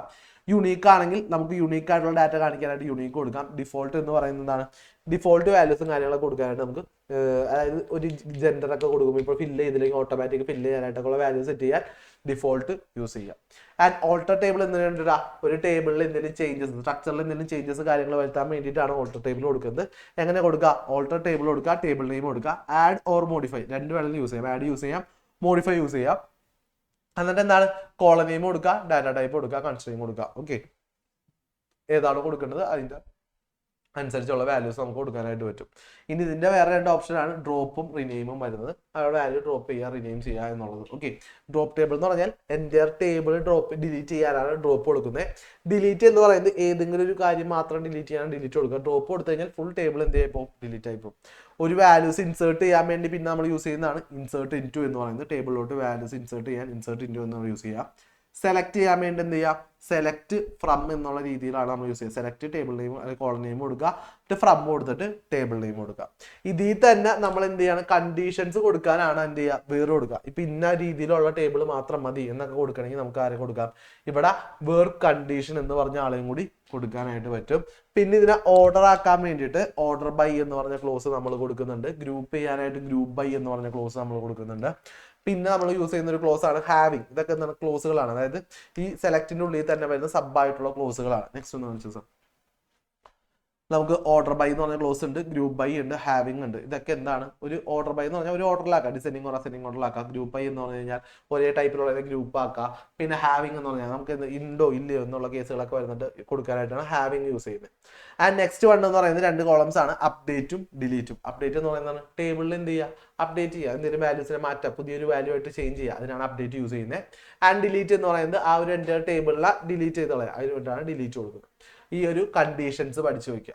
ആൻഡ് നെക്സ്റ്റ് വൺ എന്ന് പറയുന്നത് അഡീഷണൽ കമാൻഡ് ആണ്. നമുക്ക് കൂടുതലായിട്ട് വരുന്ന ഒരു കമാൻഡാണ്. ഡാറ്റാബേസ് ക്രിയേറ്റ് ചെയ്യണമെങ്കിൽ ക്രിയേറ്റ് ഡാറ്റാബേസ്, ഒരു ഡാറ്റാബേസിന് യൂസ് ചെയ്യുന്നെങ്കിൽ യൂസ് ഡാറ്റാബേസ് നെയിം കൊടുക്കാം. ഒരു ഡാറ്റാബേസിന് ഡിസ്ക്രൈബ് ചെയ്യുന്ന ഡിസ്ക്രൈബ് ടേബിൾ നെയിം കൊടുത്തു കഴിഞ്ഞാൽ ഒരു ഡാറ്റാബേസിന്റെ എന്താണ് സ്ട്രക്ചർ എന്നുള്ള ഡിസ്ക്രൈബ് ചെയ്ത് തരും. നമുക്ക് ടേബിളിനെ ഷോ ചെയ്യണമെങ്കിൽ ഷോ ടേബിൾ കൊടുക്കാം. ഇത്രയും കേസസ് ആണ് നമുക്കുള്ളത്. നെക്സ്റ്റ് കൊടുക്കും. അടുത്തത് പിന്നുള്ള കേസ് എന്ന് പറയുന്നത് ഇതേപോലുള്ള ഓപ്പറേഷൻസ് ആണ്. നമുക്ക് ഒരുപോലെ ഉള്ളത് യൂസ് ചെയ്യാൻ ലൈക്ക് യൂസ് ചെയ്യാം. ആൻഡ് ബിറ്റ്വീൻ ആൻഡ് ഇപ്പൊ രണ്ട് വാല്യൂസ് ഒക്കെ ഇപ്പൊ സാലറി ഒക്കെ എടുക്കുന്ന സമയത്ത് ടേബിളിലെ സാലറി ഇപ്പൊ എനിക്ക് ഒരു 10,000 5000 ഇടയിലൊക്കെ വേണം. അപ്പൊ നമുക്ക് യൂസ് ചെയ്യാൻ പറ്റുന്ന ഒരാളാണ് ബിറ്റ്വീൻ ആൻഡ്. ഇൻഡ് അതിനുള്ള ഒരു വാല്യൂ എടുക്കാൻ വേണ്ടിയിട്ടാണ് ഇൻഡോ എന്ന് ചെക്ക് ചെയ്യാനായിട്ട് ഈസി യൂസ് ചെയ്യാം. ഇനി രണ്ടുപേരെയും സെലക്ഷൻ ആണ്. നമുക്ക് ലോജിക്കൽ ഓപ്പറേഷൻസ് വരുന്നതാണ് ആൻഡ് ഓർ നോട്ട്. ലോജിക്കലിൽ എന്താണോ നമ്മൾ പഠിച്ചേക്കുന്നത് അതേ കേസ് തന്നെയാണ് ആൻഡ് ഓർ നോട്ട് നമ്മൾ യൂസ് ചെയ്യുന്നത്. ആൻഡ് നെക്സ്റ്റ് വൺ എന്ന് പറയുന്നത് ഇതൊരു ഇമ്പോർട്ടന്റ് ആയിട്ടുള്ള കേസാണ്. നമുക്ക് പലതവണയും ക്വസ്റ്റ്യൻ പേപ്പറിൽ കണ്ടേക്കുന്ന ഒരാളാണ്. അഗ്രിഗേറ്റഡ് ഫംഗ്ഷൻ അല്ലെങ്കിൽ SQL എന്താണ്? ബിൽറ്റ് ഇൻ ഫങ്ഷൻസ് എന്നൊക്കെ പറയാൻ പറ്റും. ഓക്കെ, അഗ്രിഗേറ്റഡ് ആരൊക്കെയാണ്? കൗണ്ട് ഉണ്ട്, സം ഉണ്ട്, ആവറേജ് ഉണ്ട്, മാക്സ് ഉണ്ട്, മിൻ ഉണ്ട്. ഓക്കെ, കൗണ്ട് എന്ന് പറഞ്ഞു കഴിഞ്ഞാൽ എന്താണ്? നമുക്ക് അതിന്റെ ആ ഒരു വാല്യൂസ് എന്ത് ചെയ്യുക? കൗണ്ട് ചെയ്തെടുക്കുക. ആ കറക്റ്റ് നമ്പർ എത്ര ഉണ്ടെന്ന് കൗണ്ട് ചെയ്യാനായിട്ടാണ് നമ്മൾ കൗണ്ട് യൂസ് ചെയ്യുന്നത്. ആൻഡ് സം എന്ന് പറയുന്നത് അതെല്ലാം കൂടി ആഡ് ചെയ്ത് ആ ഒരു സമ്മ് കിട്ടാൻ വേണ്ടിയിട്ടാണ് നമ്മൾ സമ്മ് യൂസ് ചെയ്യുന്നത്. പിന്നെ എന്തുണ്ട്? ആവറേജ് ഉണ്ട്. ആവറേജ് എന്ന് പറഞ്ഞാൽ ആ ഒരു നമ്മൾ കൊടുക്കുന്ന ഡാറ്റയുടെ ആവറേജ് വാല്യൂ കണ്ടുപിടിക്കുക. മാക്സും മിന്നും എന്ത് ചെയ്യണം? മാക്സിമം വാല്യൂ കണ്ടുപിടിക്കാൻ മാക്സ് ഉണ്ട്. മിന്നുണ്ട് മിനിമം വാല്യൂ കണ്ടുപിടിക്കാനായിട്ട്. സിൻടാക്സ് ആണ് ഇവിടെ നമ്മൾ കൊടുത്തേക്കുന്നത്. അതൊന്ന് ഓർത്ത് പഠിച്ചു വെച്ചേക്കാം. ആൻഡ് നെക്സ്റ്റ് വൺ എന്ന് പറയുന്നത് അടുത്തോട്ടോ നമുക്ക് ഇതിലെ ക്വസ്റ്റ്യൻസ് ആണ്. അടുത്ത മെയിൻ ആയിട്ട് വരുന്ന ഒരു ക്വസ്റ്റ്യൻ എന്ന് പറയുന്നത് ഡിഫൈൻ ദ ഫോളോയിങ്. ഇതേപോലെ DDL, DML, DCL എന്താണ് ഇത് തന്നേക്കുന്നത്? കമ്പോണൻസ് ആണ് തന്നേക്കുന്നത്. ആ കമ്പോണൻസിന് എന്ത് ചെയ്യാനാ? ഡിഫൈൻ ചെയ്യുക. എന്താണ് DML എന്നുള്ളത് ഡിഫൈൻ ചെയ്യുക, എന്താണ് DDL എന്നുള്ളത് ഡിഫൈൻ ചെയ്യുക, DCL എന്താണ്, അതെന്തൊക്കെയാണ് ചെയ്യുന്നത്. DML ആണെങ്കിൽ സെലക്ട്, ഇൻസേർട്ട്, അപ്ഡേറ്റ്, ഡിലീറ്റ് ആണ്. ആൻഡ് DDL ആണെങ്കിൽ എന്താണ്? ക്രിയേറ്റ്, ഓൾട്ടർ, ഡ്രോപ്പ് ആണ്. DCL ആണെങ്കിൽ എന്താണ്? ഗ്രാൻഡ്, റിവോക്ക് ആണ്. ഫസ്റ്റ് നമ്മൾ യൂസ് ചെയ്യുന്നത് DDL കമാൻഡ് ആണ്. അത് യൂസ് ചെയ്തിട്ടാണ് ടേബിൾ ക്രിയേറ്റ് ചെയ്യുന്ന കാര്യങ്ങൾ ചെയ്യുന്നത്. ക്രിയേറ്റ് ചെയ്ത ടേബിളിലോട്ട് എന്തെങ്കിലുമൊക്കെ ആഡ് ചെയ്യാനോ എഡിറ്റ് ചെയ്യാനോ ഡിലീറ്റ് ചെയ്യാനൊക്കെ വേണ്ടിയിട്ടാണ് DML യൂസ് ചെയ്യുന്നത്. ആ DML യൂസ് ചെയ്ത് നമ്മൾ ക്രിയേറ്റ് ചെയ്ത ടേബിളിൽ ആരെന്തൊക്കെ കാണണ്ട എന്ന് തീരുമാനിക്കാൻ വേണ്ടിയിട്ടാണ് എന്ത് യൂസ് ചെയ്യുന്നത്? DCL യൂസ് ചെയ്യുന്നത്. ഈ 3 സെക്ഷൻസ് ആണ് ഉള്ളത്. ആൻഡ് നെക്സ്റ്റ് വൺ എന്ന് പറയുന്നത് അടുത്തതാണ് differentiate data type of char or varchar in DCL. ഇത് വളരെ ഇമ്പോർട്ടന്റ് ആണ്. ക്യാറും വാർക്കാറും തമ്മിലുള്ള ഡിഫറൻസ്. ഇത് 2 മാർക്സിനാണ് ചോദിച്ചേക്കുന്നത്. നമുക്ക് കൂടുതൽ മാർക്കിന് വന്നു കഴിഞ്ഞാൽ നിങ്ങൾക്ക് എന്താണ് ഇത് തമ്മിലുള്ള ഡിഫറൻസിന്റെ ടേബിൾ നമ്മൾ ക്ലാസ്സിൽ എടുത്തപ്പോൾ പറഞ്ഞു തന്നിട്ടുണ്ടായിരുന്നു. ഇല്ലടാ, ടേബിൾ നോട്ട് ചെയ്തിട്ടില്ലേ? ആ ടേബിൾ കറക്റ്റ് ആയിട്ട് പഠിച്ചു വെച്ചേക്കാം. എന്താണ് ഇവിടെ ക്യാർ എന്ന് പറയുമ്പോൾ എന്താണ്? ക്യാർ എന്ന് പറഞ്ഞാൽ char is a fixed length character data type ആണ്. വാർക്കാർ എന്ന് പറയുന്നത് varchar represent variable length character type ആണ്. വാർക്കാർ കൂടുതൽ കാര്യങ്ങൾ ആഡ് ഓൺ ചെയ്യാനായിട്ട് പറ്റും. ആൻഡ് നെക്സ്റ്റ് വൺ എന്ന് പറയുന്നത് അടുത്തോട്ടോ define the constraints, explain any 4 constraints. എന്താണ് കൺസ്ട്രെയിൻസ് എന്ന് എക്സ്പ്ലെയിൻ ചെയ്യുക. ഏതെങ്കിലും 4 എണ്ണം പറയാനാണ് പറയുന്നത്. കൺസ്ട്രെയിൻ എന്ന് പറഞ്ഞാൽ എന്താണ്? ഒരു ടേബിൾ നിങ്ങൾ ക്രിയേറ്റ് ചെയ്യുമ്പോൾ അതിലൊരു പർട്ടിക്കുലർ റോക്ക് ഒരു കാര്യം നമ്മൾ ഒരു പർട്ടിക്കുലർ കോളത്തിന് ഒരു കാര്യം നമ്മൾ സെറ്റ് ചെയ്ത് കൊടുക്കുന്നതിനാണ് കൺസ്ട്രെയിൻ എന്ന് പറയുന്നത്. ഓക്കെ, കൺസ്ട്രെയിൻ ആരൊക്കെ ഉണ്ട്? നോട്ടിനുള്ളുണ്ട്. അതായത് ആ ഒരു കോളത്തിലുള്ള വാല്യൂസ് ഒരിക്കലും എന്ത് ചെയ്യാൻ പാടില്ല? എംപ്റ്റി ആയിട്ട് ഫില്ല് ചെയ്യാതെ വിടാനായിട്ട് പാടില്ല. പിന്നെ എന്ത് വരുന്നുണ്ട്? ഓട്ടോ ഇൻക്രിമെന്റ് ഉണ്ട്. ആ കോളത്തിലെ വാല്യൂസ് എന്ത് ചെയ്യും? അപ്പോൾ ഓട്ടോ ഇൻക്രിമെന്റ്, അതായത് തന്നെ കൂടിക്കൊണ്ടിരിക്കും. ആൻഡ് നെക്സ്റ്റ് വൺ എന്ന് പറയുന്നത് യുണീക്ക് ഉണ്ട്. അതെന്തായിരിക്കും? യുണീക്ക് ആയിട്ട് സെറ്റ് ചെയ്യാൻ വേണ്ടിയാണ് യുണീക്ക് കൊടുക്കുക. പ്രൈമറി കീ എന്ന് പറയുന്നതാണ് അതൊരു യുണീക്ക് കീ ആണ്. അത് റിപ്പീറ്റ് ചെയ്തിട്ട് ആർക്കും വരില്ല. ആ കോളത്തിലെ വാല്യൂ ഒരു തവണ വന്നു കഴിഞ്ഞാൽ പിന്നെ ഒരു കോളത്തിലും വരില്ല. അങ്ങനെ കൊടുക്കാനാണ് പ്രൈമറി കീ വന്നത്. ഡിഫോൾട്ട് എന്ന് പറയുന്നത് ആർക്ക് വേണ്ടിയിട്ടാ? നമുക്കൊരു വാല്യൂ എന്ത് ചെയ്യാണ്? സെറ്റ് ചെയ്യാണ്. നമുക്ക് ഇത് റിപ്പീറ്റ് ചെയ്യാൻ പാടില്ല എന്ന രീതിയിൽ സെറ്റ് ചെയ്യാനാണ് നമ്മൾ ആരെ കൊടുക്കുന്നത്? ഡിഫോൾട്ട് കൊടുക്കുന്നത്. ആൻഡ് നെക്സ്റ്റ് വൺ എന്ന് പറയുന്നത് എന്താണ്? ഇതില്ല ഏതെങ്കിലും 4 അഗ്രിഗേറ്റഡ് ഫംഗ്ഷൻസ് SQL പറയാനാണ് പറയുന്നത്. SQL ഉള്ള അഗ്രിഗേറ്റഡ് ഫംഗ്ഷൻസ് ആരൊക്കെയാണ്? സം ഉണ്ട്, ആവറേജ് ഉണ്ട്, മിൻ ഉണ്ട്, മാക്സ് ഉണ്ട്, കൗണ്ട് ഉണ്ട്. 4 അഗ്രിഗേറ്റഡ് ഫംഗ്ഷൻസ് ആണോ? 5 അഗ്രിഗേറ്റഡ് ഫംഗ്ഷൻസ് ആണുള്ളത്. സം എന്ന് പറയുന്നത് എന്തിനാണ് വേണ്ടിയിട്ടാ? മൊത്തം ആ ഒരു കോളത്തിന്റെ സമ്മ് കണ്ടുപിടിക്കാൻ വേണ്ടിയാണ്. ആവറേജ് ആ ഒരു കോളത്തിന്റെ ടോട്ടൽ ആവറേജ് വാല്യൂ എത്രയാണെന്ന് ഫൈൻഡ് ചെയ്യാനാണ്. മിൻ എന്ന് പറയുന്നത് മിനിമം വാല്യൂ ഫൈൻഡ് ചെയ്യാനാണ്. മാക്സ് എന്ന് പറയുന്നത് മാക്സിമം വാല്യൂ ഫൈൻഡ് ചെയ്യാനാണ്. കൗണ്ട് എന്ന് പറയുന്നത് ആ കോളത്തിൽ എത്ര വാല്യൂസ് ഉണ്ട് എന്ന് കൗണ്ട് ചെയ്ത് പറയാം. എത്ര എണ്ണം ഉണ്ട് എന്നുള്ളത് കൗണ്ട് ചെയ്യാൻ വേണ്ടിയിട്ടാണ് നമ്മൾ കൗണ്ട് യൂസ് ചെയ്യുന്നത്. ഇവിടെ എന്ത് കൗണ്ട് ചെയ്യില്ല? നൾ വാല്യൂസ് കൗണ്ട് ചെയ്യില്ല. നൾ അല്ലാത്ത വാല്യൂസ് മാത്രമേ എന്ത് ചെയ്യുള്ളൂ? കൗണ്ട് ചെയ്യുള്ളൂ. ആൻഡ് നെക്സ്റ്റ് വൺ എന്ന് പറയുന്നത് എന്താണ്? Explain any situation to modify the structure of table with help of a alter command in SQL. അതായത് SQL എന്ത് ചെയ്യാനായിട്ട് ഒരു കാര്യത്തിന് ചേഞ്ച് വരുത്താൻ, മോഡിഫൈ ചെയ്യാൻ വേണ്ടി നമ്മൾ ഓൾട്ടർ കമാൻഡ് യൂസ് ചെയ്യുന്ന 3 സിറ്റുവേഷൻസ് പറയാനാണ് പറഞ്ഞിരിക്കുന്നത്. ഏതെങ്കിലും 3 സിറ്റുവേഷൻസ് പറയാനാണ് പറഞ്ഞിരിക്കുന്നത്. ഏതൊക്കെ സിറ്റുവേഷൻ? ഫസ്റ്റ് സിറ്റുവേഷൻ എന്ന് പറഞ്ഞാൽ ആഡിങ് ന്യൂ എ കോളം. അതായത് ഓൾട്ടർ യൂസ് ചെയ്യുന്ന ഒരു സിറ്റുവേഷൻ ആണ്. ഒരു പുതിയ കോളം ആഡ് ചെയ്യുക. ഓക്കെ, ഒരു ടേബിളിലോട്ട് പുതിയ കോളം ആഡ് ചെയ്യുക. അതിനുവേണ്ടി നമുക്ക് ഓൾട്ടർ യൂസ് ചെയ്യും. അതിനുവേണ്ടി യൂസ് ചെയ്യുന്ന ക്ലോസ് ഏതാണ്? ആഡ് ആണ്. പിന്നെ എന്താണ്? Changing the definition of A column. ഒരു കോളത്തിന്റെ ഡെഫിനിഷൻ മാറ്റാം, അതിന്റെ സ്ട്രക്ചർ മാറ്റാം. അതിനുവേണ്ടി യൂസ് ചെയ്യുന്ന ക്ലോസ് ആണ് എന്ത്? മോഡിഫൈ എന്ന് പറയുന്നത്. And removing A column from A table. ഒരു ടേബിളിലുള്ള ഒരു കോളം റിമൂവ് ചെയ്ത് കളയാം. പിന്നെ എന്താണ്? റിനെയിമിങ് എ ടേബിൾ. ഒരു ടേബിളിന് എന്ത് ചെയ്യുക? നെയിം ചേഞ്ച് ചെയ്ത് പുതിയ നെയിമിലോട്ട് മാറ്റാം. ഈ 4 സിറ്റുവേഷന് വേണ്ടിയിട്ടാണ് നമ്മൾ എന്ത് ചെയ്യുക? ഓൾട്ടർ എന്ന് പറഞ്ഞ കമാൻഡ് യൂസ് ചെയ്യുന്നത്. അതായത് നമ്മൾ ഇതിൽ ഓൾട്ടർ കമാൻഡ് SQL യൂസ് ചെയ്തുകൊണ്ടിരിക്കുന്നത് ഇമ്പോർട്ടന്റ് ആണ്. ഇത് കറക്റ്റ് ആയിട്ട് പഠിച്ചു വെക്കണം. റിപ്പീറ്റഡ് ആയിട്ട് ചോദിച്ചേക്കുന്ന ഒരു ചോദ്യമാണ്. ആൻഡ് നെക്സ്റ്റ് വൺ എന്ന് പറയുന്നത് എന്താണ്? Compare delete and drop command. ഡിലീറ്റും ഡ്രോപ്പും കമാൻഡ് തമ്മിലുള്ള വ്യത്യാസം എന്താന്ന് പറയാനാണ് പറഞ്ഞേക്കുന്നത്. ഓക്കെ, വളരെ ഇമ്പോർട്ടന്റ് ആയിട്ട് റിപ്പീറ്റഡ് ആയിട്ട് ചോദിച്ചേക്കുന്ന ഒരു ചോദ്യമാണ്. എന്താണ് ഡിലീറ്റ് അല്ലെങ്കിൽ ഡ്രോപ്പ് കമാൻഡ് തമ്മിലുള്ള കമ്പാരിസൺ? ഓക്കെ, എന്താ delete command? Delete command is use to delete a tuple. ഒരു റോ ഡിലീറ്റ് ചെയ്യാനാണ് ഡിലീറ്റ് യൂസ് ചെയ്യുക. ഡ്രോപ്പ് കമാൻഡ് ഇതിനുണ്ട ഒരു ടേബിളിനെ ഡിലീറ്റ് ചെയ്യാൻ വേണ്ടിയിട്ടാണ് നമ്മൾ ആരെ യൂസ് ചെയ്യുക? ഡ്രോപ്പ് കമാൻഡ് നമ്മൾ യൂസ് ചെയ്യുന്നത്. കറക്റ്റ് ആയിട്ട് പഠിച്ചു വെച്ചേക്കാം. ആൻഡ് നെക്സ്റ്റ് ആണ് പറയുന്നത് അടുത്തൊരു ക്വസ്റ്റ്യൻ ആണ്. എന്താണ്? Define the SQL command and write the syntax of the command use in A create view. Okay, എന്താണ് SQL കമാൻഡ് എന്ന് പറയാം? അതിന്റെ സിന്റാക്സ് എഴുതാനാണ് പറയുന്നത്. ഒരു വ്യൂ ക്രിയേറ്റ് ചെയ്യാനായിട്ടുള്ളത്. ജസ്റ്റ് ആ ഒരു സിന്റാക്സും എന്താണ് SQL എന്നുള്ളത് മാത്രം എഴുതി കൊടുത്താൽ മതി. ഓക്കെ, നോർമൽ ആണ്. നെക്സ്റ്റ് നോക്കാം. അടുത്തത് പറയുന്നത് നിങ്ങൾക്ക് ഇതേപോലെ ഒരു ടേബിൾ തന്നിട്ടുള്ള ക്വസ്റ്റ്യൻ എന്തായാലും ഉണ്ടാവും. ഷുവർ ക്വസ്റ്റ്യൻ ആണ്. ഏതെങ്കിലും ടൈപ്പ് ഓഫ് ഒരു ടേബിൾ നിങ്ങൾക്ക് തന്നിട്ടുണ്ടാവും. എന്നിട്ട് അതിന്റെ റിലേറ്റ് ചെയ്തിട്ടുള്ള ക്വസ്റ്റ്യൻസ് എഴുതാനായിട്ടുണ്ടാവും. കമാൻഡും കാര്യങ്ങളും കറക്റ്റ് ആയിട്ട് പ്രോപ്പർ ആയിട്ട് പഠിച്ചിട്ടുണ്ടെങ്കിൽ മാത്രമേ നമുക്ക് എന്ത് ചെയ്യാൻ പറ്റുള്ളൂ? ഇത് എഴുതാനായിട്ട് പറ്റുള്ളൂ. ഷുവർ ക്വസ്റ്റ്യൻ ആണ്. എന്താണ്? നമുക്ക് ഒരു ടേബിൾ നമുക്ക് ഇവിടെ ഗിവൺ ചെയ്തിട്ടുണ്ട്. ഒരു ടേബിൾ നിങ്ങൾക്ക് തന്നിട്ടുണ്ട്. എന്നിട്ട് എന്തൊക്കെയാണ്? എംപ്ലോയി ഐ ഡി ഉണ്ട്, എംപ്ലോയി നെയിം ഉണ്ട്, ഡെസിഗ്നേഷൻ ഉണ്ട്, ബേസിക് സാലറി. അതാണ് നമുക്ക് ഇവിടെ കൊടുത്തേക്കുന്നത്. And write the SQL command for the following. First one എന്താണ്? Display the details of all employees. അതായത് എല്ലാ എംപ്ലോയീസിന്റെയും ഡീറ്റെയിൽസ് എന്ത് ചെയ്യണം? കാണിക്കണം. ഇതിലുള്ള എല്ലാ എംപ്ലോയീസിന്റെ ഡീറ്റെയിൽസ് കാണിക്കണം. അപ്പൊ നമുക്ക് എന്ത് ചെയ്താൽ മതി? സെലക്ട് സ്റ്റാർ ഫ്രം എന്ത് കൊടുത്താൽ മതി? എംപ്ലോയി. ടേബിളിന്റെ നെയിം എന്താണ്? എംപ്ലോയി എന്നാണെങ്കിൽ സെലക്ട് സ്റ്റാർ ഫ്രം എംപ്ലോയി എന്ന് പറഞ്ഞു കഴിഞ്ഞാൽ എന്ത് കിട്ടും? നമുക്ക് ഇവിടെ തന്നിട്ടുണ്ട് ടേബിളിന്റെ നെയിം എംപ്ലോയി. അപ്പൊ എന്താണ്? സെലക്ട് സ്റ്റാർ ഫ്രം എംപ്ലോയി എന്ന് പറഞ്ഞു കൊടുത്തു കഴിഞ്ഞാൽ എൻ്റെ ടേബിളിലുള്ള എല്ലാവരുടെ ഡീറ്റെയിൽസ് നമുക്ക് എന്ത് ചെയ്യും? സെലക്ട് ചെയ്ത് കാണിച്ചു തരും. ഓക്കെ, അപ്പോൾ ഈ ഒരു കേസിൽ നമ്മൾ കൊടുക്കുന്നതാണ് select star from employee. And next one എന്താണ്? Display the details of employee in ascending order by the basic pay. Basic പേയുടെ, അതായത് ബേസിക് പേയുടെ അസെൻഡിങ് ഓർഡറിൽ എന്ത് ചെയ്യുക? എംപ്ലോയിയുടെ ഡീറ്റെയിൽസ് കാണിക്കാം. അപ്പൊ നമ്മൾ എന്ത് പറയും? Select star from employee. അപ്പൊ എന്ത് ചെയ്തു? ഈ എൻ്റെ ടേബിൾ നമ്മൾ സെലക്ട് ചെയ്തു. എന്നിട്ട് എന്ത് ചെയ്യണം? ഇതിനാരുടെ ഇതാണ്? ബേസിക് പേയുടെ ഓർഡറിൽ കാണിക്കണം. അപ്പൊ നമ്മളിവിടെ ഓർഡറിൽ കാണിക്കാൻ വേണ്ടി യൂസ് ചെയ്യുന്ന ഒരു ക്ലോസ് ആണ് എന്ത്? ഓർഡർ ബൈ ക്ലോസ് എന്ന് പറയുന്നത്. അപ്പൊ നമുക്ക് ഇവിടെ എന്ത് ചെയ്യാം? സെലക്ട് സ്റ്റാർ ഫ്രം എംപ്ലോയി, എന്നിട്ട് എന്ത് ചെയ്യാം? Order by AEC. Okay, ASC എന്ന് പറഞ്ഞു കൊടുക്കുക. Order by ASC. അപ്പൊ എന്താ കൊടുക്കും? നമ്മൾ അസെൻഡിങ് ഓർഡറിൽ നമുക്ക് കാണിച്ചു തരും. Okay, select star from employee കൊടുത്തിട്ട് എന്താണ്?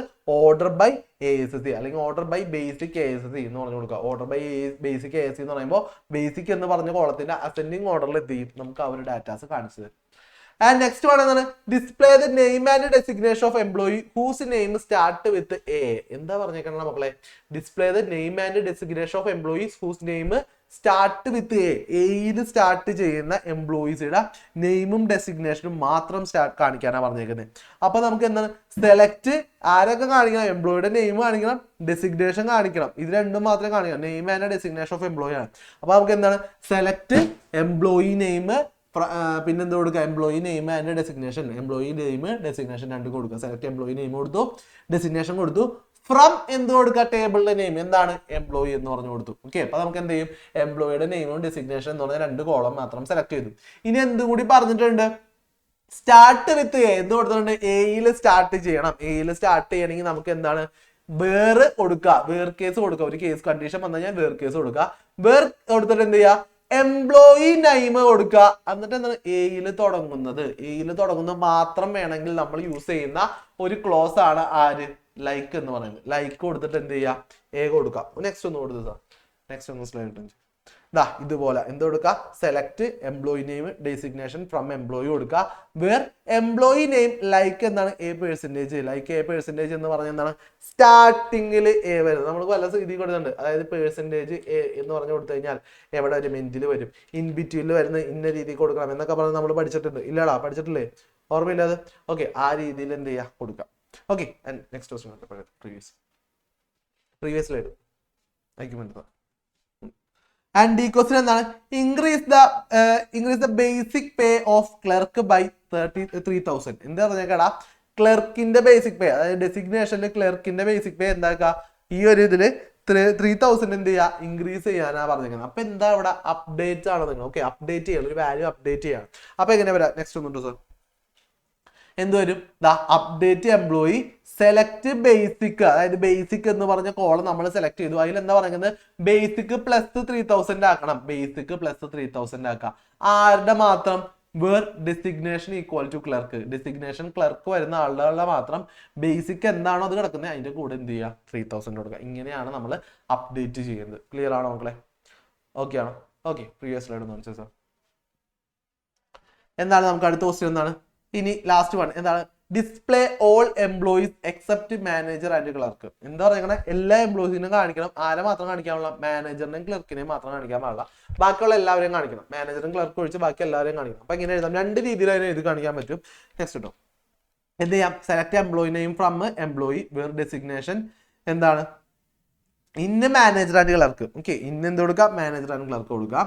അല്ലെങ്കിൽ എന്ത് ചെയ്യാം? Select employee name from employee where designation equal to manager or designation equal to clerk. Designation ക്ലർക്കോ മാനേജറോ വന്നവരാ കാണിക്കാം. ഈ രണ്ട് രീതിയിൽ എന്ത് ചെയ്യാൻ പറ്റും? നമുക്ക് ക്വസ്റ്റ്യൻസ് വരാം. ഓക്കെ ആണോടാ? ക്ലിയർ ആണോ? ഓക്കെ, അപ്പൊ ടേബിൾ ടൈപ്പിൽ ക്വയറീസ് എഴുതാനായിട്ട് എല്ലാവരും കറക്റ്റ് ആയിട്ട് പഠിച്ചിട്ടുണ്ടാവണം. ഏതെങ്കിലും ടൈപ്പ് ഓഫ് ഒരു ക്വസ്റ്റ്യൻ എന്തായാലും ക്വസ്റ്റ്യൻ പേപ്പറിൽ നമുക്ക് കാണാനായിട്ട് പറ്റും. ആൻഡ് നെക്സ്റ്റ് വേർഡ് എന്ന് പറയുന്നത് എന്റർപ്രൈസിംഗ് റിസോഴ്സ് പ്ലാനിംഗ് എന്ന് പറയുന്ന ചാപ്റ്റർ ആണ്. ഈ ഒരു ചാപ്റ്ററിൽ നമുക്ക് എന്താണ് മെയിൻ ആയിട്ട്?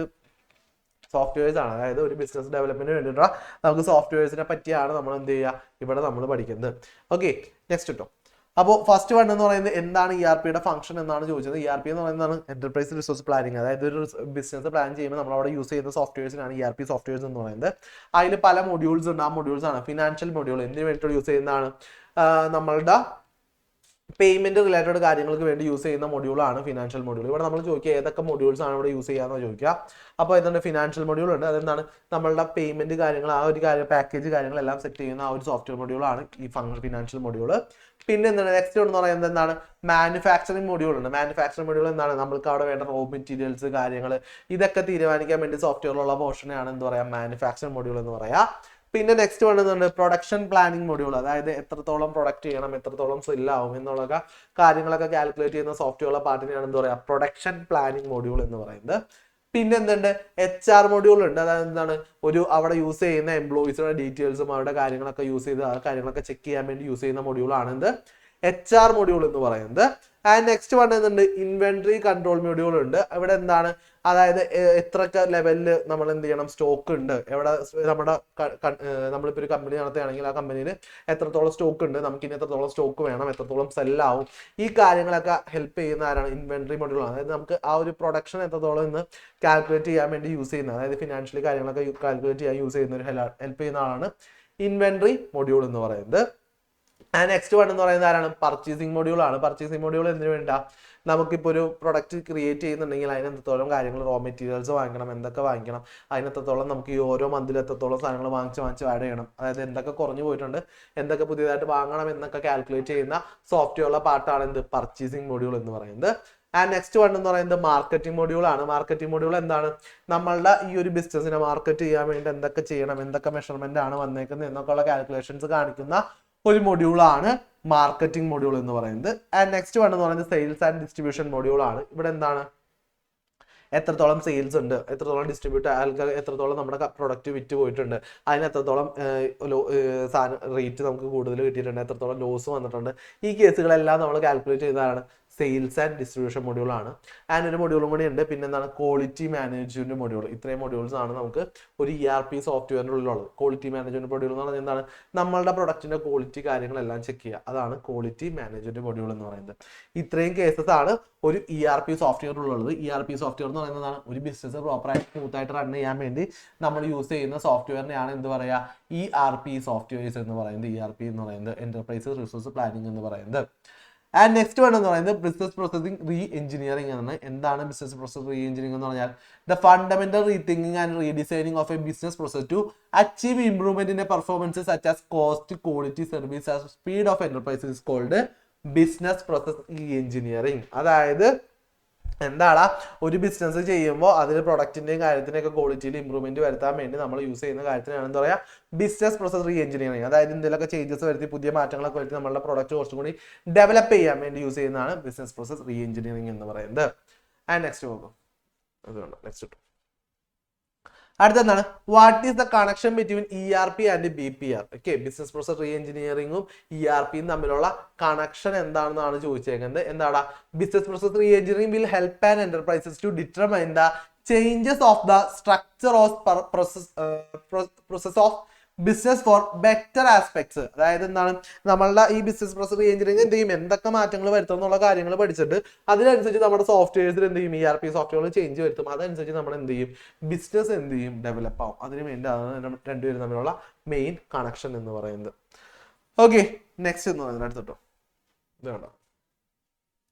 ഓക്കെ, ഇതിലുള്ള എന്തൊക്കെയാണ് സ്റ്റെപ്സ് എന്നാണ് പറയുന്നത്. എന്തൊക്കെയാണ് പ്രീ വാല്യുവേഷൻ സ്ക്രീനിങ് ഉണ്ട്, പിന്നെ പാക്കേജ് സെലക്ഷൻ ഉണ്ട്, പ്രൊജക്ട് പ്ലാനിങ് ഉണ്ട്, ഗ്യാപ്പ് അനാലിസിസ് ഉണ്ട്, ബിസിനസ് പ്രോസസ് റീ എഞ്ചിനീയറിംഗ് ഉണ്ട്, ഇൻസ്റ്റാളേഷൻ കോൺഫിഗറേഷൻ ഉണ്ട്, പിന്നെ എന്താണ് ഇംപ്ലിമെന്റേഷൻ ഓഫ് ടീം ട്രെയിനിങ് ഉണ്ട്, സിസ്റ്റം ടെസ്റ്റിങ്സ് ഉണ്ട്, and going live, end of user training and post implementation. അതായത് ഒരു ERP സോഫ്റ്റ്വെയർ ഇറക്കുന്നതിന് മുമ്പുള്ള സ്റ്റെപ്പുകളാണ്. അതായത് ആരെന്ത് ചെയ്യും, ആരൊക്കെ യൂസ് ചെയ്യണം, എന്തൊക്കെ യൂസ് ചെയ്യണം എന്നുള്ള കാര്യങ്ങൾ ചെക്ക് ചെയ്യും. അത് കഴിഞ്ഞിട്ട് ഓരോരുത്തർക്ക് അതിനെ യൂസ് ചെയ്യാൻ കൊടുക്കും. അതിൽ എന്തെങ്കിലും ഇഷ്യൂസ് ഉണ്ടെങ്കിൽ അതിന് മോഡിഫിക്കേഷൻസ് വരുത്തും. പിന്നെ എന്ത് ചെയ്യും, പയ്യെ എന്ത് ചെയ്യും, അത് ലൈവായിട്ട് വരും. ഒരു ERP സോഫ്റ്റ്വെയർ നമുക്ക് പ്രോപ്പറായിട്ട് എന്ത് ചെയ്യുന്നുണ്ട്, ഒരു പ്രോപ്പർ ട്രാക്കിൽ എത്തണമെങ്കിൽ ഒരു ബിസിനസ് സ്റ്റാർട്ട് ചെയ്ത് ഒരു 5 years ആകുമ്പോഴേക്കും എന്ത് ചെയ്യുക, ആ ഒരു സോഫ്റ്റ്വെയർ കറക്റ്റ് ഒരു ട്രാക്കിലോട്ട് എത്താം. ഓക്കെ, അപ്പൊ ഇങ്ങനെയാണ് എന്ത് ചെയ്യുക, ഒരു സോഫ്റ്റ്വെയർ റൺ ചെയ്യുന്നത്. ഒരു 5 yearsoളം ടെസ്റ്റ് ചെയ്തിട്ടാണ് എന്ത് ചെയ്യുക, ഒരു ബിസിനസ്സിന് വേണ്ടിയുള്ള പ്രോപ്പർ ERP സോഫ്റ്റ്വെയർ ഡെവലപ്പ് ആവുന്നത്. ആൻഡ് നെക്സ്റ്റ് വണ്ണാണ് പോപ്പുലർ ERP പാക്കേജസ്. അതായത് നമുക്ക് മെയിൻ ആയിട്ട് യൂസ് ചെയ്യുന്ന ERP സോഫ്റ്റ്വെയർസ് ആണ്. ഏതൊക്കെയുണ്ട്, ഒറാക്കിൾ ഉണ്ട്, SAP ഉണ്ട്, ഓഡോ ഉണ്ട്. ഓക്കെ, പിന്നെ മൈക്രോസോഫ്റ്റ് ഡൈനാമിക് ഉണ്ട്, ടാലി ERP ഉണ്ട്. ഈ 5 പേരുകൾ എന്ത് ചെയ്യുക, പഠിച്ചു വെക്കുക. ഏതെങ്കിലും നിങ്ങളോട് ചോദിക്കും, ERP സോഫ്റ്റ്വെയറിന്റെ നെയിം എഴുതാൻ പറഞ്ഞിട്ട് നമ്മളോട് ചോദിക്കും. അപ്പൊ ഈ പേരുകൾ നിങ്ങൾക്ക് അറിഞ്ഞാൽ മാത്രമേ എന്ത് ചെയ്യാൻ പറ്റുള്ളൂ, നെയിംസ് എഴുതാനായിട്ട് പറ്റുള്ളൂ. നെക്സ്റ്റ് പോവാ. അടുത്തെന്ന് പറയുന്നതാണ് benefits of ERP system. ERP സിസ്റ്റത്തിന്റെ ബെനിഫിറ്റ്സ് ആണ് പറഞ്ഞേക്കുന്നത്. എന്താണ്, ഇംപ്രൂവ്ഡ് റിസോഴ്സ് യൂട്ടിലൈസേഷൻ, കുറച്ചും കൂടി ഇംപ്രൂവ് ചെയ്ത് റിസോഴ്സ് യൂസ് ചെയ്യാൻ പറ്റും. ബെറ്റർ കസ്റ്റമർ സാറ്റിസ്ഫിക്കേഷൻ, കൂടുതൽ എന്ത് ചെയ്യാം, കസ്റ്റമറായിട്ട് സാറ്റിസ്ഫൈ ചെയ്യാൻ പറ്റും. പ്രൊവൈഡ് ആക്യുറേറ്റ് ഇൻഫോർമേഷൻ, കറക്റ്റ് ഇൻഫോർമേഷൻസും കാര്യങ്ങളും പ്രൊവൈഡ് ചെയ്യാൻ പറ്റും. ഡിസിഷൻ മേക്കിംഗ് കേപ്പബിലിറ്റി, എന്ത് ചെയ്യാൻ പറ്റും, നല്ല രീതിയിൽ ഒരു കാര്യത്തിന് എന്ത് ചെയ്യാൻ പറ്റും, ഡിസൈഡ് ചെയ്യാൻ പറ്റും. നമുക്ക് ആ ഒരു സോഫ്റ്റ്വെയർ നോക്കിയിട്ട് എന്ത് ചെയ്യണം എന്ന് കറക്റ്റ് തീരുമാനം എടുക്കാൻ പറ്റും. ഇൻക്രീസ്ഡ് ഫ്ലെക്സിബിലിറ്റി, മാറ്റങ്ങൾ എളുപ്പത്തിൽ കൊണ്ടുവരാൻ പറ്റും. ഇൻഫോർമേഷൻ ഇന്റഗ്രിറ്റി, എല്ലാ കാര്യങ്ങളും എന്ത് ചെയ്യും, ഒരൊറ്റ സോഫ്റ്റ്വെയർ നമുക്ക് കിട്ടും. അതായത് ഒരു കമ്പനിയുടെ A to Z കാര്യങ്ങൾ നമുക്ക് ഒറ്റ സോഫ്റ്റ്വെയർ കിട്ടും, വേറെ എങ്ങും ചെക്ക് ചെയ്ത് പോകണ്ട.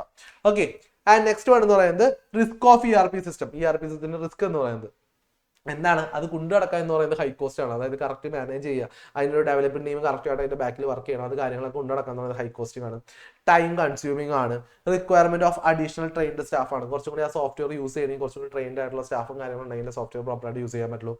ഓപ്പറേഷണൽ ആൻഡ് മെയിൻ്റെനൻസ് ഇഷ്യൂ, അതായത് എന്താണ്, യൂസ് ചെയ്യുമ്പോൾ ഉണ്ടാവുന്ന മെയിൻറ്റെയിൻ ചെയ്യുമ്പോൾ പല ഇഷ്യൂസും കാര്യങ്ങളും വരും. അത് കൊണ്ടുനടക്കാൻ കുറച്ച് ബുദ്ധിമുട്ടാണ്. അതിന് കറക്റ്റായിട്ട് ട്രെയിൻഡ് ആയിട്ടുള്ള ടീമോ കാര്യങ്ങളോ ഉണ്ടെങ്കിൽ കൊണ്ടുനടക്കാനായിട്ട് പറ്റുള്ളൂ. ഓക്കെ, ആൻഡ് നെക്സ്റ്റ് വൺ എന്ന് പറയുന്നത് ERP റിലീസ്ഡ് റിലേറ്റഡ് ടെക്നോളജീസ്. അതായത് എന്തൊക്കെയാണ് ERP related technologies? Product life cycle management, customer relationship management information scheme, supply chain management, decision support. ഇതൊക്കെ എന്താണ്, ഇതിന്റെ സിസ്റ്റംസിന്റെ കണക്റ്റഡ് ആയിട്ട് വരുന്ന കാര്യങ്ങളാണ്. ഇതൊക്കെ ഒന്ന് എന്ത് ചെയ്യുക, കറക്റ്റ് ആയിട്ട് ത്രൂ ഔട്ട് ഒന്ന് വായിച്ച് കറക്റ്റ് ആയിട്ട് പഠിച്ചിട്ടുണ്ടാവാം. ഓക്കെ, ഇതിന് മെയിൻ ആയിട്ട് ചോദിക്കുന്ന ക്വസ്റ്റ്യൻസ് എന്ന് പറഞ്ഞാൽ എന്താണ് ERP എന്ന് ചോദിക്കും. Define ERP. എന്താണ് ERP? ERP system is A fully integrated business management system. It converse A functional areas of an enterprises like finance, human resource, production, sales, logistics. അതായത് ഒരു ബിസിനസിന്റെ വേണ്ട മെയിൻ ആയിട്ടുള്ള എല്ലാ കാര്യങ്ങളോടും ഇന്റഗ്രേറ്റ് ചെയ്തിട്ടുള്ള ഒരു സോഫ്റ്റ്വെയറിനെയാണ് എന്ത് പറയുക, ERP സിസ്റ്റം എന്ന് പറയുന്നത്. അതിന്റെ ബെനിഫിറ്റ്സ് നമ്മളോട് ചോദിക്കും. നെക്സ്റ്റ് ഒന്ന് കൊടുത്ത ഇതിന്റെ മെയിൻ ബ്രീഫ്ലി എക്സ്പ്ലെയിൻ ചെയ്യാൻ 2 functions ഓഫ് ERP. അതിന്റെ ERPയുടെ ഫംഗ്ഷൻസ് അല്ലെങ്കിൽ അതിന്റെ ബെനിഫിറ്റ്സ് എന്തൊക്കെയാണെന്നുള്ളത് ചോദിക്കും. അതിന്റെ മെയിൻ ഫംഗ്ഷൻസ് എന്ന് പറഞ്ഞു ചോദിച്ചു കഴിഞ്ഞാൽ ഏതൊക്കെയാണ്? ഫംഗ്ഷൻ മൊഡ്യൂൾ ഉണ്ട്, HR മൊഡ്യൂൾ ഉണ്ട്, ഇൻവെന്ററി കൺട്രോൾ മൊഡ്യൂൾ ഉണ്ട്, പർച്ചേസിംഗ് മൊഡ്യൂൾ ഉണ്ട്. ഏതെങ്കിലും 4 മൊഡ്യൂൾസ് എങ്കിലും പക്കയായിട്ട് എഴുതാൻ പഠിച്ചിട്ടുണ്ടാവും. ഫംഗ്ഷൻ മൊഡ്യൂൾസ് ഏതെങ്കിലും 4 എണ്ണെങ്കിലും മിനിമം പക്കയായിട്ട് എഴുതാനായിട്ട് എന്ത് ചെയ്യുക, നിർബന്ധമായിട്ടും പഠിച്ചിട്ടുണ്ടാവണം. എന്തായാലും എഴുതാനുണ്ടാവും.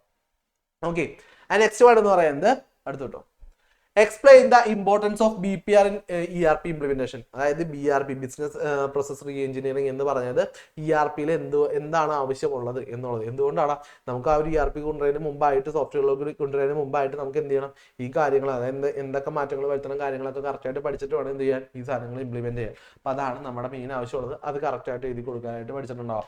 ഓക്കെ, ERPയിൽ BRPയുടെ ആവശ്യം എന്താണെന്നുള്ളത്, എന്താണ് BRPയുടെ ഫുൾ ഫോം, ERPയുടെ ഫുൾ ഫോം, ഇത്രയും കാര്യങ്ങൾ പഠിച്ചിട്ടുണ്ടാവണം. നെക്സ്റ്റ് വേർഡ് എന്ന് പറയുന്നത് dash is an open source ERP software. ഏതാണ് ERP സോഫ്റ്റ്വെയർ? ഏതാണ്? നമുക്ക് ഓഡോ യൂസ് ചെയ്യാം, ടാലി ERP ഉണ്ട്, അങ്ങനെ പല ERP, ഒറാക്കിൾ ഉണ്ട്. ഇതൊക്കെ ERP സോഫ്റ്റ്വെയർ ആണ്. ഏതെങ്കിലും ഒരു നെയിം എന്ത് ചെയ്യുക, എഴുതി കൊടുക്കാം. നെക്സ്റ്റ് എന്ന് പറയുന്നത് explain the benefits of ERP system. ERP സിസ്റ്റത്തിന്റെ ബെനിഫിറ്റ്സ് എന്തൊക്കെയാണെന്നാണ് ചോദിച്ചിരിക്കുന്നത്. എന്തൊക്കെയാണ്? Improved resource utilization, better customer communication, provide accurate information, decision making capability, increased flexibility, information integrity. ഇതെല്ലാം എന്താണ്? ERP സിസ്റ്റത്തിന്റെ ബെനിഫിറ്റ്സ് ആണ്. ഇമ്പോർട്ടന്റ് ആണ്, റിപ്പീറ്റഡ് ക്വസ്റ്റ്യൻ ആണ്, കറക്റ്റ് ആയിട്ട് പഠിച്ചു വെച്ചേക്കാം ബെനിഫിറ്റ്സ്. ആൻഡ് നെക്സ്റ്റ് വൺ എന്ന് പറയുന്നത് എന്താണ്, write a short note on A supply chain management system. എന്താണ് സപ്ലൈ ചെയിൻ മാനേജ്മെന്റ് സിസ്റ്റം? അതിനെ കുറിച്ചൊരു ഷോർട്ട് നോട്ട് എഴുതാനാണ് പറഞ്ഞിരിക്കുന്നത്. എന്താണ്, A systematic approach four A managing supply chain. SCM activities include inventory management, transportation management and warehouse management. അതായത് ഇത് എന്ത് ചെയ്യാനാണ്, ഒരു സംഭവം നിങ്ങൾ പ്രൊഡക്റ്റ് ഇറക്കി കഴിഞ്ഞാൽ ആ ഒരു പ്രൊഡക്റ്റിനെ നിങ്ങൾ എന്ത് ചെയ്യണം, കൺസ്യൂമേഴ്സിൽ എത്തിക്കാൻ വേണ്ടിയുള്ള ആ ഒരു പ്രോസസ്സിനെയാണ് എന്താ പറയുക, സപ്ലൈ ചെയിൻ മാനേജ്മെന്റ് എന്ന് പറഞ്ഞാൽ കറക്റ്റ് ആയിട്ട് പറഞ്ഞു കഴിഞ്ഞാൽ. ഓക്കെ, അതിലുള്ള സ്റ്റെപ്സുകൾ ഏതൊക്കെയാണെന്ന് നോക്കാം. ഇൻവെന്ററി മാനേജ്മെന്റ് ഉണ്ട്, ട്രാൻസ്പോർട്ടേഷൻ ഉണ്ട്, വെയർഹൗസ് മാനേജ്മെന്റ്. ഇത്രയും കേസസ് ആണ് വരുന്നത്. ആൻഡ് ലാസ്റ്റ് വൺ എന്ന് പറയുന്നത് നിങ്ങളുടെ 11th ചാപ്റ്റർ ആണ്, trends in and issues in ICT. അതായത് ഇന്റർനെറ്റ് കമ്മ്യൂണിക്കേഷൻ ടെക്നോളജിയിലുള്ള എന്തൊക്കെയാണ് ട്രെൻഡ്സ്, എന്തൊക്കെയാണ് അതിന്റെ ഇഷ്യൂസ് എന്നാണ് നമ്മൾ നോക്കുന്നത്. ഫസ്റ്റ് വൺ എന്ന് പറയുന്നത് എന്താണ്, മൊബൈൽ കമ്പ്യൂട്ടിംഗ് ആണ്. മൊബൈൽ കമ്പ്യൂട്ടിംഗ് എന്ന് പറഞ്ഞു കഴിഞ്ഞാൽ നമ്മൾ എന്താണ്, അതായത് മൊബൈലിൽ ഓരോ ജനറേഷൻസും കാര്യങ്ങളും എങ്ങനെയാണ് മൊബൈലിൽ വന്നത്, എന്താണ് ഇന്റർനെറ്റിലായാലും ആക്സെപ്റ്റ് ചെയ്യാൻ തുടങ്ങിയത് എന്നൊക്കെയുള്ള കേസുകളാണ് ഇതിൽ പഠിക്കുന്നത്. ഫസ്റ്റ് എന്താണ്, ജനറേഷൻ ഓഫ് മൊബൈൽസ് ആണ്, നമ്മൾ കമ്മ്യൂണിക്കേഷൻ ആണ് വരുന്നത്. ഫസ്റ്റ് എന്താണ്, 1G ഉണ്ട്, 2G ഉണ്ട്. 1Gയിൽ നിങ്ങൾക്ക് എന്താണ് വോയിസ് കൊടുക്കാനല്ലോ, വോയിസ് സെൻഡ് ചെയ്യാനുള്ള ഓപ്ഷൻ മാത്രമേ ഉണ്ടായുള്ളൂ. 2G വന്നപ്പോൾ എന്താണ്, SMS കൂടി വന്നു. ആൻഡ് 3G വന്നപ്പോൾ എന്താണ്, മൾട്ടിമീഡിയ മെസ്സേജ് കൂടി, കോളിന്റെ കൂടെ മൾട്ടിമീഡിയ മെസ്സേജസും വീഡിയോസും ഓഡിയോസും ഒക്കെ എന്ത് ചെയ്യാനായിട്ട്, സെൻഡ് ചെയ്യാനായിട്ട് തുടങ്ങി. 4G സിസ്റ്റം വന്നു കഴിഞ്ഞപ്പോൾ എന്താണ്, കുറച്ചും കൂടി സ്പീഡായിട്ട് എന്താണ്, കുറച്ചും കൂടി ക്വാളിറ്റി ഉള്ള കാര്യങ്ങളൊക്കെ വന്നു. നമ്മളുടെ LTE ഒക്കെ വന്നു, അതായത് കുറച്ചും കൂടി ലോങ് ടൈം എവല്യൂഷൻ, അതാണ് LTEയുടെ ഫുൾ ഫോം. ഇപ്പൊ എന്തായി, VLTE ആയിട്ട് മാറി. കുറച്ചും കൂടി സ്പീഡുള്ള ഇന്റർനെറ്റ് ഒക്കെ സ്പീഡ് കൂടാനും കുറച്ചും കൂടി എളുപ്പത്തിൽ കമ്മ്യൂണിക്കേറ്റ് ചെയ്യാനും ഡാറ്റ ഒക്കെ സ്പീഡിൽ ട്രാൻസ്ഫർ ചെയ്യാനൊക്കെ തുടങ്ങി. ആ ഒരു ജനറേഷനിലെ ഓരോ ചേഞ്ചുകൾ കറക്റ്റ് ആയിട്ട് പഠിച്ചു വെച്ചേക്കാം. ആൻഡ് നെക്സ്റ്റ് വൺ എന്ന് പറയുന്നത് പിന്നെ പഠിക്കുന്നത് എന്താണ്, മൊബൈൽ കമ്മ്യൂണിക്കേഷൻ ടെക്നോളജീസ് ആണ്. ഏതൊക്കെ ഉണ്ടോ, SMS ഉണ്ട്, MMS ഉണ്ട്. SMS എന്ന് പറഞ്ഞാൽ ഷോർട്ട് മെസ്സേജ് സർവീസ്, MMS എന്ന് പറഞ്ഞാൽ മൾട്ടിമീഡിയ മെസ്സേജ് സർവീസസ്. SMSൽ എന്താണ്, ടെക്സ്റ്റുകൾ മാത്രമേ അടിക്കാൻ പറ്റുള്ളൂ. MMS വരുമ്പോൾ എന്താണ്, വീഡിയോസും ഓഡിയോസും അങ്ങനെയുള്ള എല്ലാ ഫയൽസും എന്ത് ചെയ്യാൻ പറ്റും, സെൻഡ് ചെയ്യാനുള്ള ചാൻസസ് വന്നു. ഗ്രാഫിക്സ് കൂടുതൽ ആഡ് ഓൺ ആയിട്ട് വന്നു. ആൻഡ് നെക്സ്റ്റ് വൺ എന്ന് പറഞ്ഞു കഴിഞ്ഞാൽ എടുത്തോട്ടോ പിന്നുള്ള നമുക്ക് വരുന്ന ഇതിലൊരു സിസ്റ്റമാണ് എന്ത്, GPS എന്നുള്ള ഗ്ലോബൽ പൊസിഷനിങ് സിസ്റ്റം. അതായത് കറക്റ്റ് ആക്യുറേറ്റ് പൊസിഷനും കാര്യങ്ങളെല്ലാം കൊണ്ട് നമുക്ക് ചെക്ക് ചെയ്യാൻ പറ്റി. പിന്നുള്ളതാണ് എന്ത്, സ്മാർട്ട് കാർഡ് എന്ന് പറയുന്നത്. പ്ലാസ്റ്റിക് കാർഡ്സ് ആണ്. അവിടെ നിന്ന് ചിപ്പ് എംബഡഡ് ആയിട്ടുള്ള പ്ലാസ്റ്റിക് കാർഡ്സിനെയാണ് നമ്മൾ സ്മാർട്ട് കാർഡ് എന്ന് പറയുന്നത്. അവിടെ നിന്ന് നമുക്ക് എന്താണ്, ഡാറ്റയും കാര്യങ്ങളൊക്കെ സെൻഡ് ചെയ്യാൻ വേണ്ടിയിട്ടാണ് നമ്മൾ സ്മാർട്ട് കാർഡ്സ് യൂസ് ചെയ്യുന്നത്. ആൻഡ് നെക്സ്റ്റ് വൺ എന്ന് പറയുന്നത് മൊബൈൽ ഓപ്പറേറ്റിംഗ് സിസ്റ്റംസ് ആണ് അടുത്തത് നിങ്ങൾക്ക് പഠിക്കാനുള്ളത്. എന്താണ്, ഒരു സോഫ്റ്റ്വെയർസ് ഉണ്ടാവും. ഏതൊരു മൊബൈലിലും ഇപ്പോൾ ആൻഡ്രോയിഡ് ഡിവൈസ് ആണെങ്കിലും iOS ആണ്, ഏതിലാണെങ്കിലും എന്തുണ്ടാവും, സോഫ്റ്റ്വെയർസ് ഉണ്ടാവും. അതായത് ഒരു ഫോണിന് കറക്റ്റ് ആയിട്ടൊരു ഇന്റർനെറ്റ് ആക്സസ് ചെയ്ത് വർക്ക് ചെയ്യണമെങ്കിൽ നമുക്ക് സോഫ്റ്റ്വെയർസ് ഉണ്ടാവും. ആ സോഫ്റ്റ്വെയർസിനെയാണ് നമ്മൾ എന്താ പറയുക, OS എന്ന് പറയുന്നത്. നമുക്ക് ഏതാണ് മെയിൻ ആയിട്ട് പഠിക്കാനുള്ളത്, ആൻഡ്രോയിഡ് OS മാത്രമേ പഠിക്കാനുള്ളൂ. ഓക്കെ, ആൻഡ്രോയിഡ് OSന്റെ നമുക്ക് പല ലെവൽസ് ഉണ്ട്. അതായത് ഓരോ അപ്ഡേഷൻ കഴിയുമ്പോൾ ഓരോ ആൻഡ്രോയിഡിനും ഓരോ പല ലെവൽസ് ഉണ്ട്. ആ ഓരോ ലെവൽസിന് നമ്മൾ പല പേരുകളും കാര്യങ്ങളും കൊടുക്കുന്നുണ്ട്. ആൻഡ്രോയിഡ് OS എന്ന് പറയുന്നത് ഒരു ലിനക്സ് ബേസ്ഡ് ഓപ്പറേറ്റിംഗ് സിസ്റ്റം ആണ്. ഇത്രയും കാര്യങ്ങൾ എന്ത് ചെയ്യുക, ഒന്ന് ഓർത്ത് വെച്ചേക്കാം. ആൻഡ് നെക്സ്റ്റ് വൺ എന്ന് പറയുന്നത് ഇന്റർനെറ്റ് കമ്മ്യൂണിക്കേഷൻ ടെക്നോളജീസ് ആണ്. ICT ഇൻ ബിസിനസ് ആണ് ചോദിക്കുന്നത്. ICT ഇൻ ബിസിനസ് എന്ന് പറയുന്നത് നമ്മളുടെ ബിസിനസിന്റെ ക്വാളിറ്റി കൂട്ടാനായിട്ട് നമുക്ക് കുറച്ചും കൂടി എന്ത് ചെയ്യണം, എല്ലാവരിലോട്ടും സെയിൽസ് കാര്യങ്ങളൊക്കെ എത്തിക്കാൻ വേണ്ടിയിട്ടാണ് നമ്മൾ എന്ത് ചെയ്യുന്നത്, ICT ബിസിനസ്സിലോട്ട് വരുന്നത്. അതായത് നമ്മൾ e-commerce സൈറ്റുകളെല്ലാം ഈ ICT ഇൻ ബിസിനസ്സിന് എക്സാമ്പിൾ ആണ്. അതായത് നമുക്ക് എന്താണ്, കമ്മ്യൂണിക്കേഷൻ നെറ്റ്വർക്ക് ത്രൂ എന്ത് ചെയ്തിട്ടുണ്ട്, ആളുകളോടൊക്കെ എത്തിച്ചിട്ട് നമുക്ക് എന്ത് ചെയ്യാൻ പറ്റും, നിങ്ങൾക്ക് ഒരു ബിസിനസ് എന്ത് ചെയ്യാം, ലോക്കലി നിങ്ങളുടെ ഷോപ്പുകൾ നിങ്ങൾ എവിടെ ഉണ്ടെങ്കിലും ആ ഷോപ്പിലുള്ള കാര്യങ്ങൾ എന്ത് ചെയ്യാം, ഈ പ്രൊഡക്റ്റ് വേൾഡ് വൈഡ് എവിടെ വേണമെങ്കിലും എത്തിക്കാൻ പറ്റും. അതാണ് e-commerce ബിസിനസ്. അതൊക്കെ ICT ഇൻ ബിസിനസ് വന്നപ്പോൾ ഉള്ള ഹെൽപ്പുകളാണ്. ആ ഒരു കേസ് ഓർത്ത് വെച്ചേക്കാം. ആൻഡ് നെക്സ്റ്റ് വൺ എന്ന് പറയുന്നത് social networks and big data analyst. അതായത് എങ്ങനെയാണ് നമുക്ക് ICT ബിസിനസ്സിലോട്ട് വന്നു കഴിഞ്ഞപ്പോൾ നമുക്ക് എന്തൊക്കെ ഹെൽപ്പ് ചെയ്തു, അതായത് എന്താണ്, നമ്മളുടെ കസ്റ്റമറിനെ കുറിച്ച് കൂടുതൽ പഠിക്കാനും കാര്യങ്ങളൊക്കെ പറ്റി. പിന്നെ ഉള്ളത് ബിസിനസ് ലോജിസ്റ്റിക്സ്. അതായത് എളുപ്പത്തിൽ എന്ത് ചെയ്യാൻ പറ്റും, നമുക്ക് സാധനങ്ങളൊക്കെ എന്ത് ചെയ്യും, ഓരോ സ്ഥലങ്ങളിലോട്ട് എത്തിക്കാനും കാര്യങ്ങളൊക്കെ പറ്റി. പിന്നെ എന്താണ്, നെക്സ്റ്റ് വൺ എഴുതിക്കും, ഇൻഫോർമേഷൻ സൊസൈറ്റി എന്താണ് എന്നുള്ളതൊന്ന് പഠിച്ചു വെക്കുക. ഇൻഫോർമേഷൻ സൊസൈറ്റിയിലുള്ള ടേംസുകൾ എന്തൊക്കെയാണ് എന്നുള്ള പേരുകൾ പഠിച്ചു വെക്കുക. എന്താണ് IPR എന്നുള്ളത്, അതുപോലെ തന്നെ എന്താണ് ഇൻഡസ്ട്രിയൽ പ്രോപ്പർട്ടി റൈറ്റ്, പേറ്റന്റ് എന്താണ്, ട്രേഡ് മാർക്ക് എന്താണ്, ഇൻഡസ്ട്രിയൽ ഡിസൈൻ എന്താണ്, ജോഗ്രഫിക്കൽ ഇൻഡിക്കേഷൻ എന്താണ്, കോപ്പിറൈറ്റ് എന്താണ്, ഇന്റലക്ച്വൽ പ്രോപ്പർട്ടി എന്താണ്. ഈ ടേംസ് നിർബന്ധമായിട്ടും പഠിച്ചു വെച്ചേക്കണം. ഓക്കെ, ഇമ്പോർട്ടന്റ് ആണ്, വളരെ നിർബന്ധമായിട്ട് എന്ത് ചെയ്യണം, ഈ ടേംസ് പഠിക്കണം. എന്താണ് ട്രേഡ് മാർക്ക് എന്നുള്ളത്, അല്ലെങ്കിൽ എന്താണ് കോപ്പിറൈറ്റ്, എന്താണ് ഡിഫറൻസ് എന്നുള്ളതൊക്കെ കറക്റ്റ് ആയിട്ട് പഠിച്ചേക്കണം. എന്തിനു വേണ്ടിയിട്ട് അതൊക്കെ യൂസ് ചെയ്യുന്നത്, നിങ്ങളൊരു പ്രൊഡക്റ്റ് ഇറക്കി കഴിയുമ്പോൾ അതിനൊരു യൂണീക്ക് നിങ്ങളുടെ മാത്രം ആവാൻ വേണ്ടിയിട്ടാണ് നമ്മൾ ഇതെല്ലാം കൊടുക്കുന്നത്. ഇതെന്തിനാണ്, എന്താണ് അതുകൊണ്ട് ടേം കൊണ്ട് പേര് കൊണ്ട് ഉദ്ദേശിക്കുന്നത് എന്നുള്ള കാര്യം കറക്റ്റ് ആയിട്ട് പഠിച്ചിട്ടോളം. ഇത്രയും ടേംസ് പഠിക്കാതെ പോകരുത്, നിർബന്ധമാണ്. ഓക്കെ, ആൻഡ് നെക്സ്റ്റ് വൺ എന്ന് പറയുന്നത് സൈബർ സ്പേസ് ആണ്. ഇതിൽ നിന്ന് ഒരു ക്വസ്റ്റ്യൻ എന്തായാലും ഉണ്ടാവും. എന്താണ് സൈബർ സ്പേസ് എന്നുള്ളത്, അല്ലെങ്കിൽ സൈബർ ക്രൈം എന്താണ് എന്നുള്ളതിന് ഒരു ക്വസ്റ്റ്യൻ എന്തായാലും ഉണ്ടാവും. സൈബർ സ്പേസ് എന്ന് പറയുന്നത് എന്താണ്? നമ്മൾ ഇവിടെ യൂസ് ചെയ്യുന്ന, നമ്മൾ ഒരു ഇന്റർനെറ്റിൽ ആ ഒരു നിൽക്കുന്ന ഒരു സ്പേസിനെയാണ് സൈബർ സ്പേസ് എന്ന്. ഇന്റർനെറ്റ് യൂസ് ചെയ്തിട്ട് നമ്മൾ ഓരോ കാര്യങ്ങൾ ചെയ്യുന്ന ആ ഒരു പോർഷനെയാണ് സൈബർ സ്പേസ് എന്ന് പറയുന്നത്. സൈബർ സെക്യൂരിറ്റി എന്ന് പറയുന്നത് എന്താണ്? ഈ സൈബർ സ്പേസിൽ നിൽക്കുമ്പോൾ ഒരുപാട് പേര് എന്ത് ചെയ്യുന്നുണ്ടെങ്കിൽ നമുക്ക് ഒരു അറ്റാക്കോ കാര്യങ്ങളോ വരാനുള്ള ചാൻസ് ഉണ്ട്. അതിനെ നമ്മൾ എന്ത് ചെയ്യാണ്? ആ ഒരു അറ്റാക്ക് കാര്യങ്ങൾ വരുന്നതിനാണ് നമ്മൾ എന്ത് പറയാ? സൈബർ ക്രൈംസ് എന്ന് പറയുന്നത്. ഏതൊക്കെയാണ് സൈബർ ക്രൈംസ് എന്നുള്ളത് എന്ത് ചെയ്യുക? ഒന്ന് പഠിച്ചു വെക്കണം. ഏതൊക്കെയാണ് സൈബർ ക്രൈംസ് ഉള്ളത്? ഐഡന്റിറ്റി തെഫ്റ്റ് ഉണ്ട്, ഹരാസ്മെന്റ് ഉണ്ട്, ഇൻപേഴ്സൺ ഓഫ് ചീറ്റിംഗ് ഉണ്ട്, വയലേഷൻ ഓഫ് പ്രൈവസി ഉണ്ട്, പിന്നെ എന്താണ് ഡിസിമിനേഷൻ ഓഫ് ഒബ്സെൻസ് ഓഫ് മെറ്റീരിയൽ ഉണ്ട്. ഇതെല്ലാം എന്താണ്? സൈബർ ക്രൈംസ് ആണ്. അപ്പോൾ പല രീതിയിലുള്ള സൈബർ ക്രൈംസ് നമ്മൾ പലതായിട്ട് തിരിച്ചിട്ടുണ്ട്. സൈബർ ക്രൈം അഗെയിൻസ്റ്റ് പ്രോപ്പർട്ടി, ഒരു പ്രോപ്പർട്ടിക്ക് എതിരായിട്ടുള്ള സൈബർ ക്രൈംസ് ഏതൊക്കെയാണ്? ക്രെഡിറ്റ് കാർഡ് ഫ്രോഡ്സ് ഉണ്ട്, ഇന്റലക്ച്വൽ പ്രോപ്പർട്ടി ത്രെഫ്റ്റ് ഉണ്ട്. ഇതൊക്കെ എന്താണ്? ഒരു പ്രോപ്പർട്ടിക്ക് എതിരെ, ഒരു സാധനത്തിന് വെച്ചിട്ട് നമ്മൾ ചെയ്യുന്ന കാര്യങ്ങളാണ്. ഇനി സൈബർ ക്രൈംസ് അഗെയിൻസ്റ്റ് ഗവൺമെന്റ് ഉണ്ട്. Government cyber terrorism, website defacement, attack against e government website, ഇതൊക്കെ എന്താണ്?